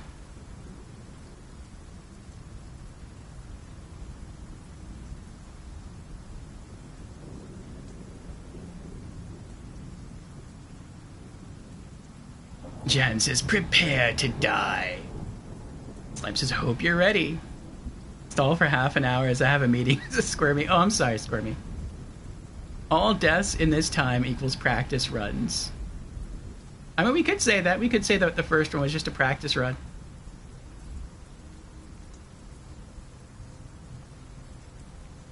Jan says, Orpheus will first try this. In his dreams. You're right about that. If I first try, I'll donate 20 subs. Oh. Well, I can't even say we got close. The first try was not that good. Beezer says, don't take 6 hours. Nope. That's a lot less time than 6 hours there. Squirmy did the safest bet in history.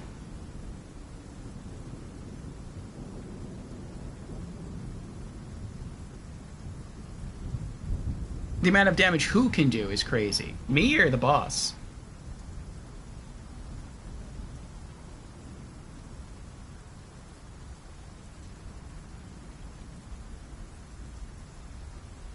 No way, what the heck? Not a rematch. Oh, thank you for the 5 gifted subs, Squirmy. Thank you, I appreciate that. And I think Ed, Grumpy Bear, Descent, Chatu, and Dom Voyage also appreciate that. That deserves something. Well, thank you again, Squirmy. Thank you. Snipe says, I want a rematch.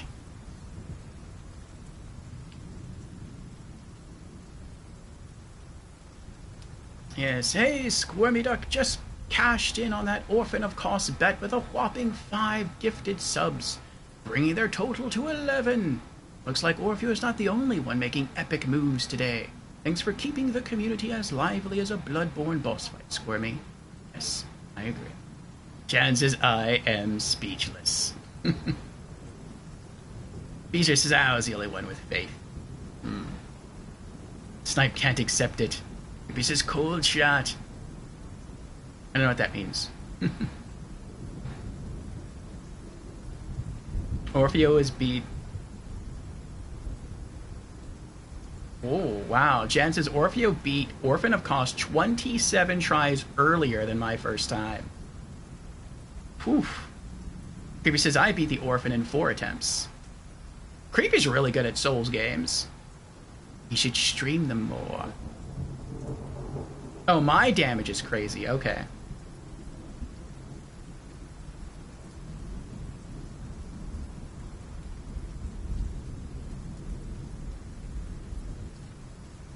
Oh, Creepy says the first shot is to calibrate the next shot. It's called a cold shot. Okay, I didn't know that.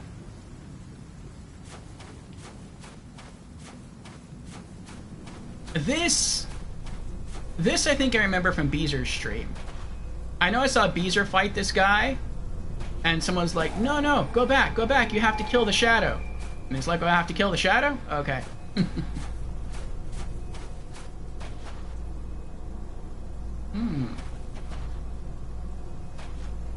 This looks like a kind of a scary, big, old one creature that he was born out of. I guess that's why he's called the Orphan of Kos, because I guess this creature here is Kos. And I guess it died somehow.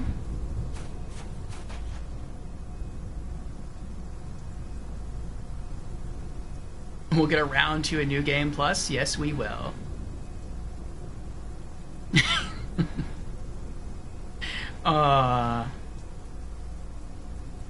No, some bosses are just harder and some bosses are easier for me. Life says, you know what, I'm deleting Bloodborne. I'm not worthy anymore. A new blind player beat him in 2 attempts. It took me like 6 hours. Kirby says, the Orphan is, I think, the hardest in the game. Not for me, it wasn't. I would actually say most bosses in the game were harder for me than Kos. Lawrence, the first Vicar, was way harder. For me, he was the hardest boss in the whole game. And one of the hardest bosses in all of Souls. Rom, the Vacuous, I think Vacuous? Is that what it is? Vacuous Spider, he was harder. Martyr Logarius was harder. Father Gascoigne was harder. Yeah. Kos was for the most part an easy boss for me. The only thing that made him hard was that he was tanky and that he kept jumping up in the air. But I think, I don't know. I want to say, and I don't mean this in like a negative way or anything, or I guess not a negative way. I don't mean to like toot my own horn, I guess is what I mean to say. But maybe because I didn't use a gun, and so I wasn't used to trying to parry him, it never occurred to me to try. Like, I don't even have a gun. So whenever he dashed at me, all I did was just dash towards him, and he always missed, and then I just ran up and just comboed. And I could tell in the first attempt, since my greatsword wasn't staggering him, then there was no reason to use the greatsword. The greatsword's only helpful because it doesn't really deal that much extra damage more than the longsword anymore. They're almost equal. But if I can stagger with the greatsword, then it's worth it to use the greatsword. That's how I beat Lady Maria. But if I can't stagger Koss with the greatsword, then I may as well just stick to the longsword because it's much faster. And so yeah, just spamming that, I was able to win.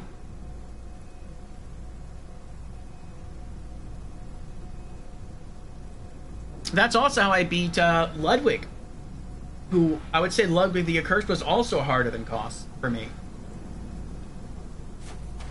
But I couldn't stagger Ludwig with the greatsword, so I had to just rely on getting under him with a longsword and swinging it back fast enough so that when he did hit me, I could get back most of the health that I lost by just dealing the damage before the orange part of my health bar went away.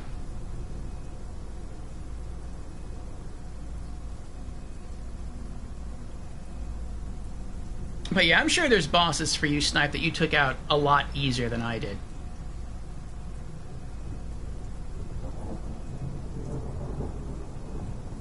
Jen says, Koss, a parasite-ridden mother finished off by a large fishing hook. She was finished by a large fishing hook?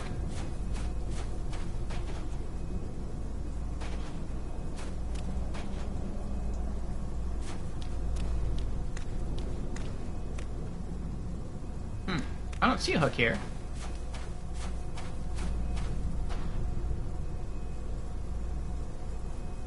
Clearly it wasn't the hardest boss for you, yeah. Creepy thought Lawrence was pretty easy? Really, Creepy? Creepy, Lawrence took us, like, over 6 hours, I think. Or about 6 hours to beat. We encountered him in the DLC, and we stayed fighting him for probably, like, 5 hours. Straight. 5 hours. And we didn't beat him. We just had to call a stream that day. And then the next day, we launched stream. We went in and we beat him on our second try. But we just tried over and over and over again on that first day when we encountered him to beat Lawrence. We just could not do it. I had to be close to perfect in order to beat him. It was really rough for me.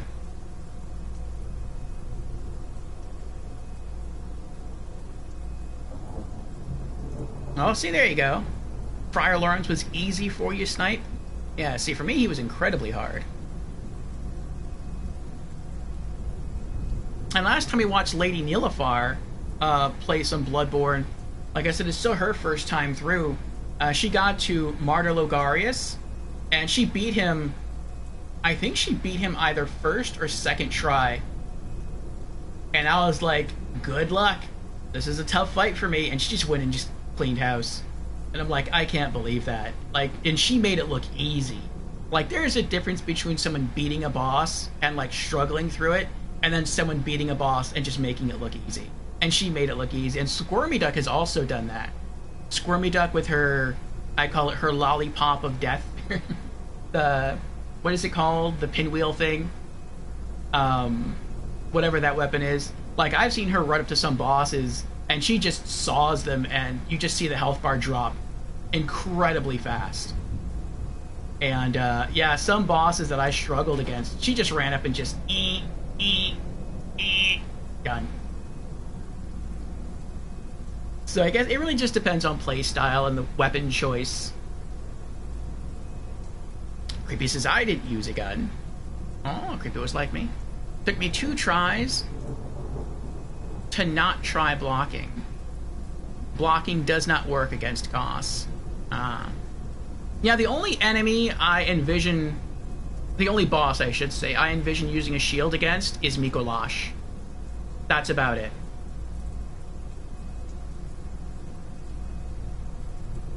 Snipe says, I never parry him, I just backstab him. For a while, it looked like I had time to backstab him. Like, when I first started fighting against him, I was able to pull off a charged backstab. But I felt like, no, like, maybe that's not really worth it. Like, I mean, he is the final boss of the DLC. He's supposed to be really hard. Maybe if I charge backstab him, it's not even going to stagger him, so I could try to pull off a visceral. And if that's the case, then I might as well just try and just whack him a lot of times.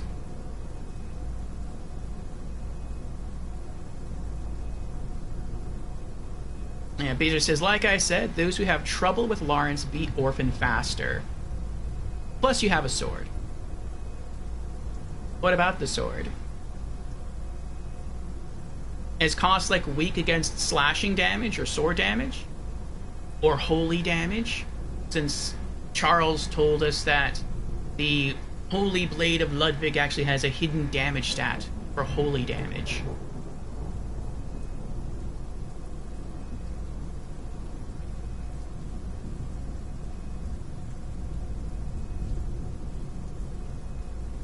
Oh, that's probably another big difference too. Beezer says that was also level 70 and on a 30-hour stream. Yeah, 30 hours, like, even if you don't feel tired, your reflexes are slowing by then. So, that's probably another reason why it took you longer. And level 70, like, I'm way over level 70. I don't think I'm double that, but I'm pretty close. Like, where am I? I'm 123. So, I already had high health, I had high endurance, and strength and skill were pretty balanced, which, I mean, that worked out in my favor for the sword. And I also found 2 really good blood gems since I went and fought those 2 lanterns. So...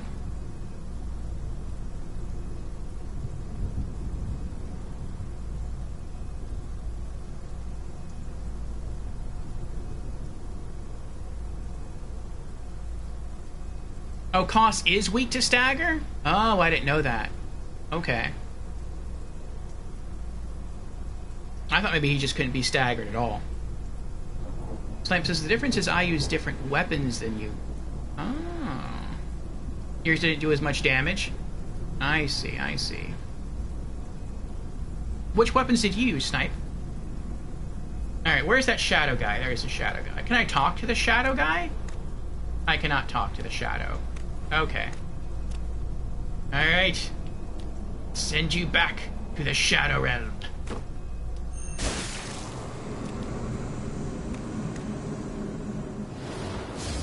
Nightmare slain.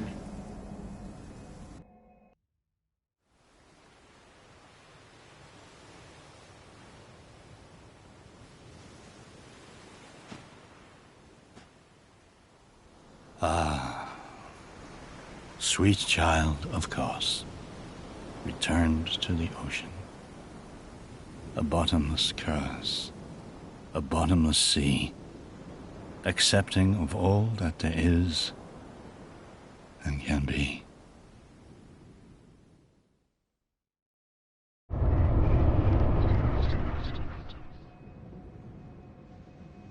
Get a lot of insight from that. Oh, the moon went away. Now it's a clear sky. Oh, that's kind of pretty. So now what happens?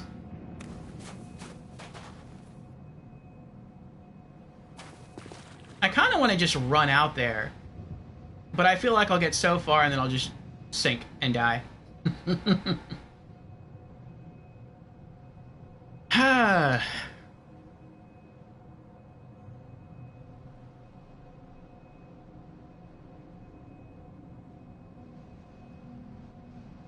Oh, that's true. Creepy says, I use a very specific build in Souls games. All of the tank, damage is secondary. So what weapon did you use, Creepy? Did you use the saw spear? And you just kept it extended the whole time and try to turtle behind like the plank shield and poke with the saw spear?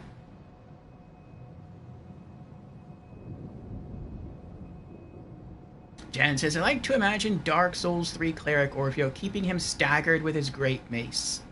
I would have.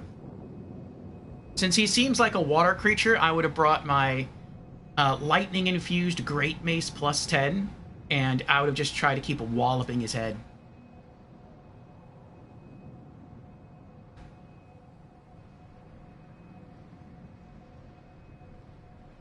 Creepy says, focused on vitality, endurance, and strength in that order.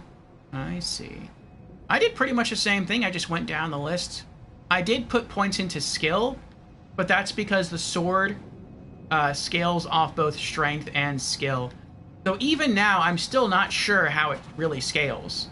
I'm not sure if the damage overall of the sword scales with both strength and skill, or does just the long sword scale with skill, but the great sword scales only with strength. I don't know.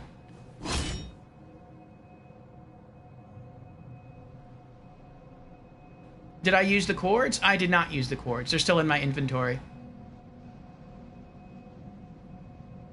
Ah, Creepy says, unfortunately in Bloodborne, I had to dodge more than blocking. More often than blocking, I see. Time for the final story boss? Not yet. Not yet. Because now, we must start the Chalice dungeons. Also, is there anything out here? And wouldn't that be scary if Kos was not the final boss? Like the Orphan of Kos? Like, what if you actually had to fight this creature?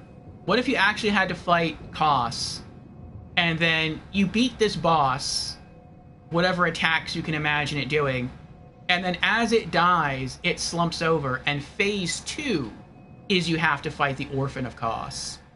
That would be crazy.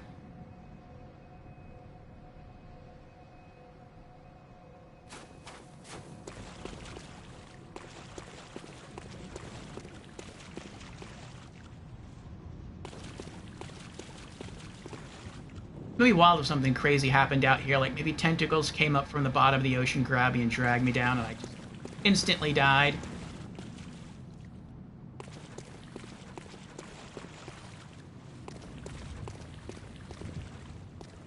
Looks like the water's getting deeper.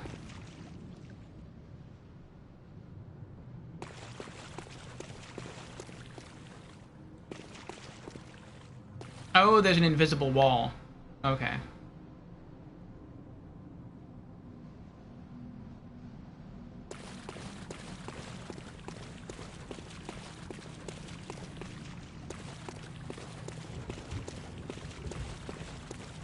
Well, this was a lot of fun. The final area in this DLC was pretty hard, especially the Winter Lantern. The Winter Lanterns killed me more times than the Orphan of Kos.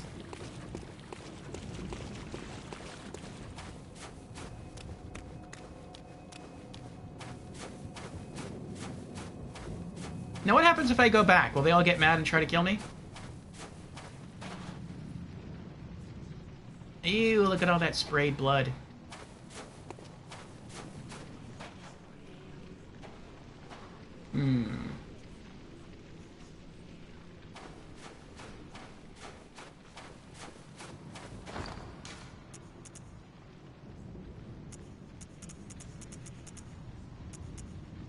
I wonder if now I can level up.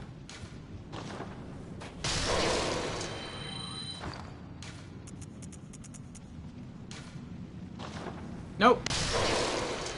I didn't mean to do that. Meant to use multiple.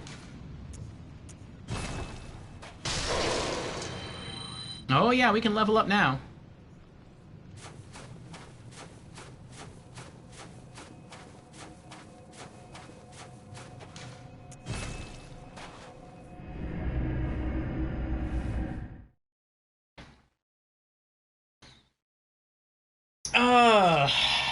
That was a really good fight, though. There were some moments where I thought I might die.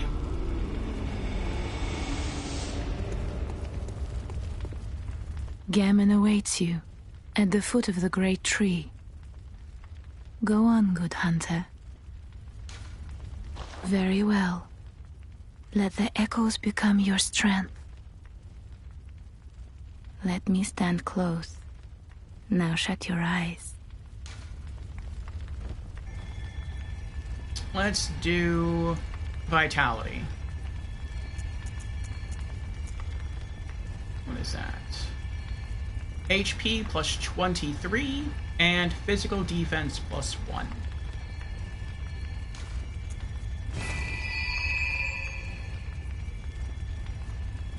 Alright, next point. Going into strength. Farewell, good hunter. May you find your worth in the waking world.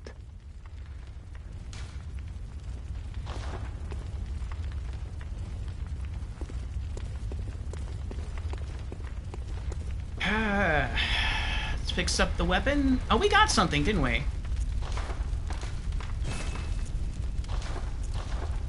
I think we got another weapon. Did we get his weapon, the Koss weapon? We did? Koss Parasite. 20 arcane to use.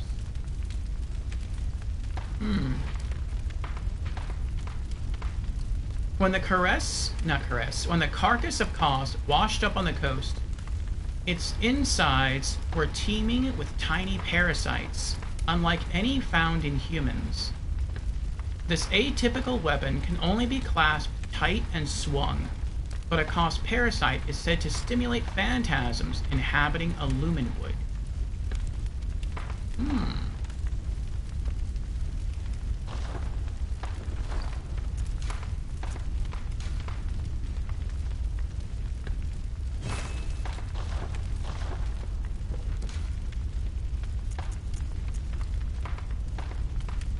It's also a church weapon. Interesting. Was there anything else we got? Nope. Okay. Alright, let's blow the rest on items.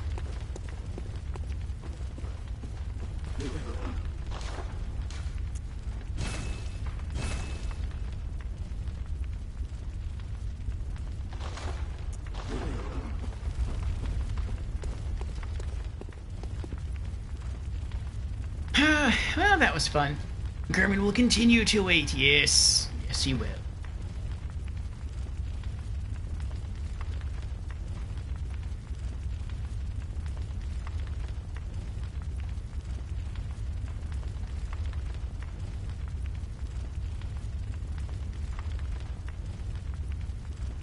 Snipe, your health was 88 when you went to go fight Orphan of Koss?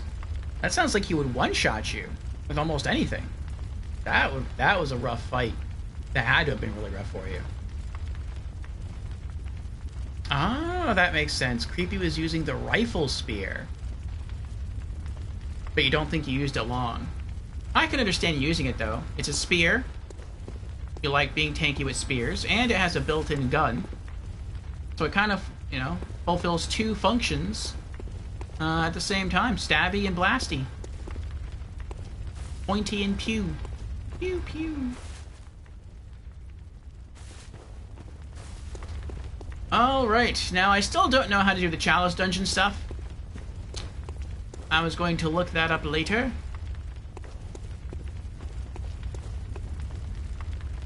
So, not really sure what to do now. Have I missed anything in the DLC or the main campaign? Are there any bosses I've missed? Are there any, like, hidden treasures I've missed? Are there any pieces of unique armor I've missed?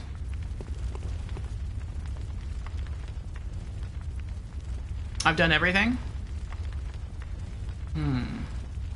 I was very thorough? Okay. I'm pretty sure there's some stuff I didn't get. Like, maybe there's some side quests I messed up and I'm gonna have to be more careful with those in New Game Plus. But...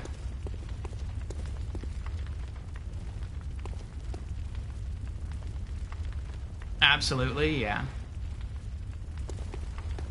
But I mean, aside from that, I think I guess I got everything.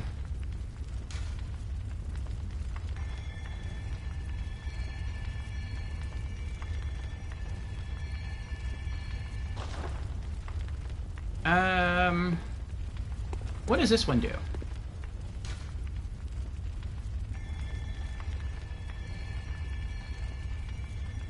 Oh, this is for strictly multiplayer.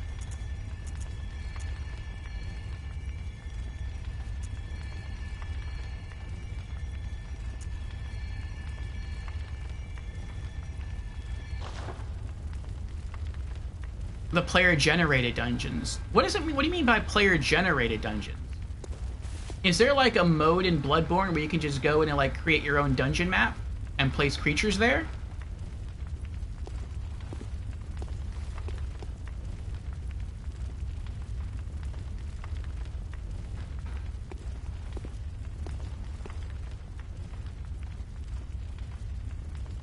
What chalices do I have on me? Umero Chalice. Umero Root Chalice. Central Thumeter Chalice, Ailing Lauren Chalice, and Great Is Chalice. It looks like I need a lot of stuff to use some of these chalices. Arcane Haze, Ritual Blood.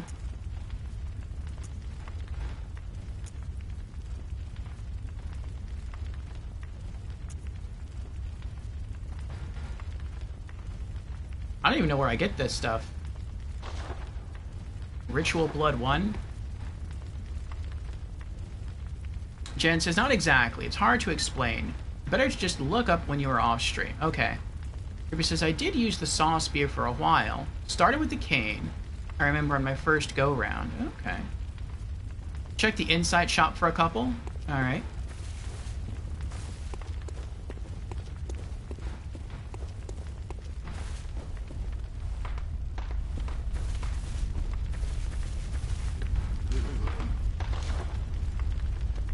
Let's see.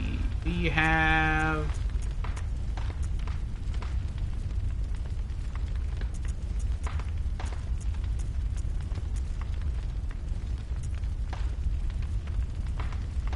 no ritual blood. We have crafting materials, old blood flower bud, bloodshot eyeball, living string, and pearl slug.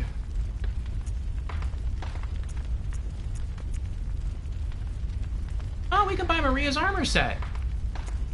Anything else we can buy? No? That's cool. Among the first hunters, all students of Gurman, was the Lady Hunter Maria. This was her hunter's cap, crafted in Canehurst. Maria is distantly related to the undead queen, but had great admiration for Gurman, unaware of his curious mania.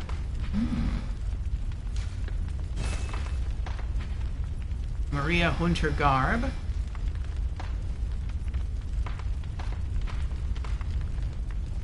Pretty good stats. And gloves. And trousers.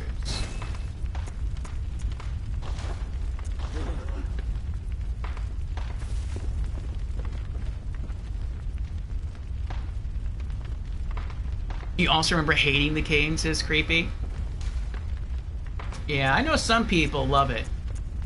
I tried it, and I think when it comes to just the cosmetics of the weapon, just how it looks, its animations, for me, I feel like it's the best looking weapon in the game. It's not the weapon I enjoy using the most, but I think it looks the coolest. Jens, yes, Jens is very stylish. Oh, I think you're talking about the clothes, though. Says, alright, time to shower. See if you're still going when I get to work. Alright, Creepy. We've been going now for almost 5 hours, but I feel like we might just call it here. I really, like, I don't want to waste materials, especially when I don't know how to get the materials in order to access the Chalice dungeons.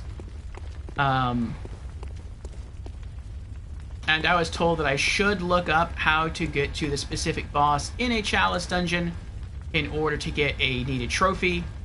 So I might do that off stream. And then tomorrow and Saturday, we could try working our way through the Chalice dungeons towards getting that trophy. Do one dungeon.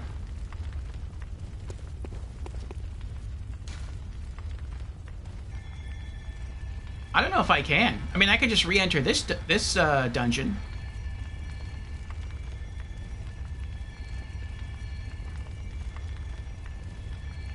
Or I could do this. So I don't waste resources.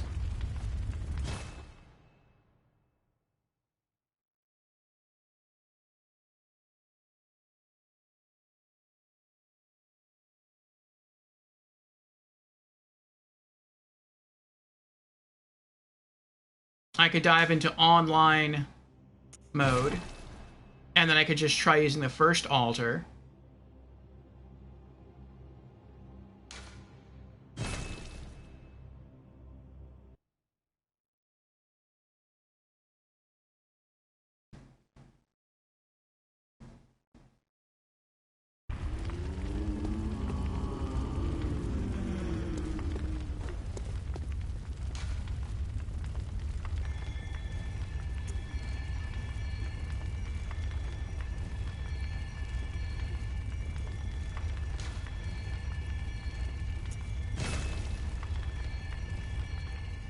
Now I can just join someone else's dungeon, and I don't have to worry about using up materials. And that could be the one dungeon I attempt for the night, assuming there is someone else who is ringing their bell.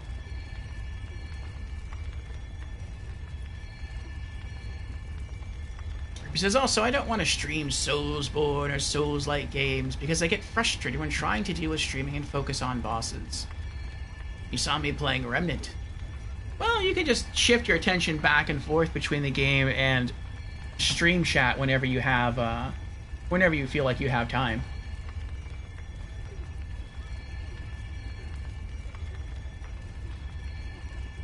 That's what I do. I'm pretty bad at multitasking. So I have to just bounce back and forth. I can't keep, like, one eye on game and one eye on chat. Jan says, but it depends if someone you can matchmake with is currently in a dungeon. You are pretty high for the average player who finished the game. Okay.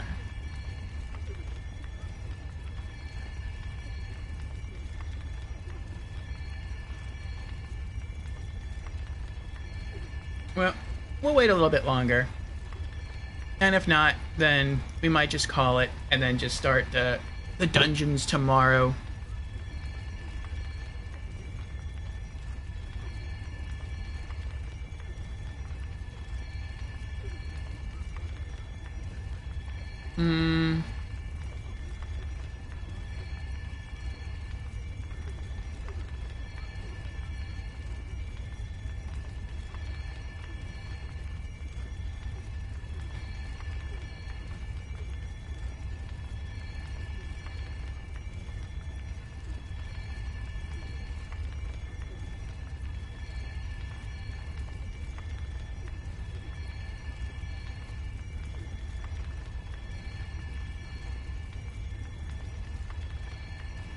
And I wonder what the trophy is called.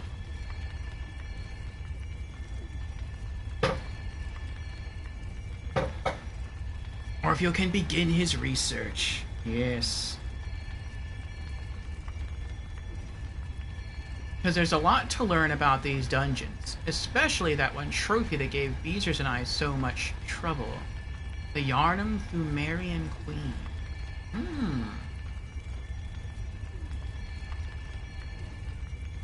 Okay.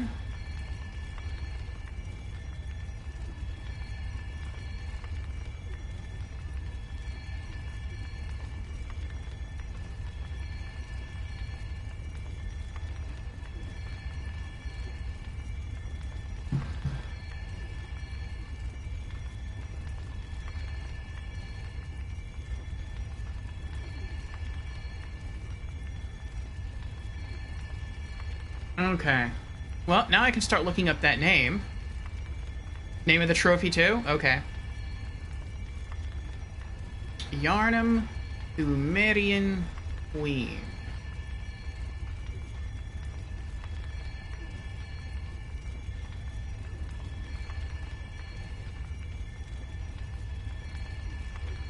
Oh, she's the person that we saw outside of,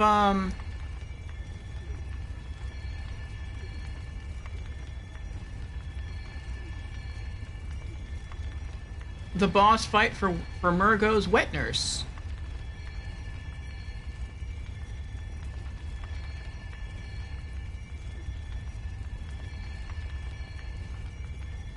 Yep, she's the queen I mentioned you saw. Oh, okay.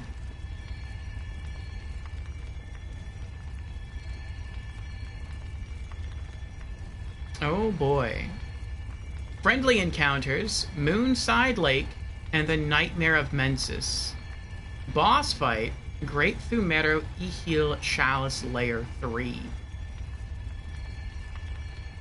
I wonder how hard she is. How hard would you say she is?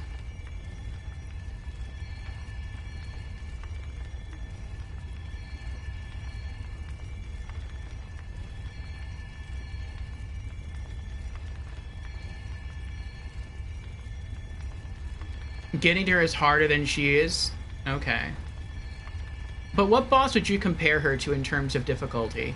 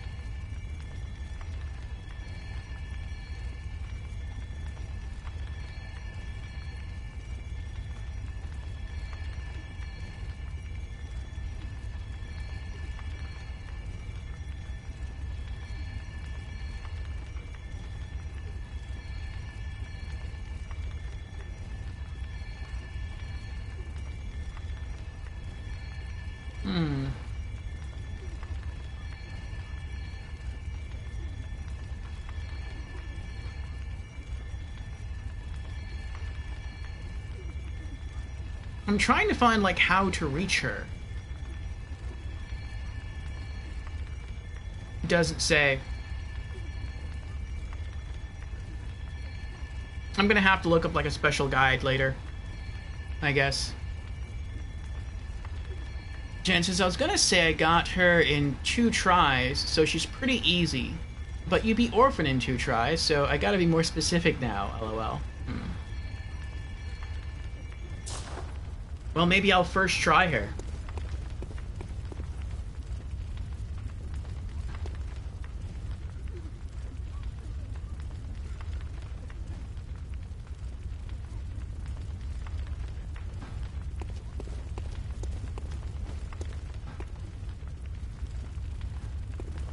Yeah, I wish the game told you, like, in-game how to use the chalices.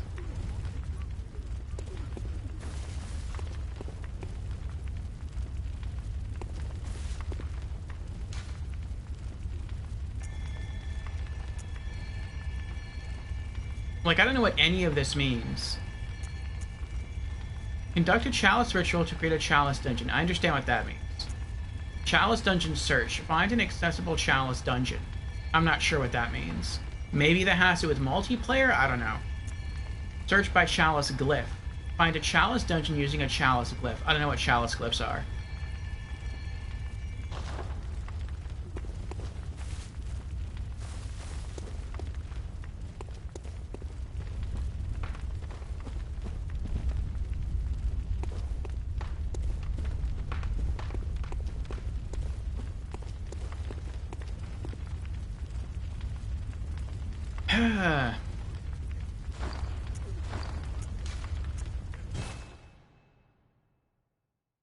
FromSoft's dedication to being vague works both in favor and against them. True.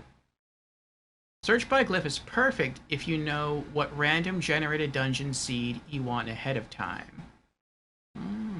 Okay.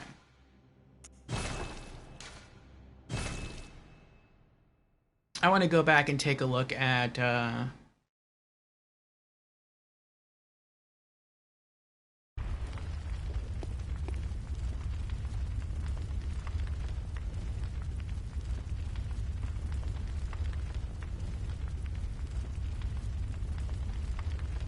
the DLC again. I wonder if anything new has happened there.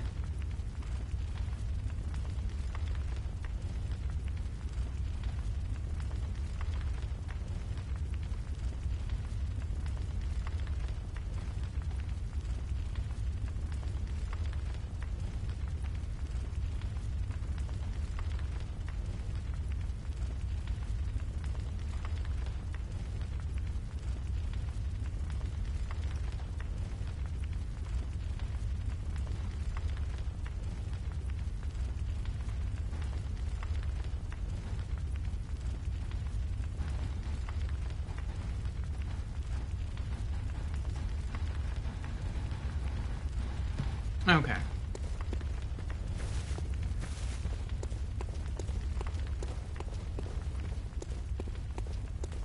Are there any NPCs? Host. Are there any NPCs that we can talk to in the Nightmare? Other than Simon?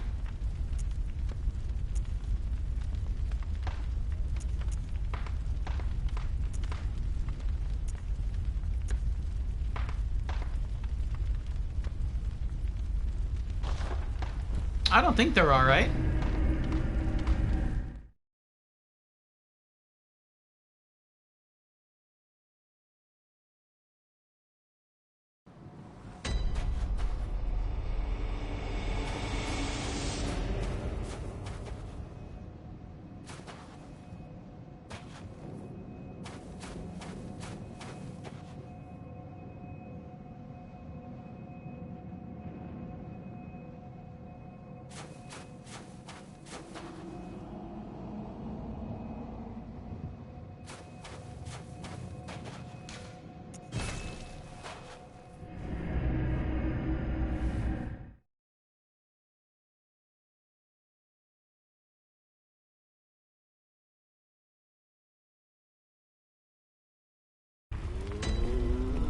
No, okay.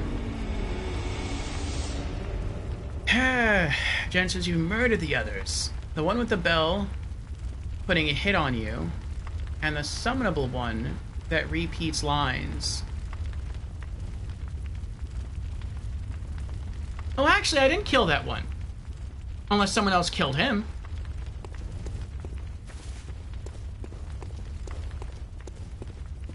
Will he say something to me?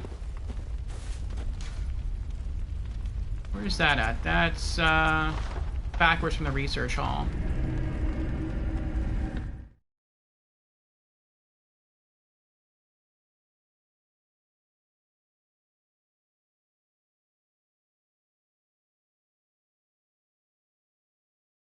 No, I never killed him. I left him alive. You said anything I could have gotten from him by killing him, I could get elsewhere in the game. So I just left him alone.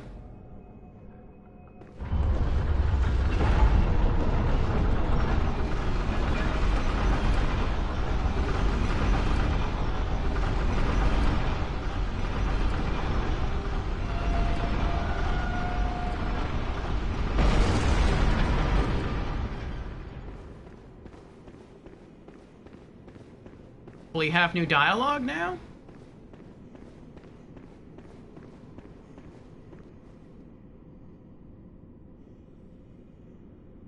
Oh. Jen says you misunderstood that day. I said killing him gives you everything, leaving him alive doesn't.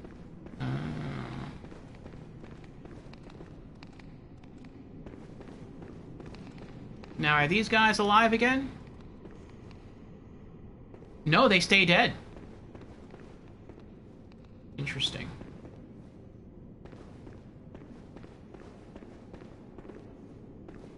I guess he's still dead.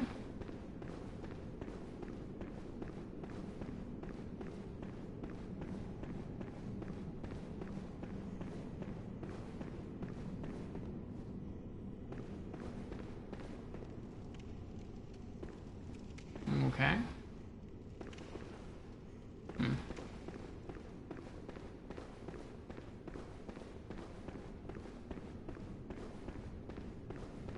A surprise jump scare.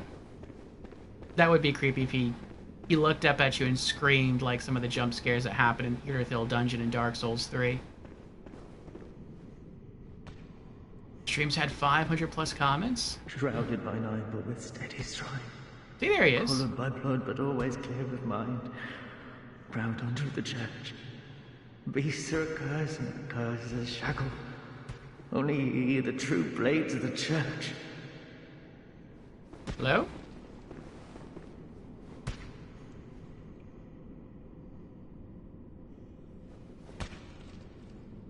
Shrouded by night, but with steady stride. Colored by blood, but always clear of mind.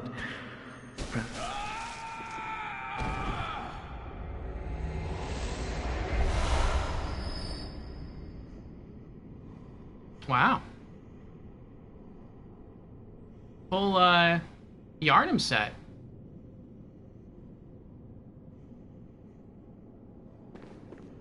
And some blood echoes.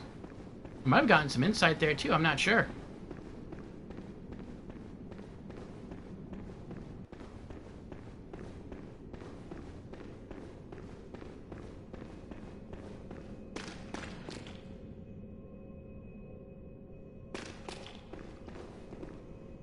Try it on. Yharnam Hunter Hat. A standard hunter's hat worn by Yamamura the Wanderer. This hat and staff were given to him when he became a hunter and confederate of the League. I didn't get a staff.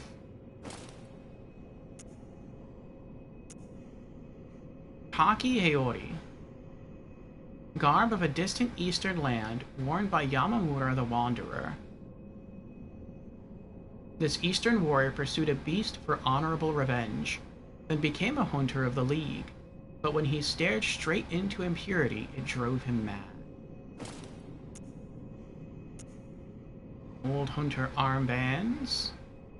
Old hunter armbands wound tightly to prevent infection with the scourge. Of course, the idea that the scourge was infectious was pure hearsay. Wine Hakama. Garb of a distant eastern land worn by Yamamura the Wanderer.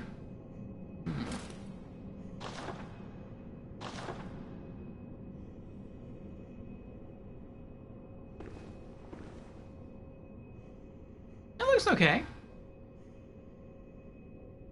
I prefer my church garb, but I think it looks pretty neat.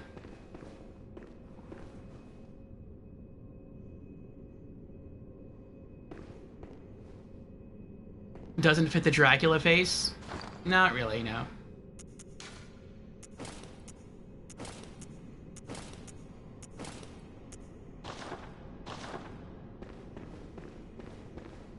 I'm glad we got it, though. It looks cool. I wonder what staff they were talking about.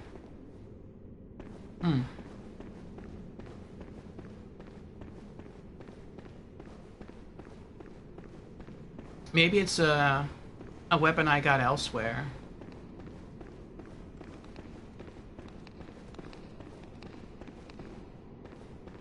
That's 2 games in a row. Orpheus looks like he's a member of the church. It's Dark Souls 3 and Bloodborne. I also kind of looked that way in Dark Souls 1.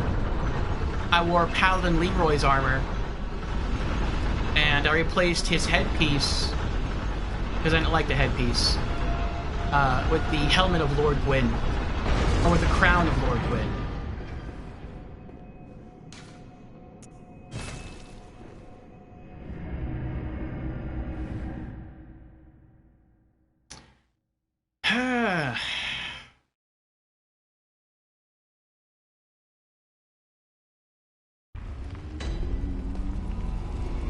Now these next areas, the Chalice dungeons, I think they're probably gonna have me a little nervous, because there's no story, there's no real resting inside the dungeons that I'm aware of. They're just challenge rooms, and so I feel like that's gonna make them like extra hard.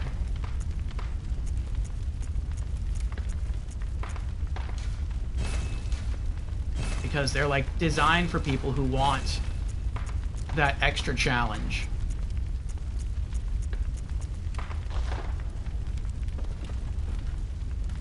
Oh, wait a second.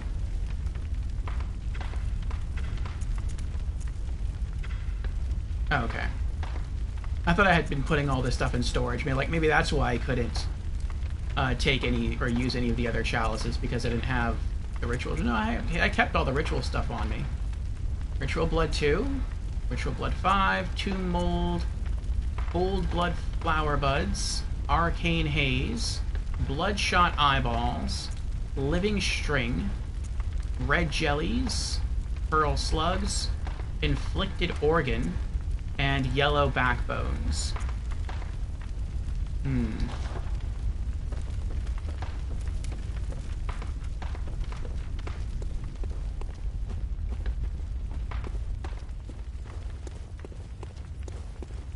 But yeah, I guess we're gonna call it here. Like, I would like to keep going, but I feel like I don't know enough about the Chalice dungeons to continue.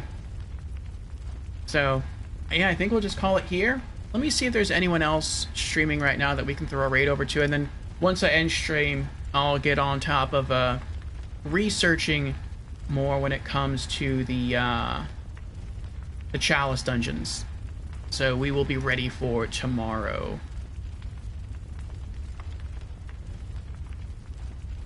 Let's see. Jen says, I want to go back one day to your YouTube channel, experience your Demon Souls and Dark Souls 1 playthroughs. They were fun. The first video for Demon Souls is going to be horrible. I think we streamed for like 5 or 6 hours.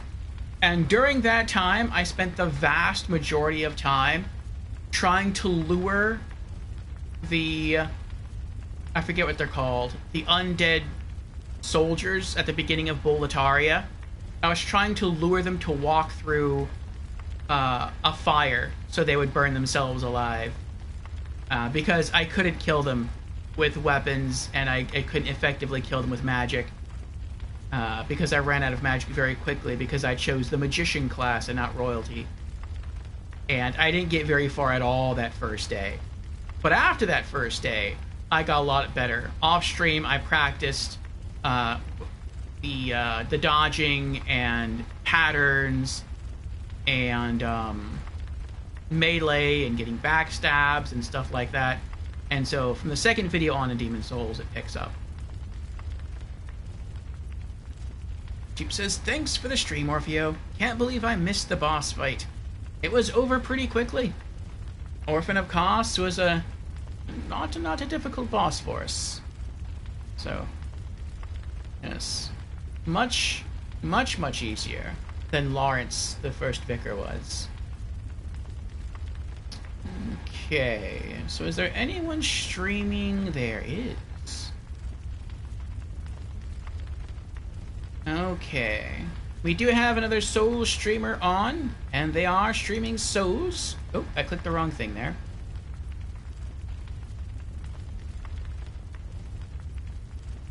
So we are going to throw a raid over to him.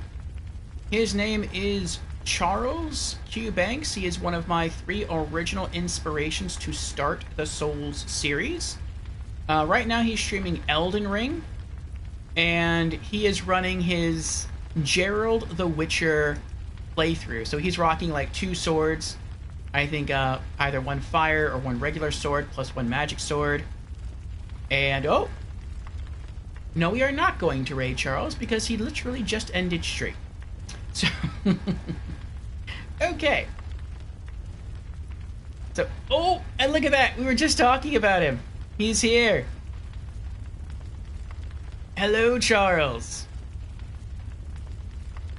Welcome on in. Thank you for the raid. We were just about to raid you.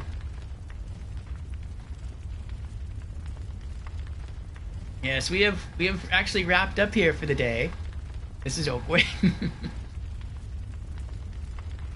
Yes, we left off last stream, and welcome in everyone. Thank you for joining here from Charles's raid. Hope you've had a wonderful stream. I have. Why don't you share a bit about your stream?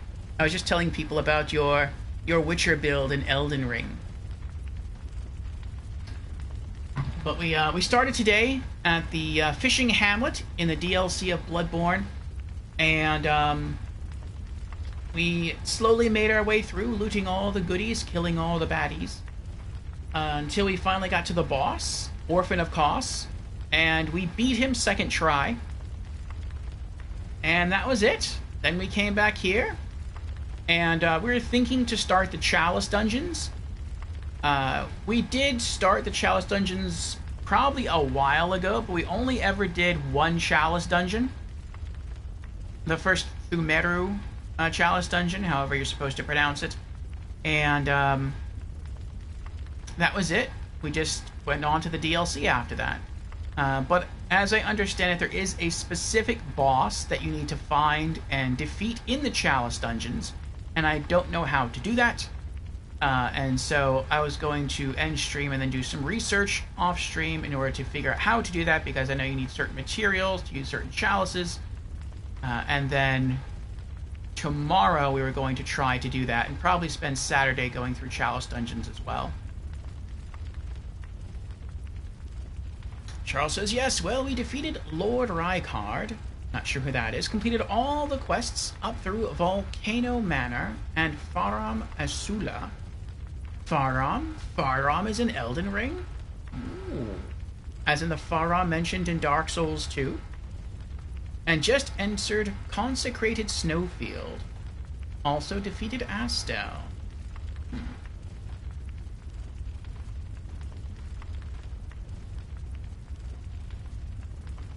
Oh, it's Farum. I see. Well, maybe over time it became Farum. Maybe originally it was Farum. But congratulations on your victories, Charles. I look forward to learning more about what those locations are like and more about what those bosses are like in the future. After Bloodborne, we will ourselves be venturing into the lands between for the very first time, running a blind playthrough of Elden Ring. But I have really enjoyed my time here in Bloodborne. Ah, we have an ad. I see, I see.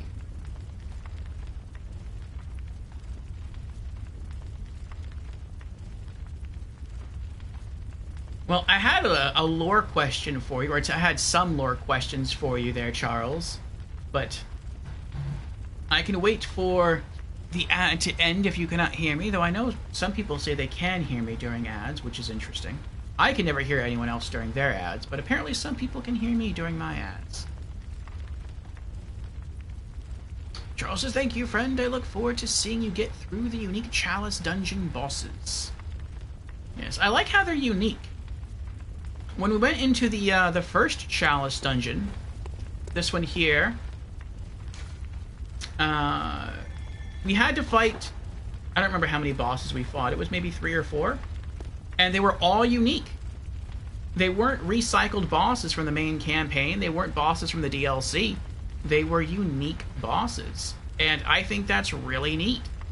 The fact that this game actually has more bosses than you think it does. And if you really want to face all the bosses in Bloodborne, then you actually do have to go into the Chalice dungeons. So that's pretty cool. Jen says, I can hear people sometimes within ads, but only on mobile. Or my Twitch app. Huh, okay. Well, it looks like the ad is almost over.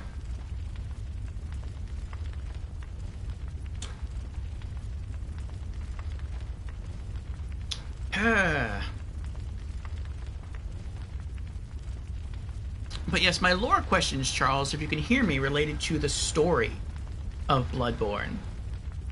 I had a interpretation of the story of Bloodborne. I'm not sure it's accurate, but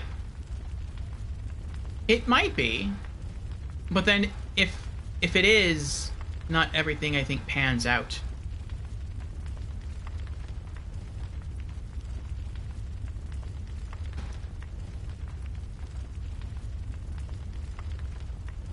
See here.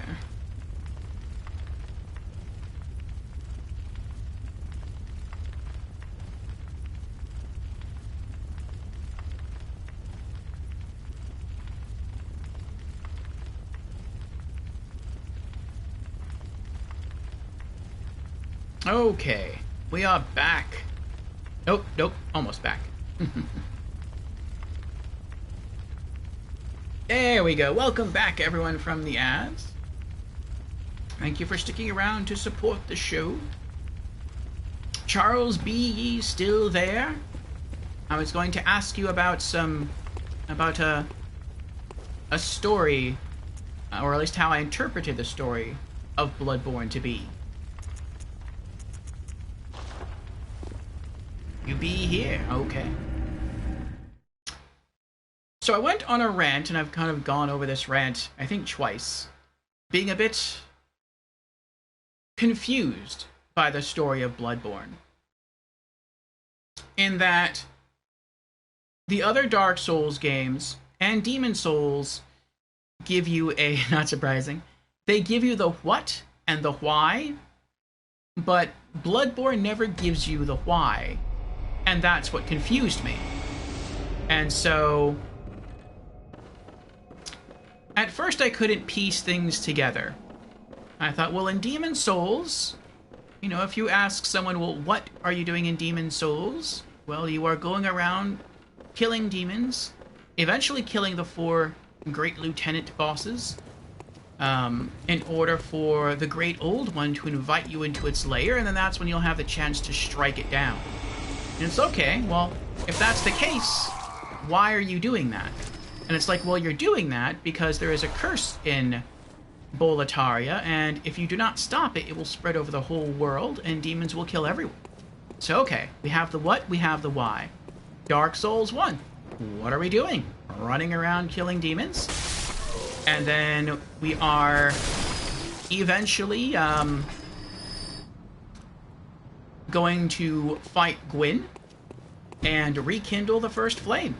Okay, why are you doing that? Well, you're doing that because there is a curse upon the earth, an undead curse, and if you don't rekindle the first flame, then it will persist. So you're basically saving the world. Okay. Dark Souls 2. What are you doing? You're going around, you're traveling to this town, going to a castle to find the king, but first you have to get more powerful in order to meet King Vendrick, so that you might be able to undo specifically your undead curse. Not the world, this story's more personal. And it's like, well, okay, well, why are you, or I guess I should say, I should have just left it at meeting the king. Well, why are you doing that? Well, you're doing that because you are cursed, and you want to remove your specific curse. And Dark Souls 3, what are you doing? Well, you're going to kill more generals and drag them all back, kicking and screaming, if you have to Firelink Shrine, so that they can rekindle, or so that you can rekindle the first fire to undo that generation's undead curse.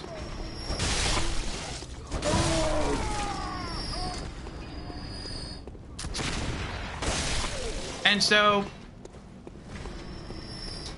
every game, every Demon Souls game, well, there's only one Demon Souls game, but Demon Souls and every Dark Souls game gives you the what and gives you the why.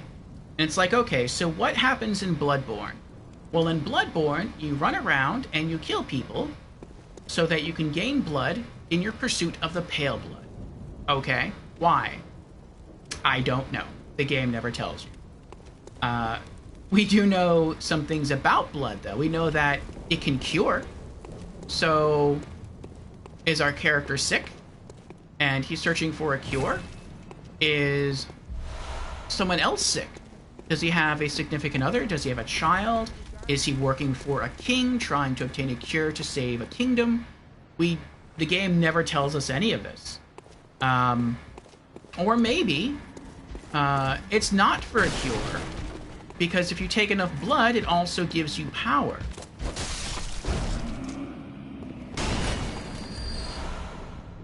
So maybe that's what the blood is for. Maybe our character's on a pursuit of power. And then I thought, maybe it's the end. Maybe once you get to the very end of the game, there's probably multiple endings. And depending on the ending that you choose, maybe that will settle on an origin story for your character. In other words, maybe in the end of the game, you sort of finally receive the Pale Blood and you can choose what to do with it. Maybe in one ending, you just walk away, and if you walk away, maybe credits roll and it says, okay, your character ventures back to his homeland and cures the populace or whatever.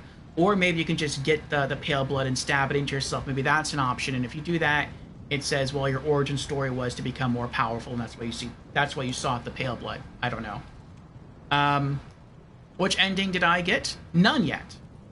Because I was told that if you beat the final boss, then the game pushes you into New Game Plus. And so I cannot fight the final boss yet. I have to go and do the DLC, which is done, and the Chalice dungeons, and then I can go fight the final boss of the main campaign. So it's kind of like Dark Souls 1. You have to do everything you want to do before the final confrontation. So I thought maybe it's something like that. But then I had another idea, and it's kind of a far-fetched idea, but it makes sense to me. And that is, maybe it has to do with the blood. And the difference between souls and blood. And so, as far back as Dark Souls 1, there was a covenant where people could become dragons. And nothing was really explained about it. At least I don't remember it being explained. I know you could go talk to a very peaceful archdragon and he would just let you join his covenant. And that was pretty much it. And you could actually use the items he gave you to transform into a sort of half dragon, half human person. I guess we can just call them Dragonkin. And then in Dark Souls 2, in DLC 1, Crown of the Sunken King, there was a pursuit of blood, specifically dragon blood, by a faction of people who ultimately failed. But they were the ones who lodged the spear into Sin the Slumbering Dragon. And we don't know really, or at least I never knew, why they were trying to obtain dragon blood. And then in Dark Souls 3, we find ourselves upon Archdragon Peak, assuming you find Archdragon Peak, and there's a lot of corpses up there of Dragonkin.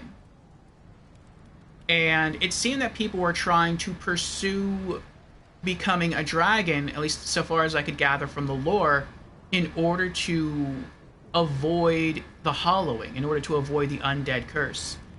And so, what the Dragonkin corpses made me think is that if you obtain dragon blood, you can become Dragonkin and you will avoid the undead curse.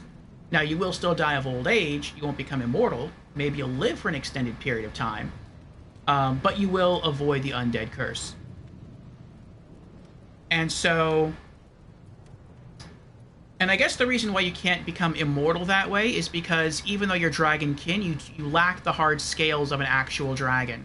So, even Seath the Scaleless back from Dark Souls 1, who was a pure dragon, not Dragonkin, was still immortal because he had no dragon scales. And so I feel it's the same with the Dragonkin. But I think the reason why we're seeking the pale blood here in Bloodborne, and the reason specifically why it's called pale blood, is because he might actually be looking for the blood of Seath the Scaleless, the pale one, who he's referred to as a pale one, I think, in Dark Souls 2. And so maybe the undead curse is still going. Maybe the world is sort of plunged into eternal night. And our character has come here because this place is known for blood and powerful blood, in order to seek the pale blood, which is the blood of Seath the Scaleless, to inject himself with the blood in order to become Dragonkin, so that he can avoid the undead curse.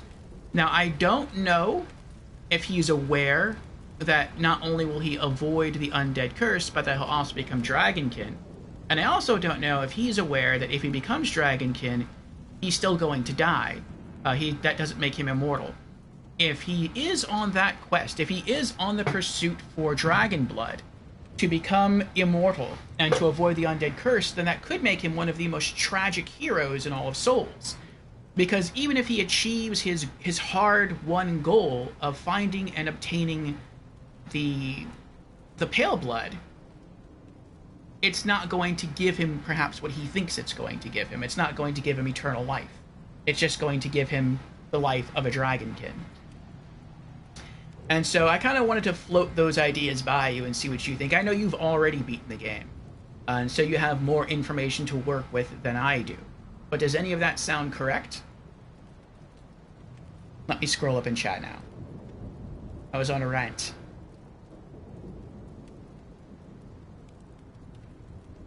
Okay, Jan says, back in Dark Souls 1, Sigmire and Solaire are examples of humans who chose to become undead, right? The reason one would choose to be undead is because Lordran was deemed so dangerous, death was guaranteed for a normal undying human. Okay, I didn't know Sigmire was undead. I knew Solaire was undead. He said it. I don't recall Sigmire being undead.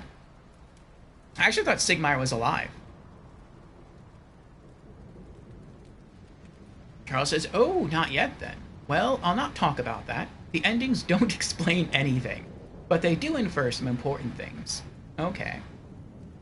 Dan says, in Bloodborne, the blood of the healing church is used in the same way. It is a tool that gives you many tools, like healing, power, strength, etc. But like undeath, it is a double-edged sword. Yes, I get the feeling that blood will cure you, and if you imbibe enough blood, it will strengthen you, it will make you stronger, it will make you more powerful. But if you imbibe too much blood, if you sort of abuse it, then it will turn you into a beast. You sort of become what you eat. So, if you imbibe a lot of beast blood, then you yourself become a beast. Maybe if you imbibe a lot of blood of the lumen creatures, the blue guys, like the celestial emissary enemies or minions, then maybe you become one of them. I don't know.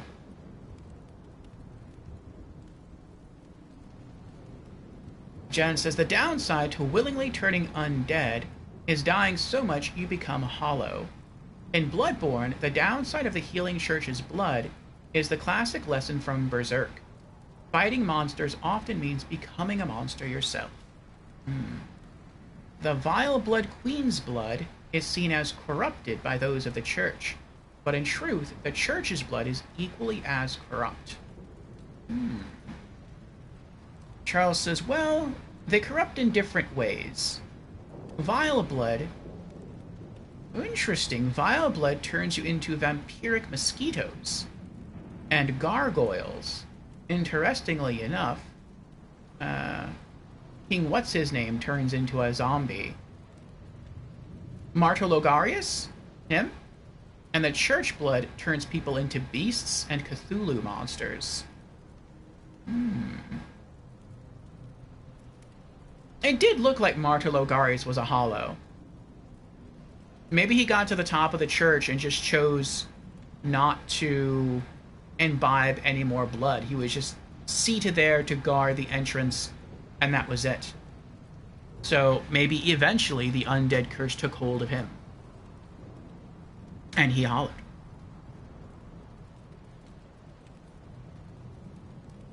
But that's interesting. And maybe that's why our character's on a search for specifically the pale blood. The dragon blood. So that if something happens and he does change into a beast of some kind, it's not going to be a vampiric mosquito or a gargoyle.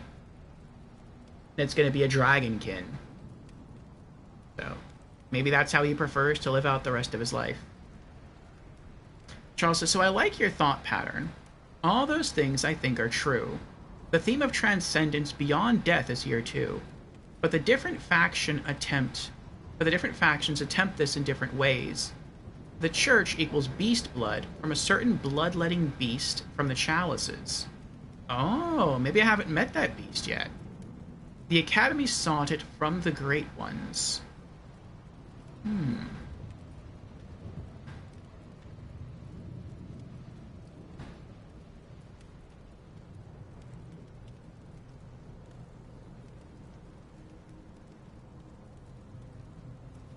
The vile bloods from mixing bloodlines. Okay.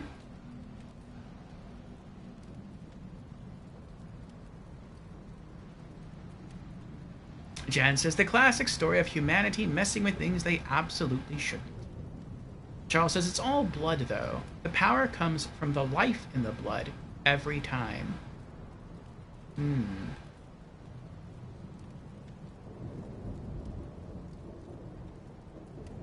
I would like to know more about the Queen.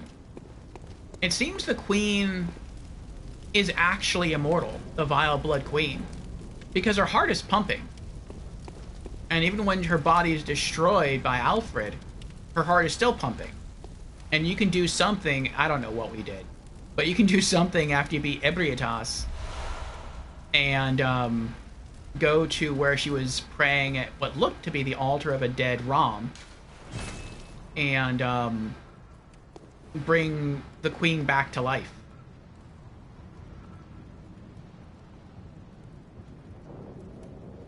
Thank you for hanging out, Lorelei. Thank you for still being here.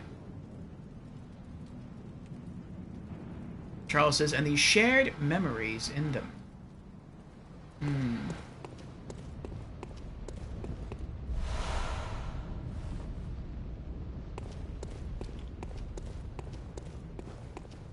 Is any more story revealed in the Chalice Dungeons? Or are the Chalice Dungeons purely challenge rooms?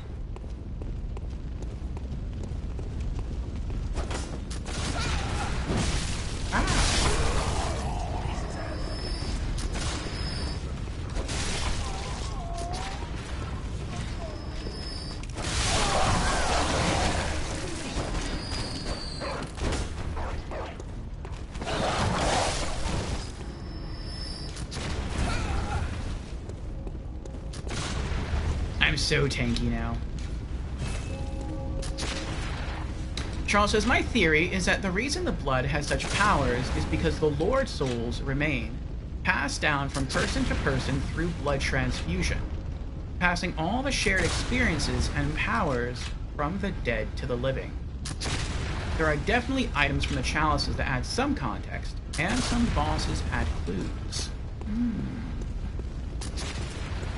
So if the power of souls remains and is conferred now through blood, rather than purely through souls, then I wonder what would happen to someone if they located all of the souls of the Great Ones, or I guess the blood containing the souls of the Great Ones, and injected themselves with all of that blood.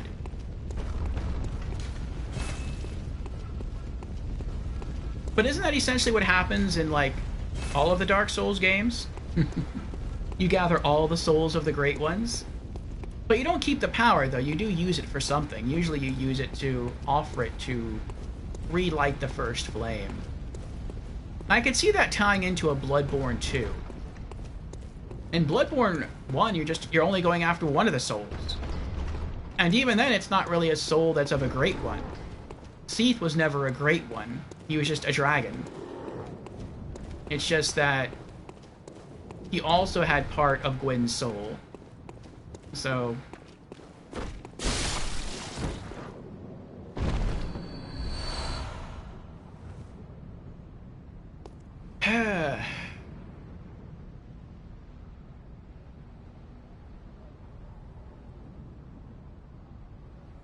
What do I think happened to start all this mess?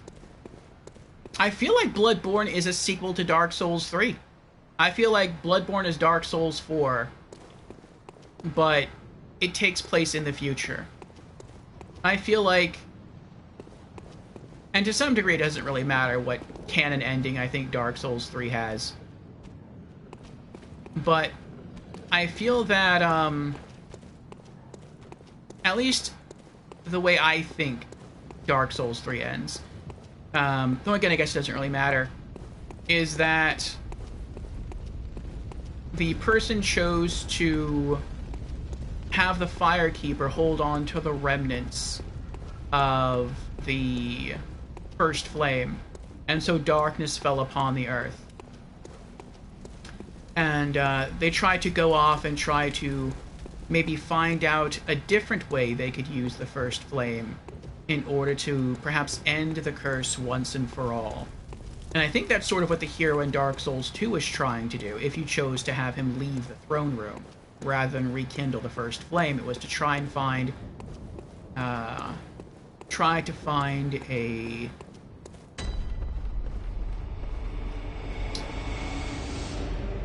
third option besides just conquering the world in darkness or rekindling the first flame. They want permanence. They want to undo what has been done. And so I feel like at the end of Dark Souls 3, the world is left in darkness. The kingdoms crumbled. Eventually people learned to live in darkness, and they established towns and technology grew, guns were created, and the world of Bloodborne was born. And I think people sort of stopped using souls, and they gravitated more towards using blood as a means to try to escape the undead curse. And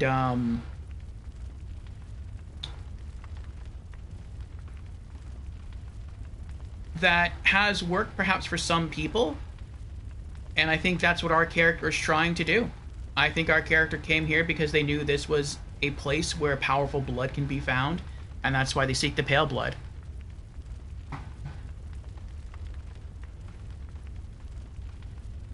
Charles says, I would definitely recommend you look at all the different dungeon crafting items.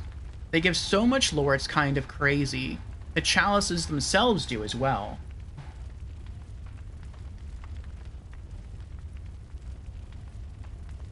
The dungeon creating items. So these things? Like the chalice goblet items do. Okay. And those as well. Alright. So the demon souls and the lord souls and all of that, I think, led to Bloodborne's story. But what started the beast blood curse and the dream and the nightmare, that is the key secret you are missing. Yes, that I don't know. I also don't understand some dimensional things. Like, I don't understand the pocket dimension that Rom was in. I don't understand. I mean, this looks like Ash Lake. And you said that the Hunter's Dream is a real place. It's not just... It's not a figment of someone's imagination.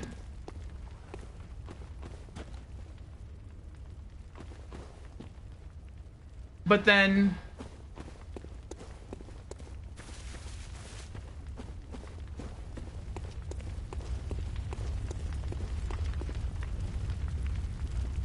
Have all the bonfires been replaced with lamps?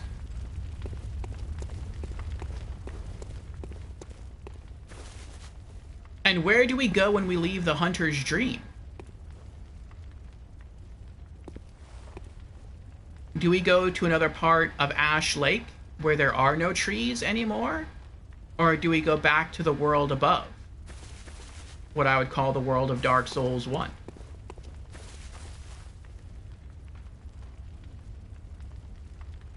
I guess I can look through some of those items, look through their descriptions. Fumero Chalice. Ritual chalice found in the Church of the Good Chalice. Used in a ritual at the tomb altar in the Hunter's Dream to break the seal of the old underground labyrinth. Let the chalice reveal the tomb of the gods. Let blood be the hunter's nourishment. And let ye partake in communion. When they call it the... When they say underground labyrinth and they refer to it as the tomb of the gods, that makes me think that somewhere in there it leads down into... I forget what they're called, but the catacombs, the Giant's Tomb, where Grave Lord Nito used to rule. It makes me think of that. And maybe it also makes me think of the place where you fight the Bed of Chaos. Because those two places were kind of close together.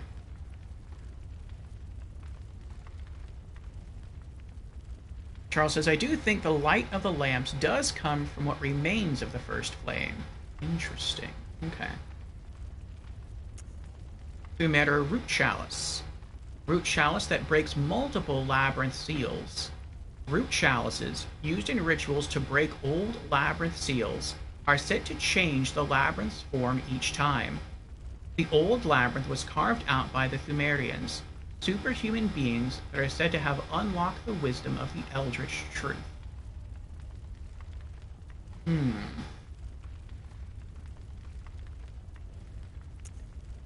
Central Fumero Chalice. A chalice that breaks a labyrinth seal, but only a root chalice changes the shape of the old labyrinth when used in a ritual. The old labyrinth was carved... I just read that, okay, the same description. Ailing Lauren Chalice. Chalice that breaks a labyrinth seal. Lauren is a tragic land that was devoured by the sands. That sounds like a location from Dark Souls 3. Karthus. The tragedy that struck this ailing land of Lauren is said to have its roots in the Scourge of the Beast. Some have made the dreaded extrapolation that Yharnam may be next. And there were bestial creatures in the catacombs of Karthus. And some, I think, had antlers, kind of like one of the DLC hunters had. And they had a fur shawl, like one of the DLC characters had. Great Is Chalice. That looks like an apple to me. A chalice that breaks a labyrinth seal. Great chalices unlock deeper reaches of the labyrinth.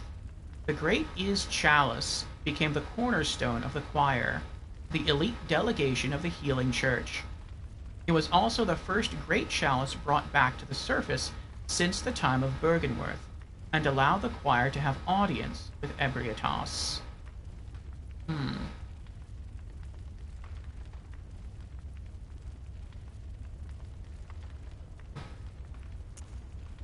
I don't know if I'm missing... I think I'm missing one.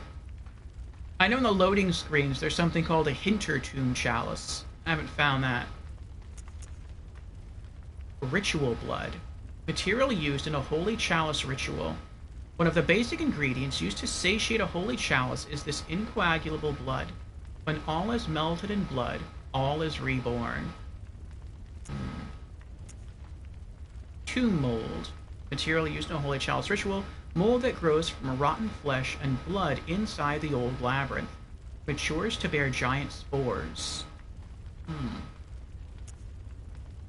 Old blood flower bud. Material used in a holy chalice ritual.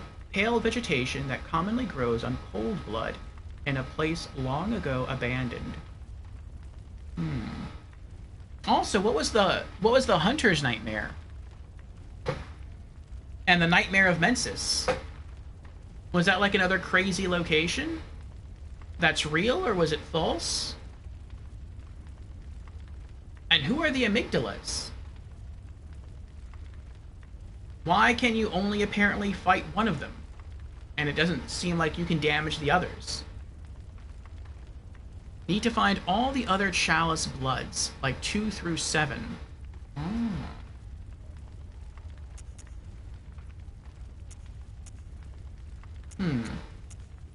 Arcane haze.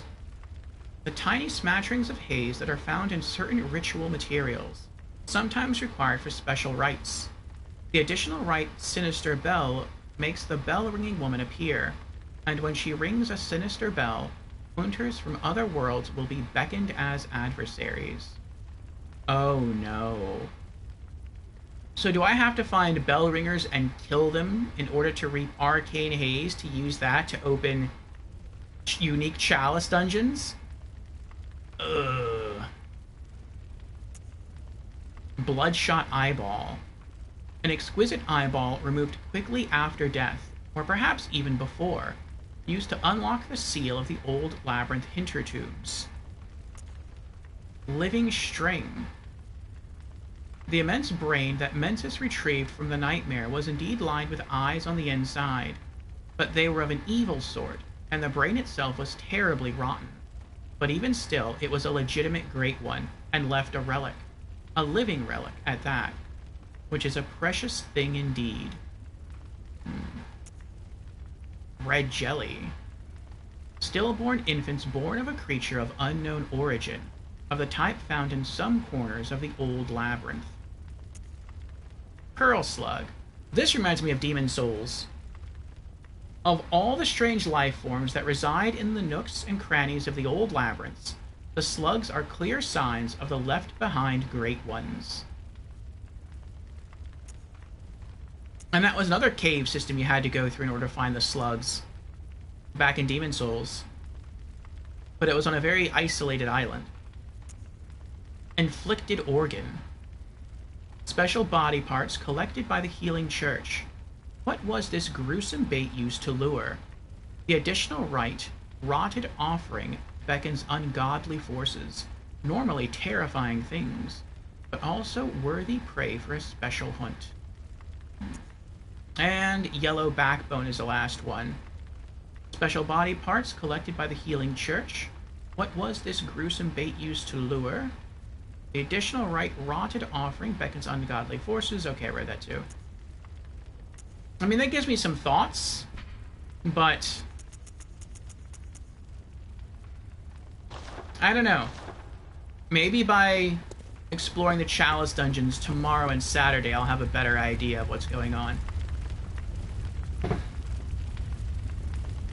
Jan says, from my understanding, the Hunter's Nightmare was created by the Orphan of Kos as a form of lashing out against whatever it could blame for the death of its mother.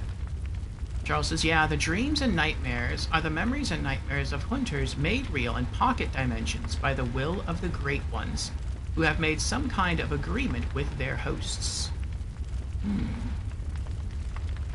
Once you have gotten an ending, a lot of conversation will open up.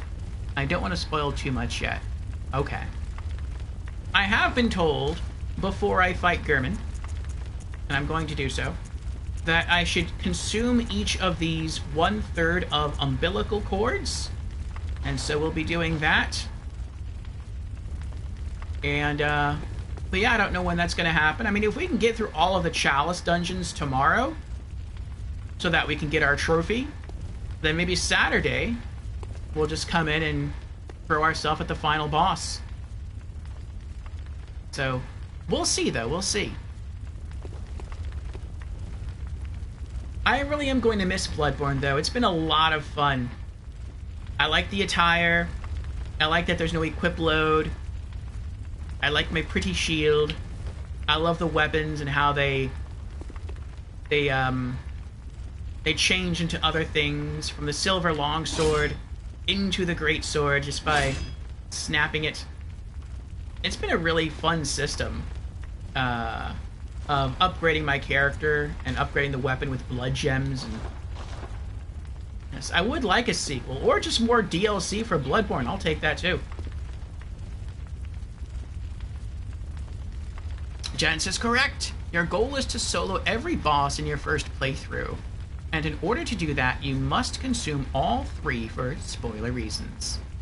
Charles says, one thing about New Game Plus, the progress of the Chalice dungeons is not reset in New Game Plus, and the difficulty does not go up either. That sounds like it could be a good thing.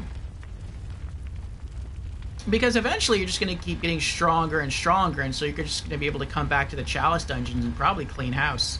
Unless some of them are really, really hard. So if you want to beat the game first, then go into the Chalices you can. Okay. Chalices do get crazy hard, though, so that's actually a mercy. Okay.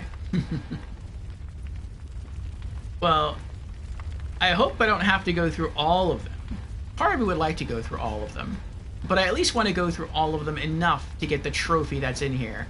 I was told I have to beat someone called Yharnam Pthumerian Queen in one of the Chalice dungeons, and then I would get a trophy from there, and then we fight the final boss, and then we go into New Game Plus.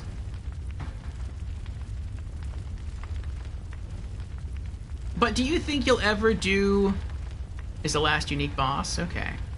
Do you think you'll ever do a platinum run on any of the Souls games, Charles? I would like to see that. So far as I'm aware, you don't have to be online for Bloodborne.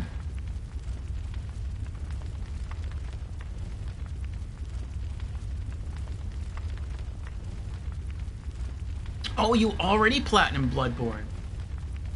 Belated congratulations. Just none of the Souls games. I see, I see. Yes, they can be grindy, the other Souls games. I spent a good chunk of time in Anor Londo and Dark Souls 3 just farming the Silver Knights over and over again for the Covenant items. In fact, I farmed for a lot of Covenant items in Dark Souls 3.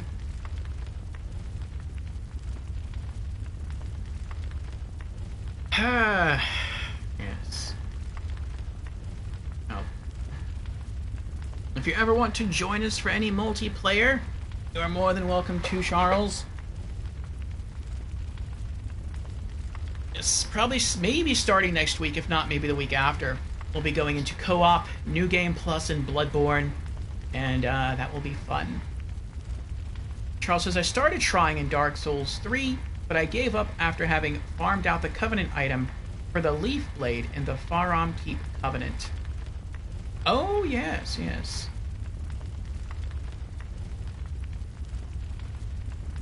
I didn't think that one was too bad. It was time-consuming, but it wasn't too bad. I went to the bonfire just before you fight the Abyss Watchers, and I would walk up to the entrance and stop and turn left, and you would see the 2 Dark Wraith Knights walking up the path, and I would just let them slowly walk and kill all the Grue on their way to the entryway for that boss area. And then after they were up there and they weren't looking at me, then I would sort of come out from my hiding place, and I would go check all the Grue bodies for the leaves, and then I would leave and do it again. Or I'd go back to the bonfire and reset the area and then do it again. It was decent free souls at the time, and yeah, sort of an easy, though time-consuming way to collect the leaves. Wolf's Blade Grass, yes, that's what it's called. Got it, but didn't want to do anything worse than that. Oh yes, and there's worse stuff than that. But understandable, understandable. Alright, well, thank you again, Charles, for the raid. Trying to see if there's anyone else streaming any Souls stuff.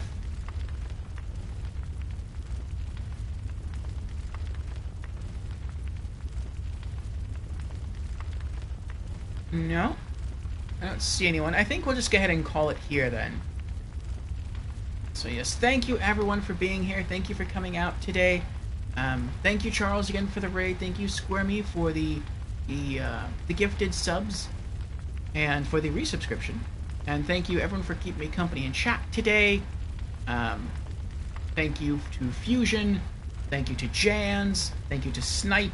Also, thank you, Snipe, for keeping me hydrated. Thanks also goes out to Creepy for being here. Hope work goes well for you, Creepy.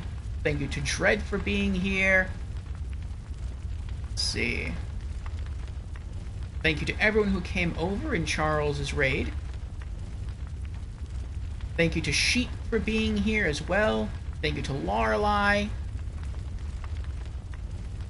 Thank you to Beezers. Thank you to Boris and to Ed and to everyone else. Thank you to the lurkers as well. I hope you had fun watching us tackle the final area of the DLC and slay Koss on our second try. And yeah, we'll be back with more Bloodborne tomorrow, during which we begin the Chalice dungeons. So that's going to be a good amount of fun. And I'm going to get straight away to researching the path we need to take in order to get there. So, yes, take care, everyone. Have a good night. Yes, have a blessed rest of your evening as well, Charles. And I will see you all tomorrow for more Bloodborne. Take care, and goodbye. Oh, and yes, of course, may the good blood guide your way.